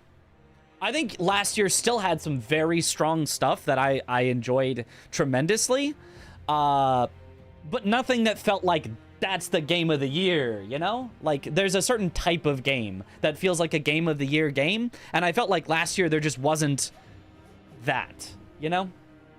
Wasn't Split Fiction this year. Yeah, they're saying if it had released last year, it might have won last year's Game of the Year awards. How long is the summit? 3 days. The 12th to the 14th. Oh, look at that. What a good time. Kazan is up there for me, but this year is crazy, yeah. I agree, 2024 had a lot of great stuff, but nothing groundbreaking. Yeah. Yeah, maybe, I don't know if I'd say groundbreaking is necessarily the word I'd use, but just, it's like, you know, oh, if you're going to the Oscars, you're not expecting, you know, Avengers Endgame to win the movie of the year. What is it?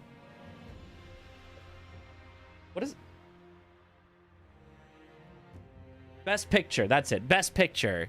You're not expecting Avengers Endgame to win Best Picture. Even if you're like, wow, that was such a great movie. I loved that. Oh, man, it was so much fun. And oh, man, it was... And everyone saw it, and it made $1 billion. And you're like, yeah, but it's not going to win Best Picture. Like, what are you talking about? That's just not the type of movie that wins Best Picture. Same thing last year. It felt like all the games and stuff that came out was like, wow, that's a fun game. It's not really a Game of the Year type game, though. Wukong was robbed? Wukong was like, that was a fun game. It's not really a Game of the Year type game, though. Like, right? Like, I would have been happy to see it win, but I was like, it just doesn't feel like the type of game that's gonna win.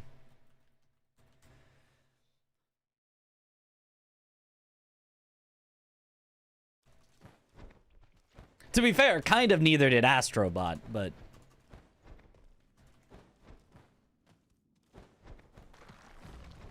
The Game of the Year Awards loves PlayStation.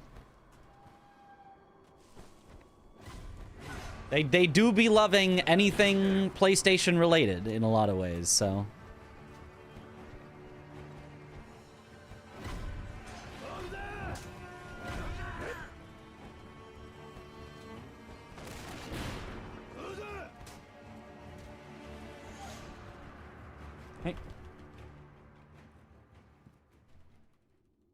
Like, Shadow of the Erdtree was my Game of the Year last year.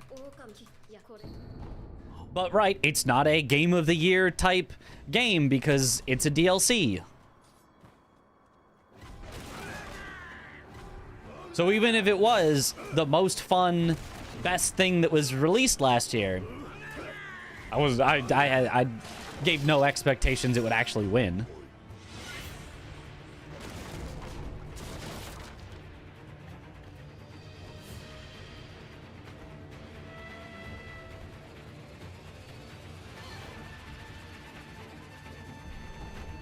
The year that Lies of P came out, which was 2023? Question mark? That was my Game of the Year, but I was like, yeah, that's not really a Game of the Year type game, though. It's not made by FromSoft. It's not gonna get the same acclaim.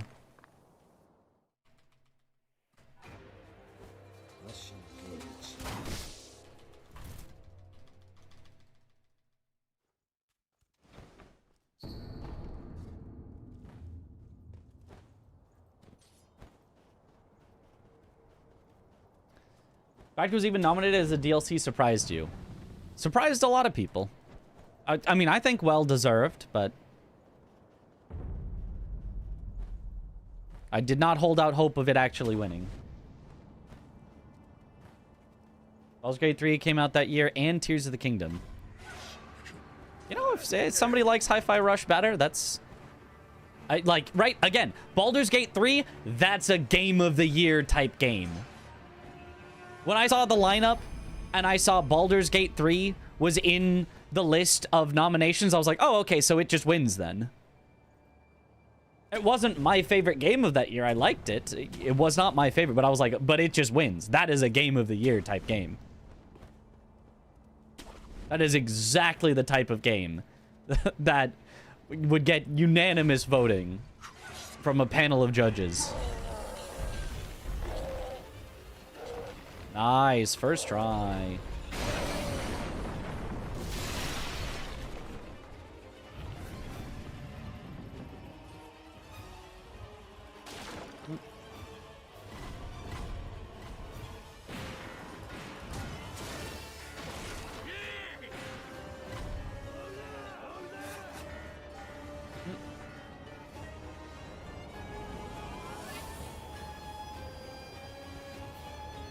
Greatest Hi-Fi Rush was? There was no bear romance in it, right? How can you win Game of the Year without bear romance?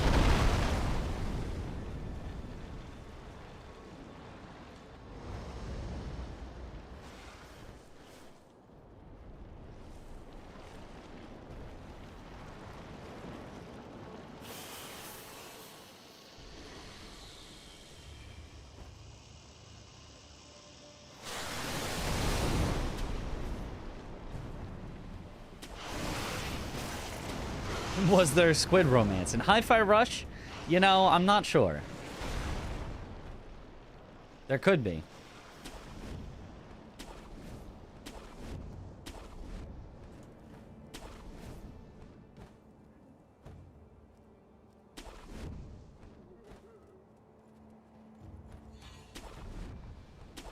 There was not Sag. Darn.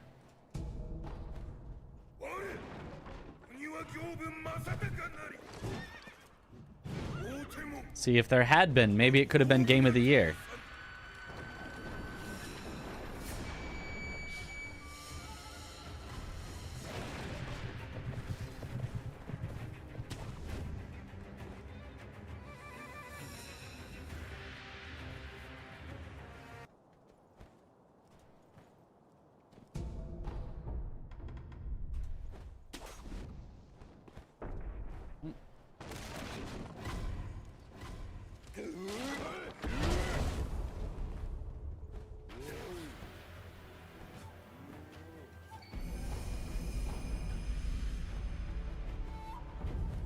On paper, I would call E33 more of a Game of the Year game than Silksong.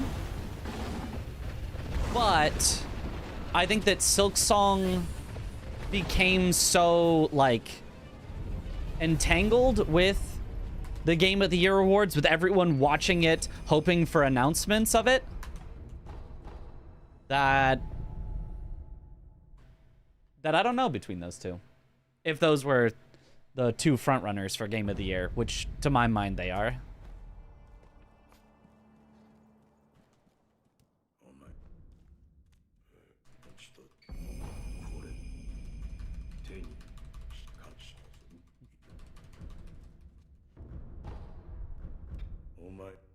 Silksong is essentially mythologized in the gaming sphere, so it's going to be tough to beat it. Yeah.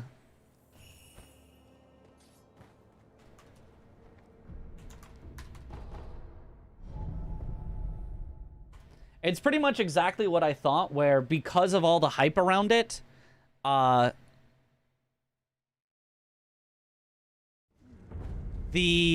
however it turned out, which, you know, I think it turned out great, but flawed, personally.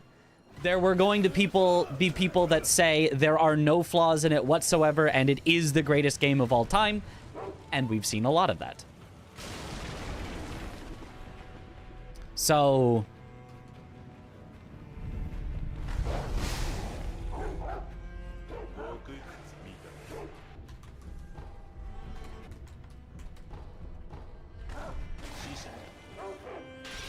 if that is what makes a Game of the Year, then, you know, certainly it would have the most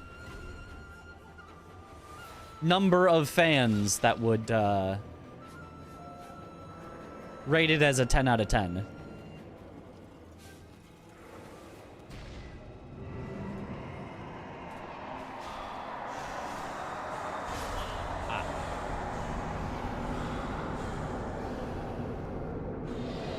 Remember Nine Souls got snubbed last year too? Yeah.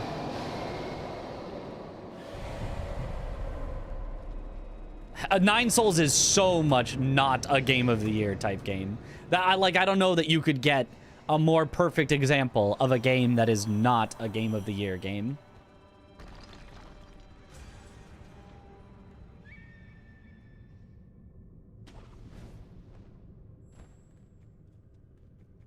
Like, Metroidvanias in themselves, I don't feel like are super Game of the Year type material. It was relatively, you know, unknown-ish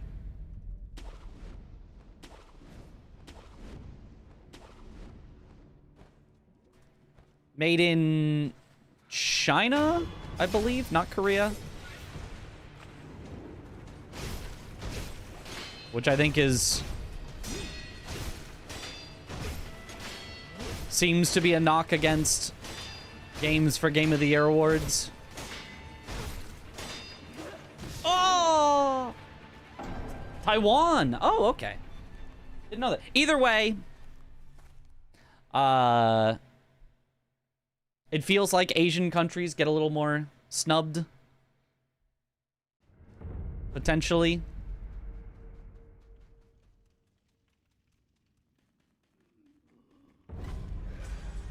There's only one game for Game of the Year. Mind's Eye, the perfect game. I have to do the Lone Shadow skip again because I did not take a safety idol.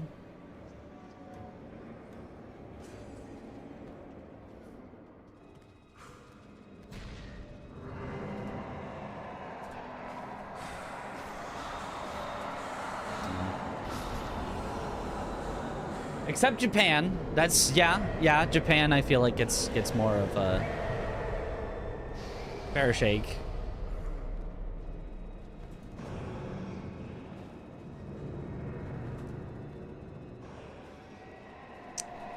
Come on. Yeah, alright.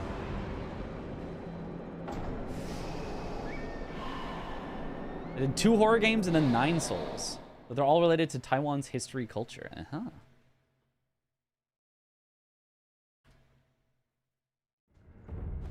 Well, this sucks.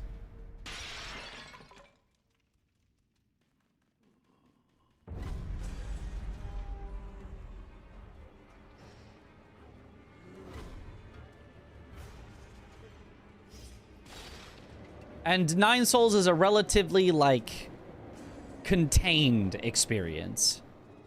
It doesn't try to, like, go beyond its limits and be, you know...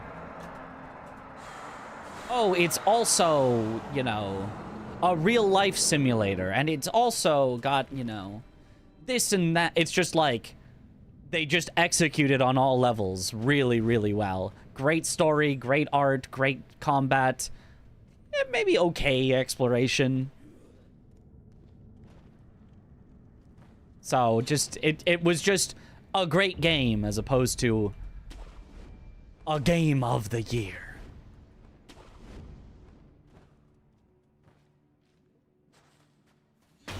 Okay, this time we should win. It's extremely satisfying to play. I love 9 Souls.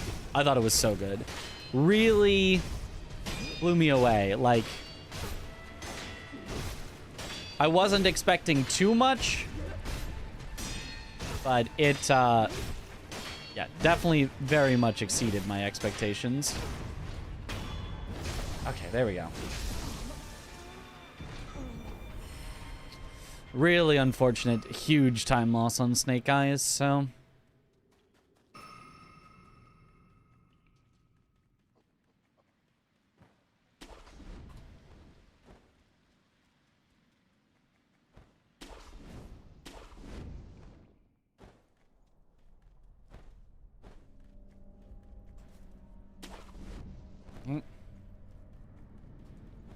You can deflect the grab, yes.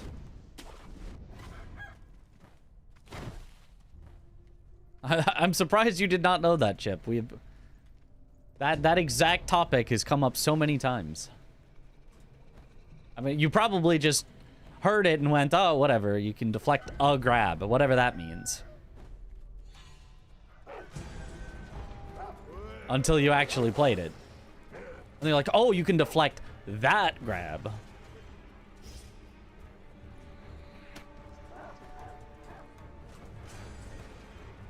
Okay, I do not have an Akko, so we can do the aerial death blow.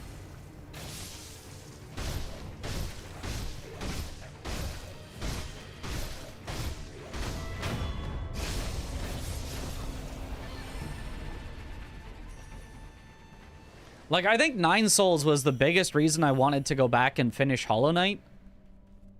Was because it was like, oh, this is what a 2D game can be. This is what I've been missing out on by mostly playing 3D games. Because they're, you know, Souls-likes and whatnot. Oh.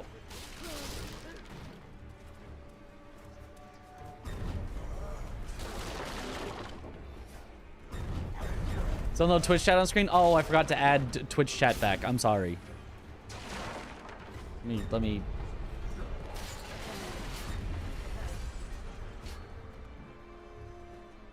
do that. When could I do that without losing time? Technically, since we're measuring in real time, I can't do that ever without losing time. But I can probably do that on the Woo skip and probably have time to do it. One day I will play Prince of Persia Lost Crown. Perhaps.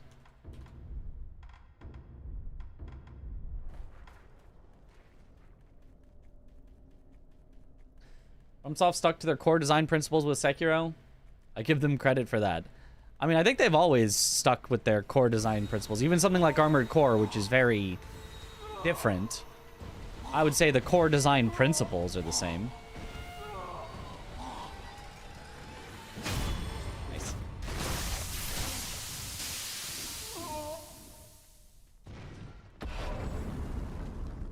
Same reaction I had, but with Hades, and Hades like technically roguelikes, but IDKY Hades feels different. Yeah.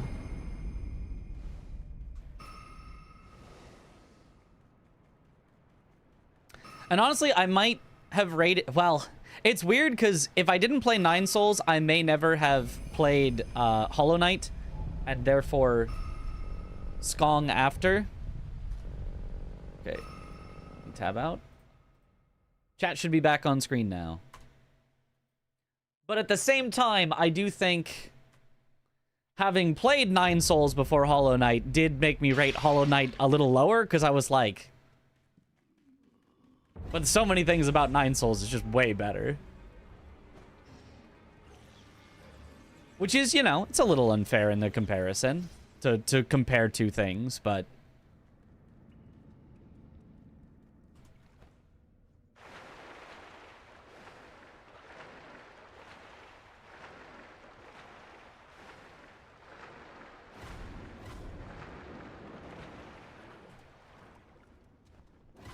Aw.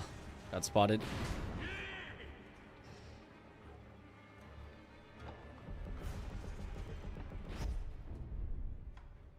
And then it's da.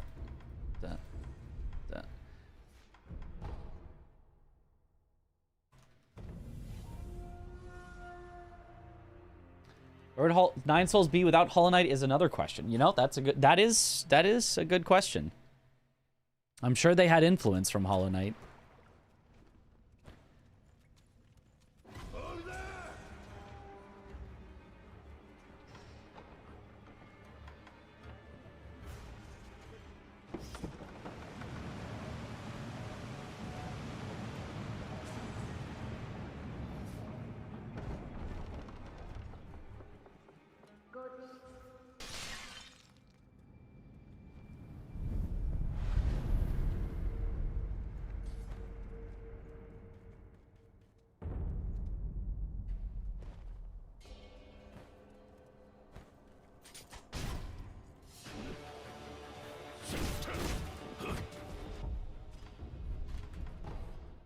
Okay.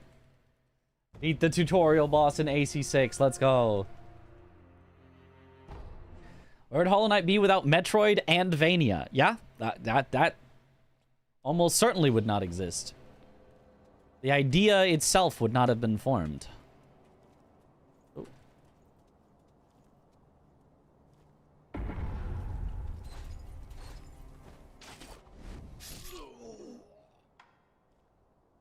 I think that's going to make it. I think that's the first try. Celeste and a few other sleepers benefited from Hollow Knight IMO. Yeah, I mean, well, everything benefits from everything that came before it, right? I think there's hardly a thing that does not benefit from, you know, almost everything that came before it. Even the bad things that came before it. I think that Dark Souls 3 was better for Dark Souls 2 having existed, because they learned a lot of stuff that does not work. Hello? Can I? No? Okay, never mind.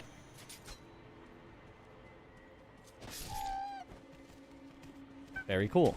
Very cool, Shuriken. Just miss over and over again. That's what I wanted. Honestly, not the worst thing. Still better than a second try on the Woo skip. Was DS2 better for DS1 having existed?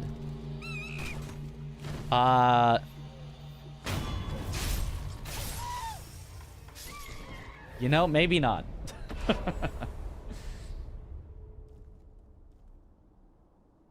Silksong did not benefit from some FromSoft learning. Really hard runbacks are bad. Hard? Who said anything about hard? We said long and tedious runbacks.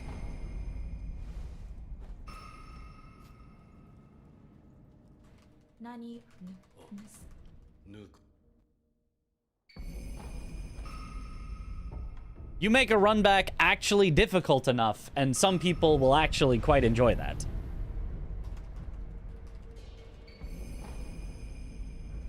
You put an entire gauntlet in front of your boss fight, where you have to fight through, let's say, 20 minutes of enemies before you get to a boss fight, and people will fervently defend it with their lives for some reason.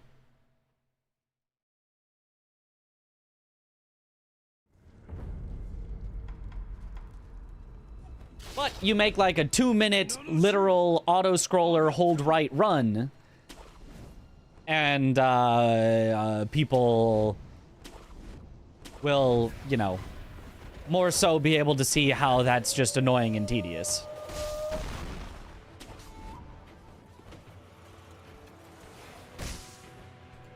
Ah!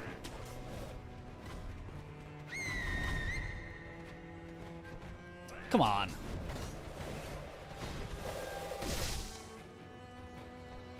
Oh, I thought that could have... Yeah. Alright, that's unfortunate. Around. Thank you. Oh, come on. That one. Should have made it. There we go. Okay, whatever.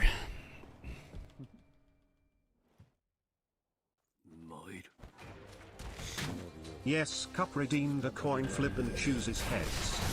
Oh, you have to have higher than half health. And I did not. I should have healed. I forgot. I forgot how much damage he can do. Damn, that sucks.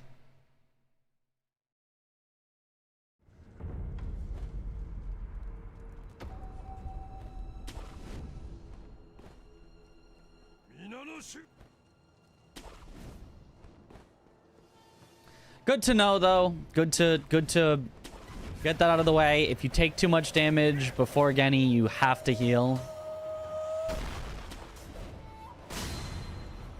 One shuriken like that and you're fine. Oh, come on. 2 and you're fine. Approximately half health or lower and you have to heal. Oh, come on. Come on.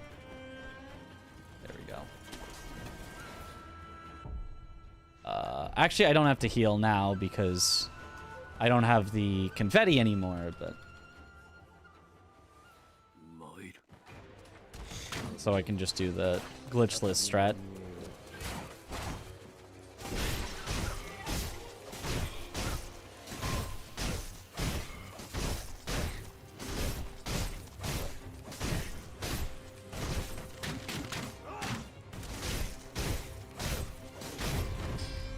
No! Okay, we're fine. That could have pushed him out of the corner.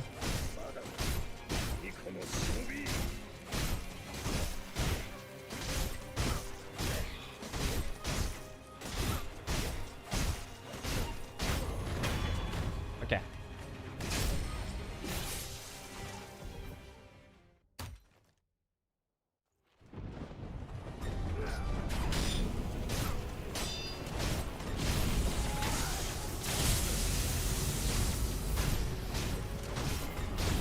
Nice, double lightning. Nice. And to no-hit Genny before I moved on in the game. Only Souls boss I've ever bothered to do so for. Ah.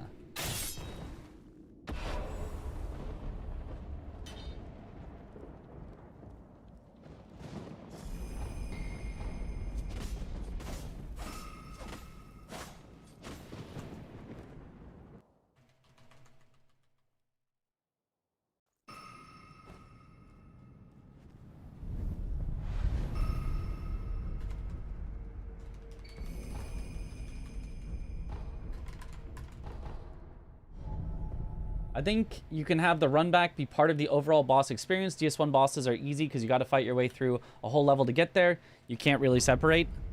Well, that's also why DS1 bosses are, like, really easy, right? Like, at least in comparison to more modern, you know, Souls bosses. Is because they had... And Demon's Souls, even easier, even a better example. Demon's Souls, the boss is the run back. The boss itself is like a puzzle that you're like, oh, if I hit them in the leg, they die. Or whatever.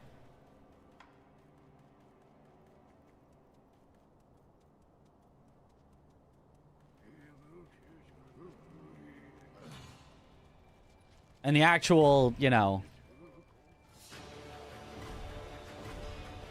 quote-unquote challenge of it is the run back.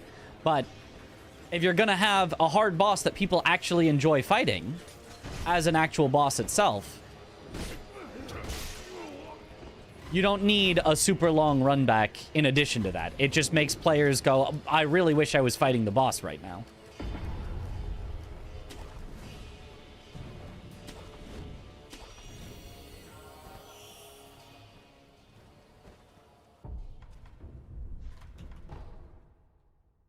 Not the leg.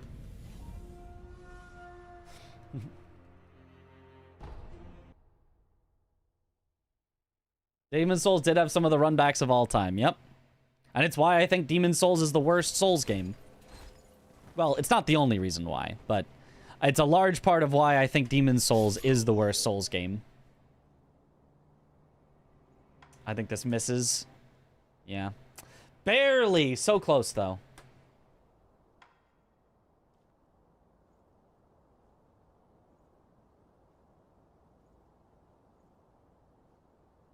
That's why I liked AC6 so much. The bosses were so fun, I could just spawn back at the boss. Yeah.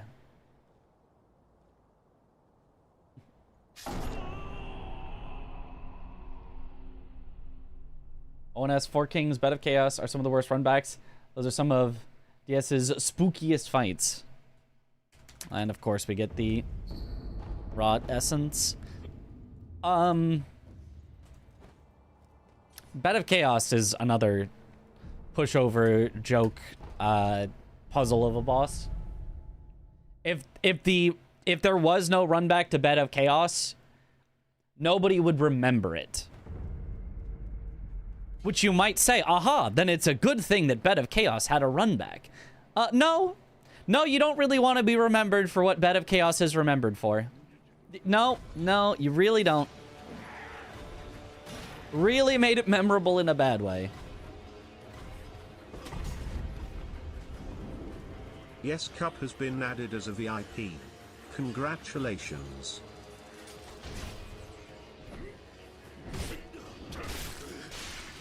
Nice.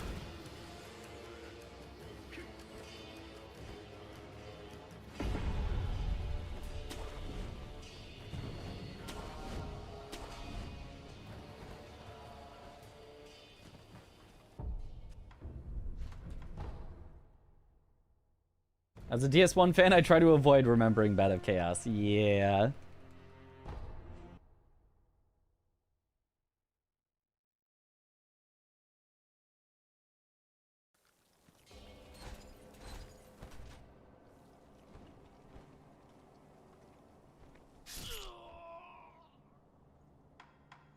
Looks pretty good. Nice. Barely made it, but we made it.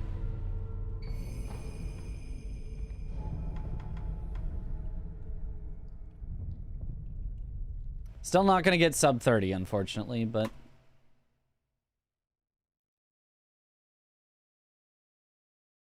we were kind of close.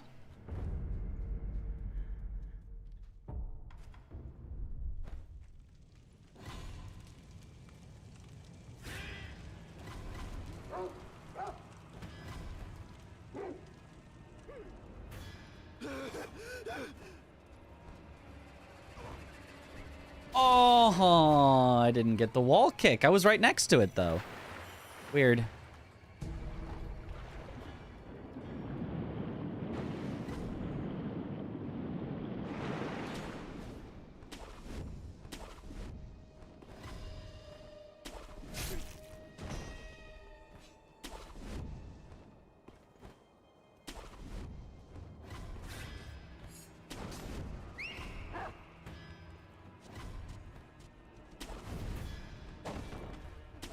No Skong spoilers, but they're planning a patch next week. Didn't they already release the patch? Or was that they only gave the patch notes and they haven't released it yet?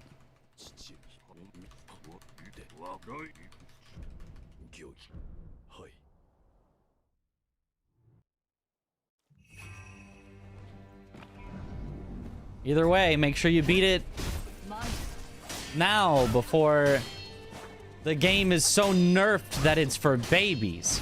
I beat pre-patch insert Skong boss.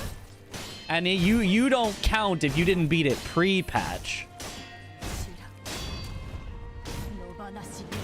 Nice. Also, nice camera.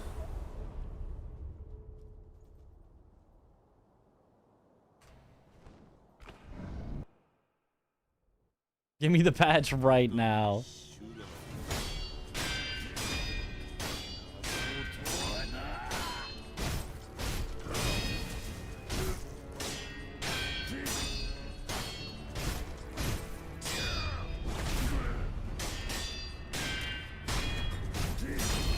Nice, good end.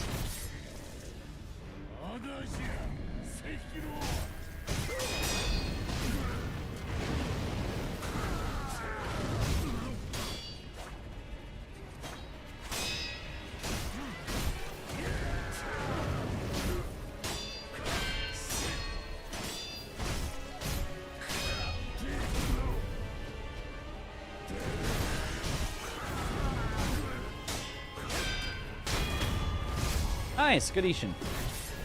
All right, 30... Sub 32 real time. It's not too bad. It'll be a little over the estimate. That's not bad.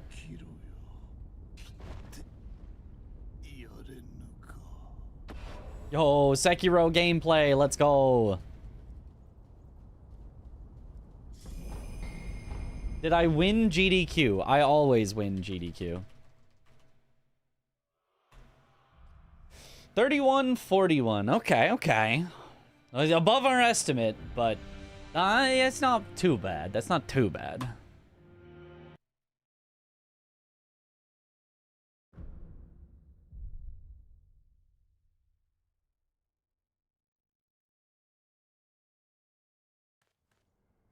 Glad we're forced to practice Bingus and Sekiro. It's been rough having all your favorite streamers play Skong. I don't want to be spoiled before I have time to play it myself. Very fair. Yeah, for sure. It is kind of nice being the not Skong streamer. But at the same time, I do also want to finish Skong myself, so. Have you ever run Lies of P? Base game, yes. I have not run the DLC. I have held every world record in Lies of P at some point. And I held all of the glitchless records simultaneously. No, wait, sorry, except for one. There's one category that I never ran because I thought it was stupid.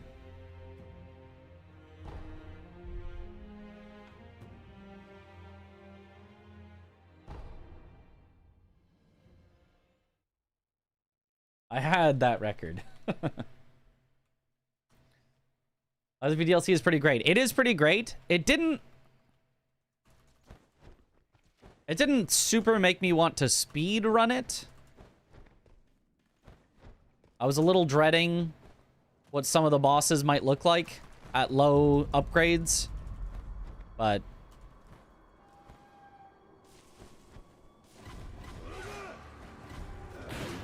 and the skips that were found were cool, but apparently you got like one try, and if you messed it up, it was reset your whole run, and it's like, well, that's pretty toxic.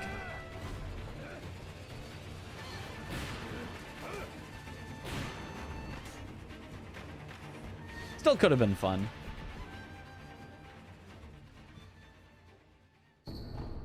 Any percent no Midge.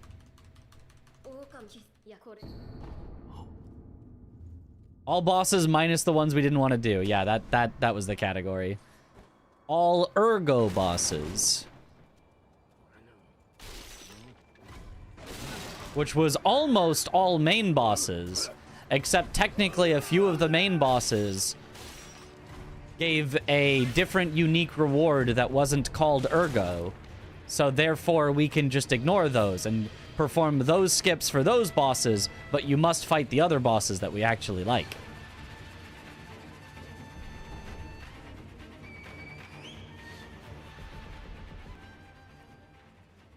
Right? I think that in general, the categories for a game that deserve to exist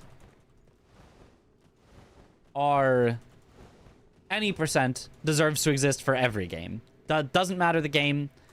However you can do it fastest deserves to exist. 100% deserves to exist, but nobody might want to run it at all. Those are the main two. And then outside of that, a game that's built around bosses usually is going to have some sort of all bosses type category. Depending on the game, it might be truly all bosses, or it might be all major bosses, because maybe all the minor bosses are just like tedious or whatever, and you're like, we just want to do the main ones.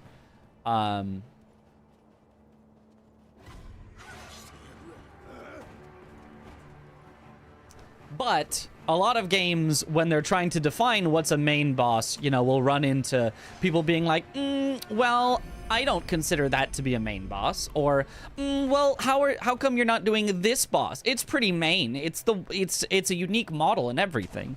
So some games will be like, fine, we'll find some in-game way to define what a main boss is, so that way there's no arguing. We can just say all the bosses that X.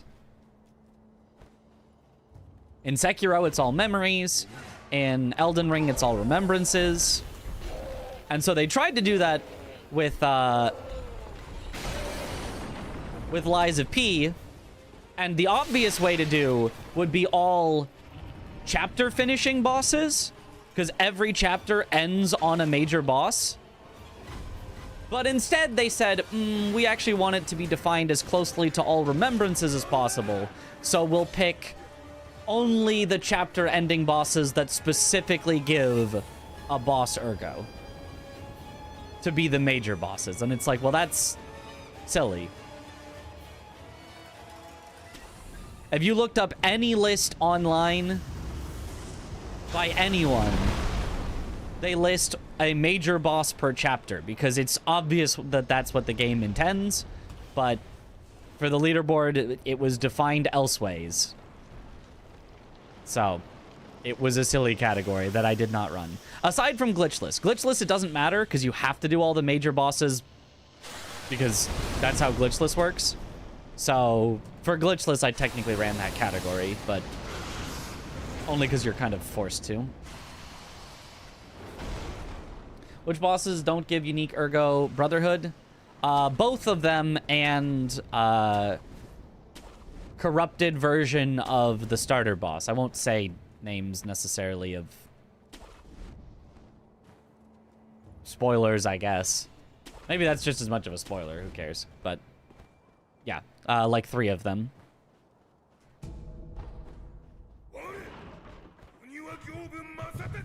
Although I don't think we had a way to skip the corrupted boss.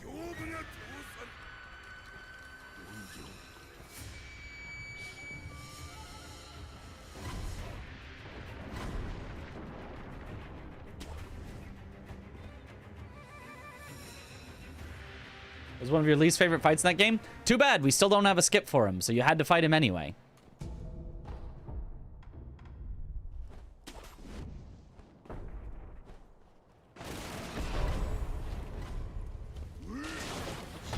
We had a skip to get to him, but not a skip past him, if I remember. No, wait, maybe we did. Did we? Wait, maybe we did. Maybe I'm wrong. Maybe I'm wrong. I don't remember, actually. Point is, it was still silly. It's the type of category that should have been an all major bosses category, and it just wasn't. It was just a some major bosses category, which was a weird category to exist.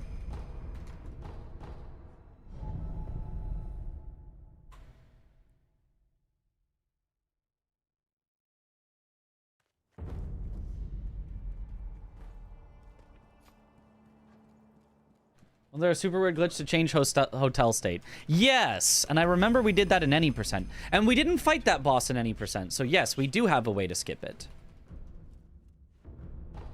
Yeah, that was not one of the 4 bosses that you fight in any percent. 1 at the start and 3 at the end.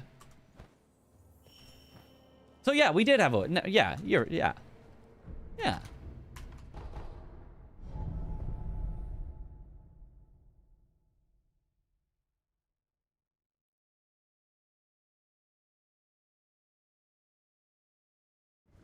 Although maybe it wasn't faster to skip it. I don't remember. I don't know.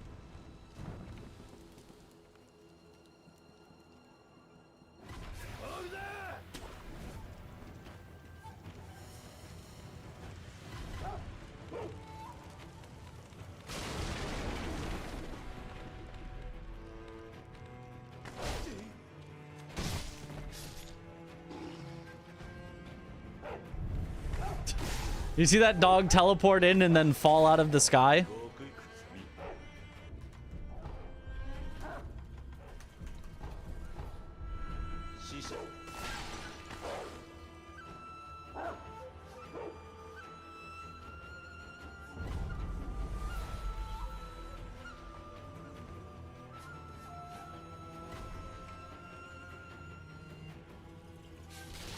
Sekiro is DS3 too? Teleporting dog in a FromSoft game. An absolute classic. Nice. First try.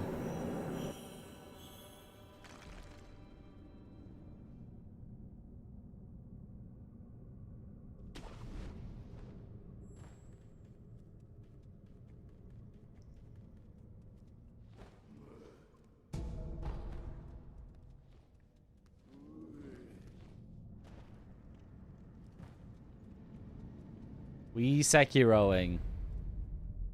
Pepiro.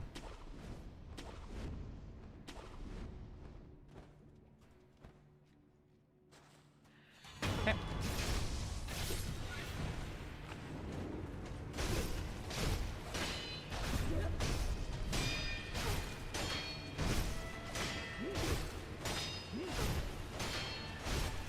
And Sekiro is so good at raising my spirits. We were so disparaged after Elden Ring. And even though the first run of Sekiro went horribly, 36 minutes or whatever, my personal worst, I was still just feeling good. I was like, oh, I'm having fun.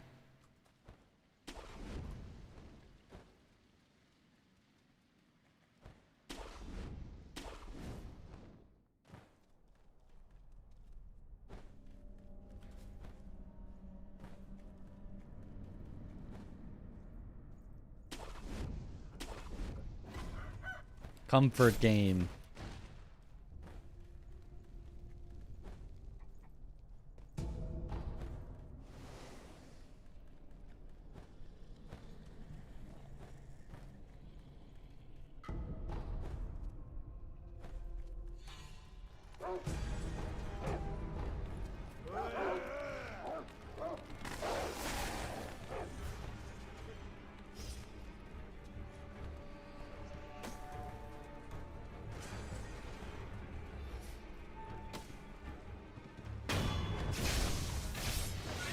Not exactly the way that was supposed to go. That works.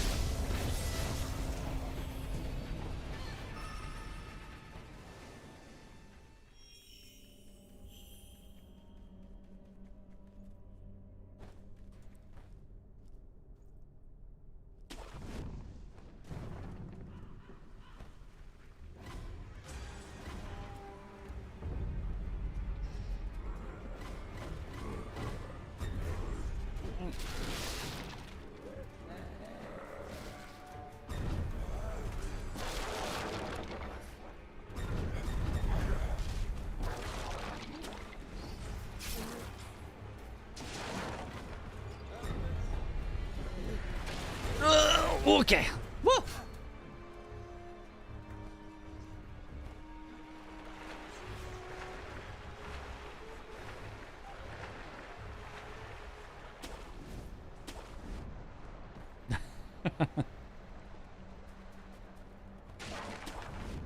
We shouldn't go back to watch the early part of the VOD. I mean, you can. It's...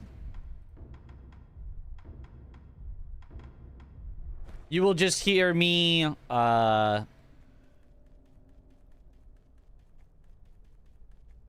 between Bingo and Sekiro, like at the end of Bingo, downtrodden, I guess. There's no, like, yelling or, you know, terribly bad vibes. Just like, man, it's not gonna go well. We're gonna get destroyed in the Bingo. The Sekiro's not gonna go well. It's gonna be a bad event. Which still, all is probably true, but... At least I get to have fun playing Sekiro.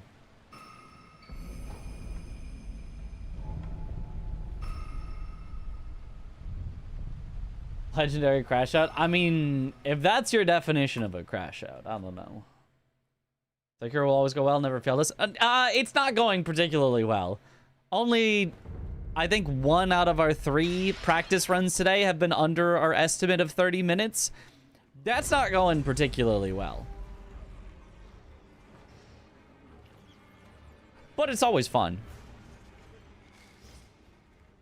Won't be a bad event. It'll be a bad event from the gameplay perspective of how I will play. I will not play well enough.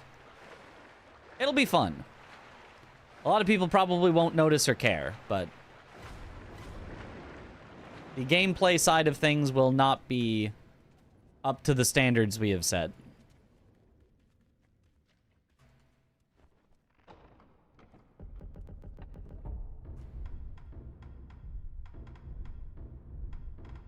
Oh, that's... There.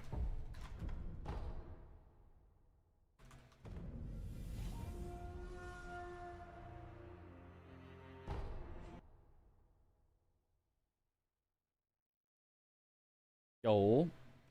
How did you like Silksong? I haven't finished it entirely yet, but I think the bosses are incredible. But I think the rest of the game has been made a little more confusing, annoying, and tedious compared to Hollow Knight.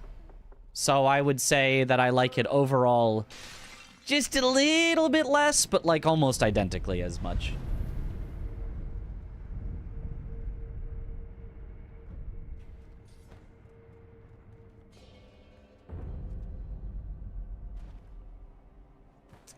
Hopefully that was enough fall damage, but that was a little high. I might have too much health. No, it looks correct. Looks correct. To be expected because Tom is a god tier bingo master. Also, Mitch hasn't practiced much. Yes, but that's the problem. That is the problem is that. That's exactly the situation. But that will make for not as good of a showcase as if either Tom was worse, less practiced, or I was better, more practiced.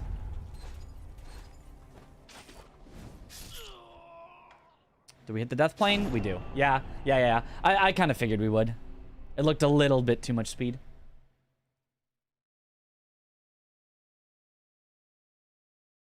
Is it because you're a speedrunner and want to get to the end ASAP? For what? Is what because I'm a speedrunner and want to get to the end ASAP?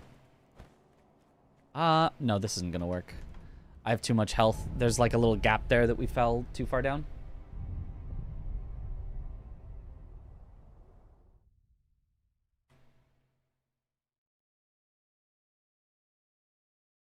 People talking about Axe and Skong, are you self-assigning those or are they in the game? They are in the game, which you will, that's not a spoiler. You start the game and it says Act 1, so...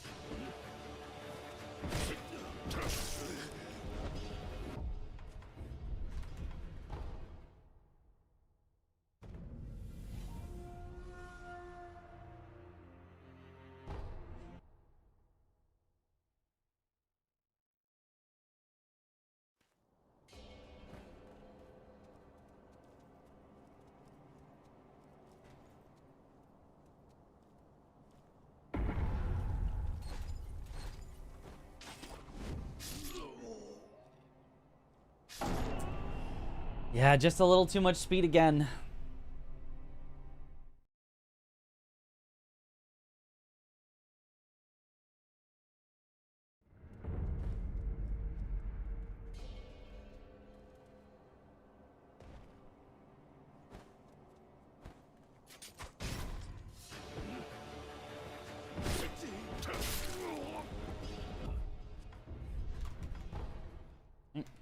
Explain the skip, please.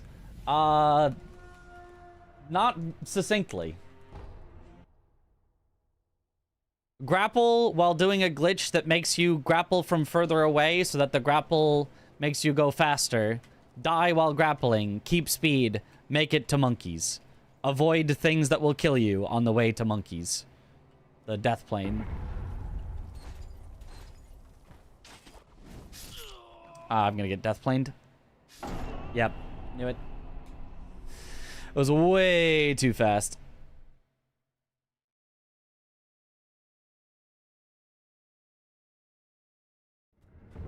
Don't particularly want to know how many acts there are total. And yeah, neither do I.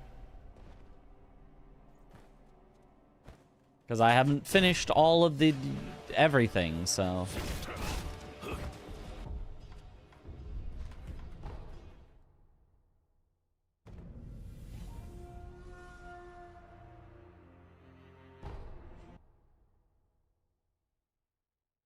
If people find glitches like this, hard work and dedication.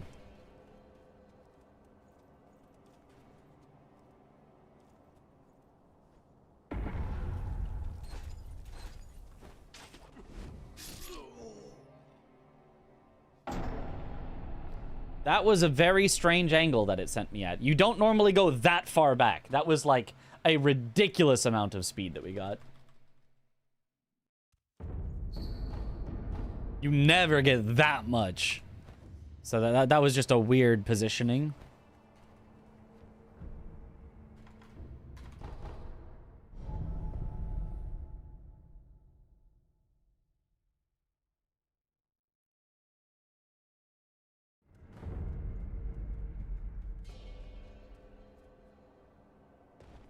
All right, we may have another personal worst coming up here.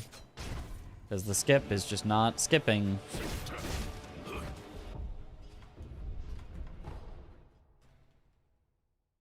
Playing Sekiro as well. Your first playthrough and really loving it. What are you practicing exactly? A run of Shura no Air Swim.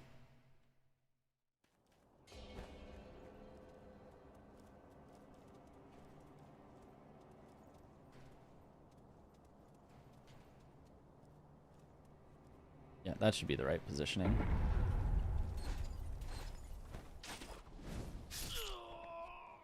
That should work? That should work. All right, there we go.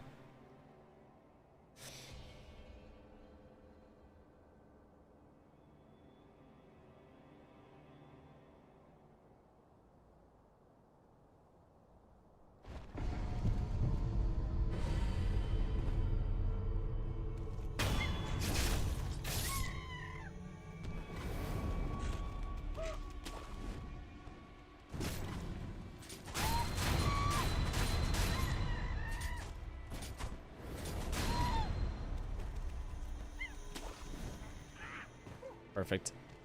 I had to wait a little so that the orange monkey wouldn't see me. And executed to perfection. It was like the fastest you can get the orange monkey there.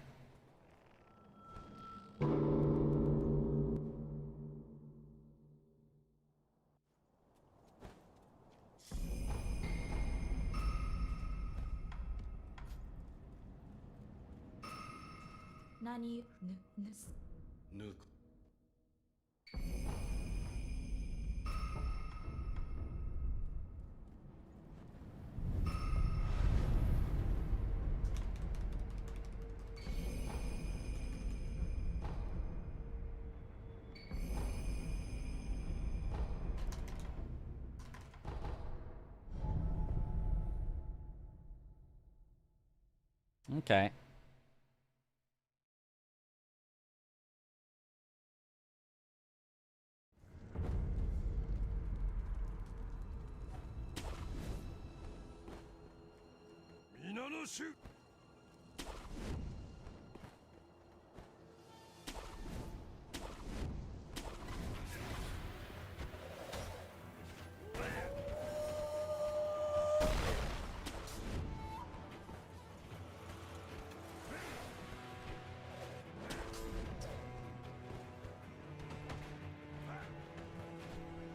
Oh, come on.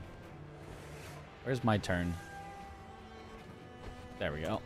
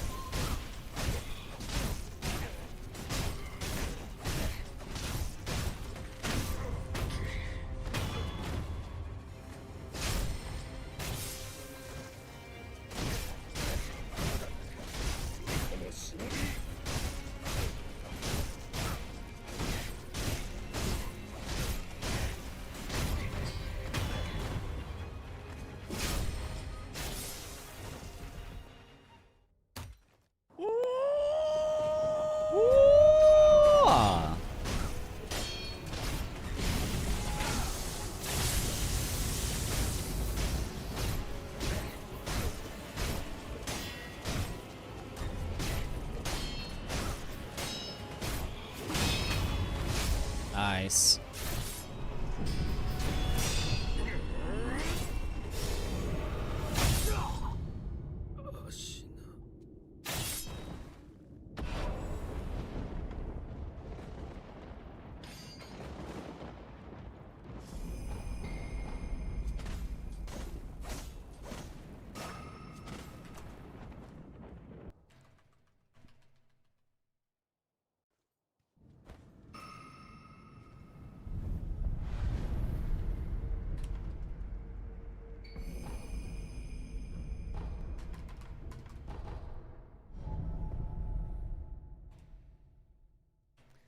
Okay. No Roberto in this run. Nope.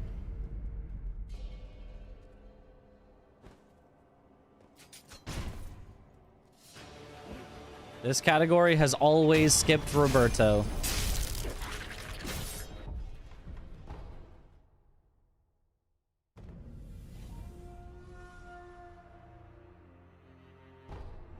Is this like a special run? I don't understand what's going on. Can someone explain in plain words? It's a glitched run. So we're performing glitches to activate the conditions for ending the game.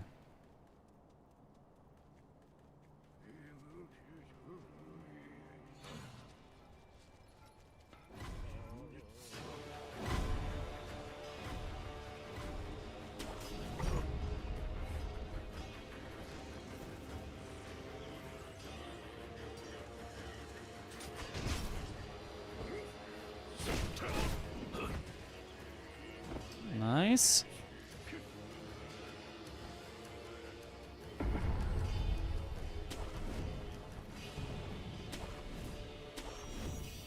No air swimming, but air dying is okay. Yes.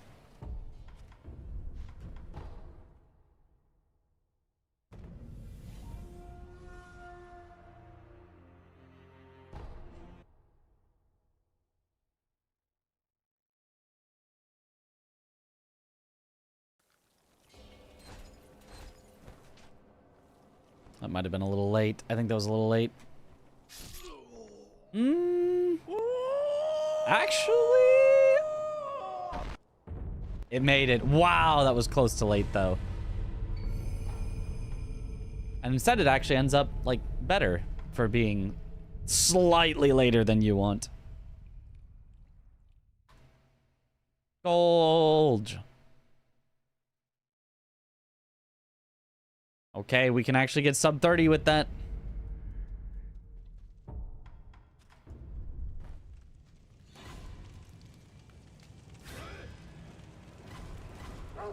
Oh, whoops.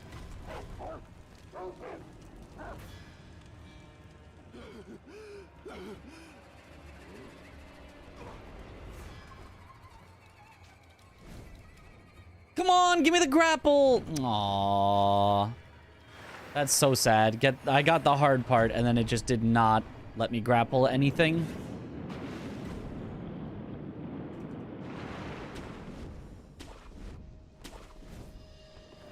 You have to just keep turning the camera and spamming the grapple button and kind of just hope that it'll see something.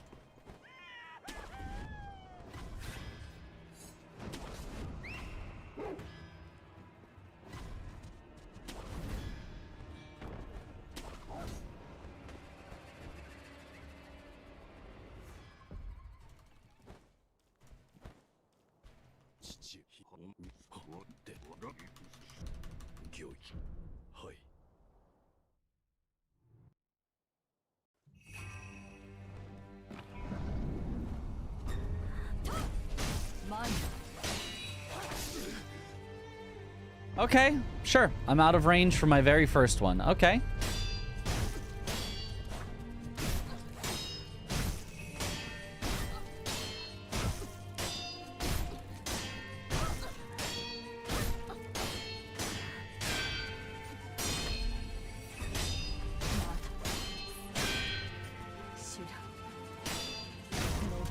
Okay.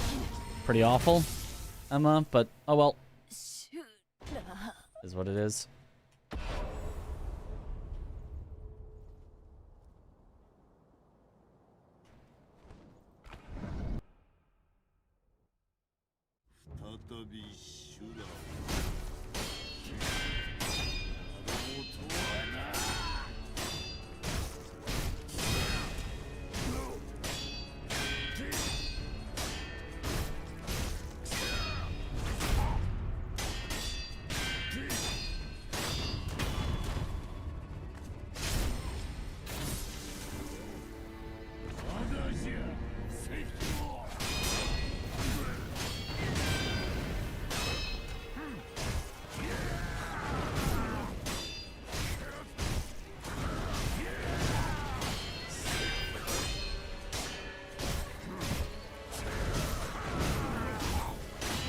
Nice. Okay, not bad. Sub 30. Let's go. You know, if things go poorly, you should be very close to the 30-minute estimate. Yeah, at worst, we're like a 35. If it's like truly the worst run we've ever had, it's like a 35, 36. So we would never be like way over, but you want to be underestimate, not at estimate, theoretically. 2909. All right.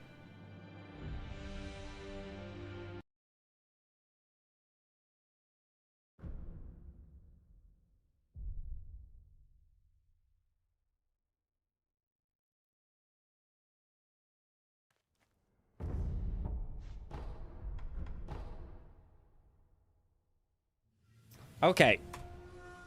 I think about now is the time to make a decision.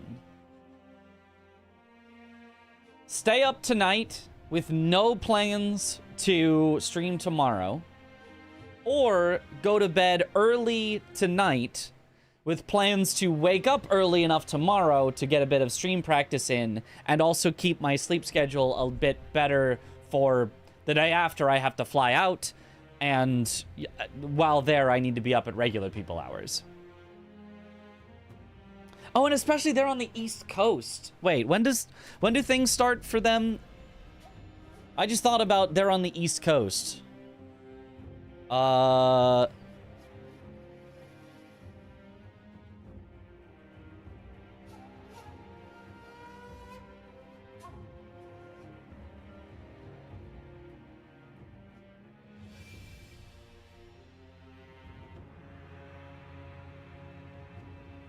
All dates and times are given in your local time zone. Whew. Okay, okay. In my local time zone, the first thing is at 7 a.m. each day. And I have things at the end of day 1, end of day 2.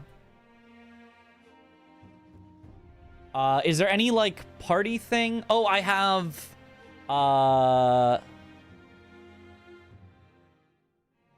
commentary, 10:30 a.m. day 1. And 10:30 a.m. day 2.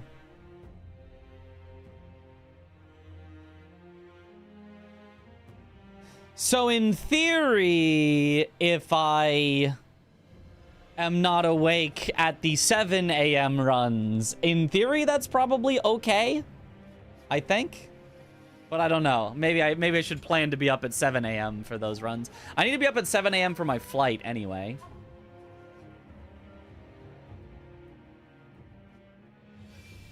What event is another GDQ coming up? No, it's called Speedrun Summit. You can see it on the link, start.gg/speedrun. It's going to be 3 days of a bunch of speedrunners doing speedrun stuff and hanging out and having fun. It's a much more relaxed. GDQ already isn't like that serious, but it's like a super relaxed, just for fun, joking around. The commentators won't even know the game they're watching, so they'll be watching it and be like, yeah, and then I think he's gonna, oh, he flew through the level. What? Okay, all right. You know, and no one is gonna, you know, be taking anything too seriously. It's all just gonna be, you know, having fun, showing off, doing speedrun stuff. But yeah, that is the 12th. It is now the 10th. So in a day, in 24 hours and a little bit, I'm on a flight to go there. So I think we probably end tonight. I try to plan to have another stream tomorrow early and end early. And then, yeah, keep my sleep schedule somewhat reasonable. There is a lot of comedy in going, oh, obviously I fell through the ground wrong. Classic. Yep. Tom face reveal. He has already face revealed, but now a whole everything review. He'll always be Horalu in my eyes. Well, you know, when you see him and he walks out and he just is Horalu, you'll be like, wait, that's Tom. I recognize that guy. But I think that makes the most sense for tonight. Just say this is probably the correct time to end for tonight, and plan to do a short stream tomorrow if I'm ready. I feel like I'm pretty good on the Sekiro. Like, as good as I could be, let's say. Like, I feel like if anything, I might want to do individual trick practice. So tomorrow might be the most boring stream you guys have ever watched or chosen not to watch, because we might just be doing pure skip practice instead of full speed runs. And then for bingo, I really don't think there's anything I can do with a few hours to get that much better at bingo. Like, I could practice some skips in the hope that they happen to come up, but like, for the most part, I think it just kind of, it is what it is for there.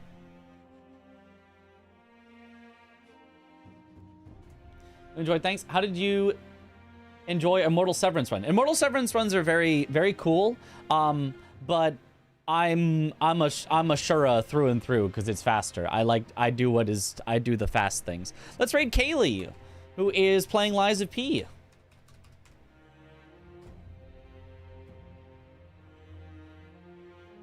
+12 hour birthday stream. Get some Feels birthday mans in the chat when we get over there. Feels birthday man.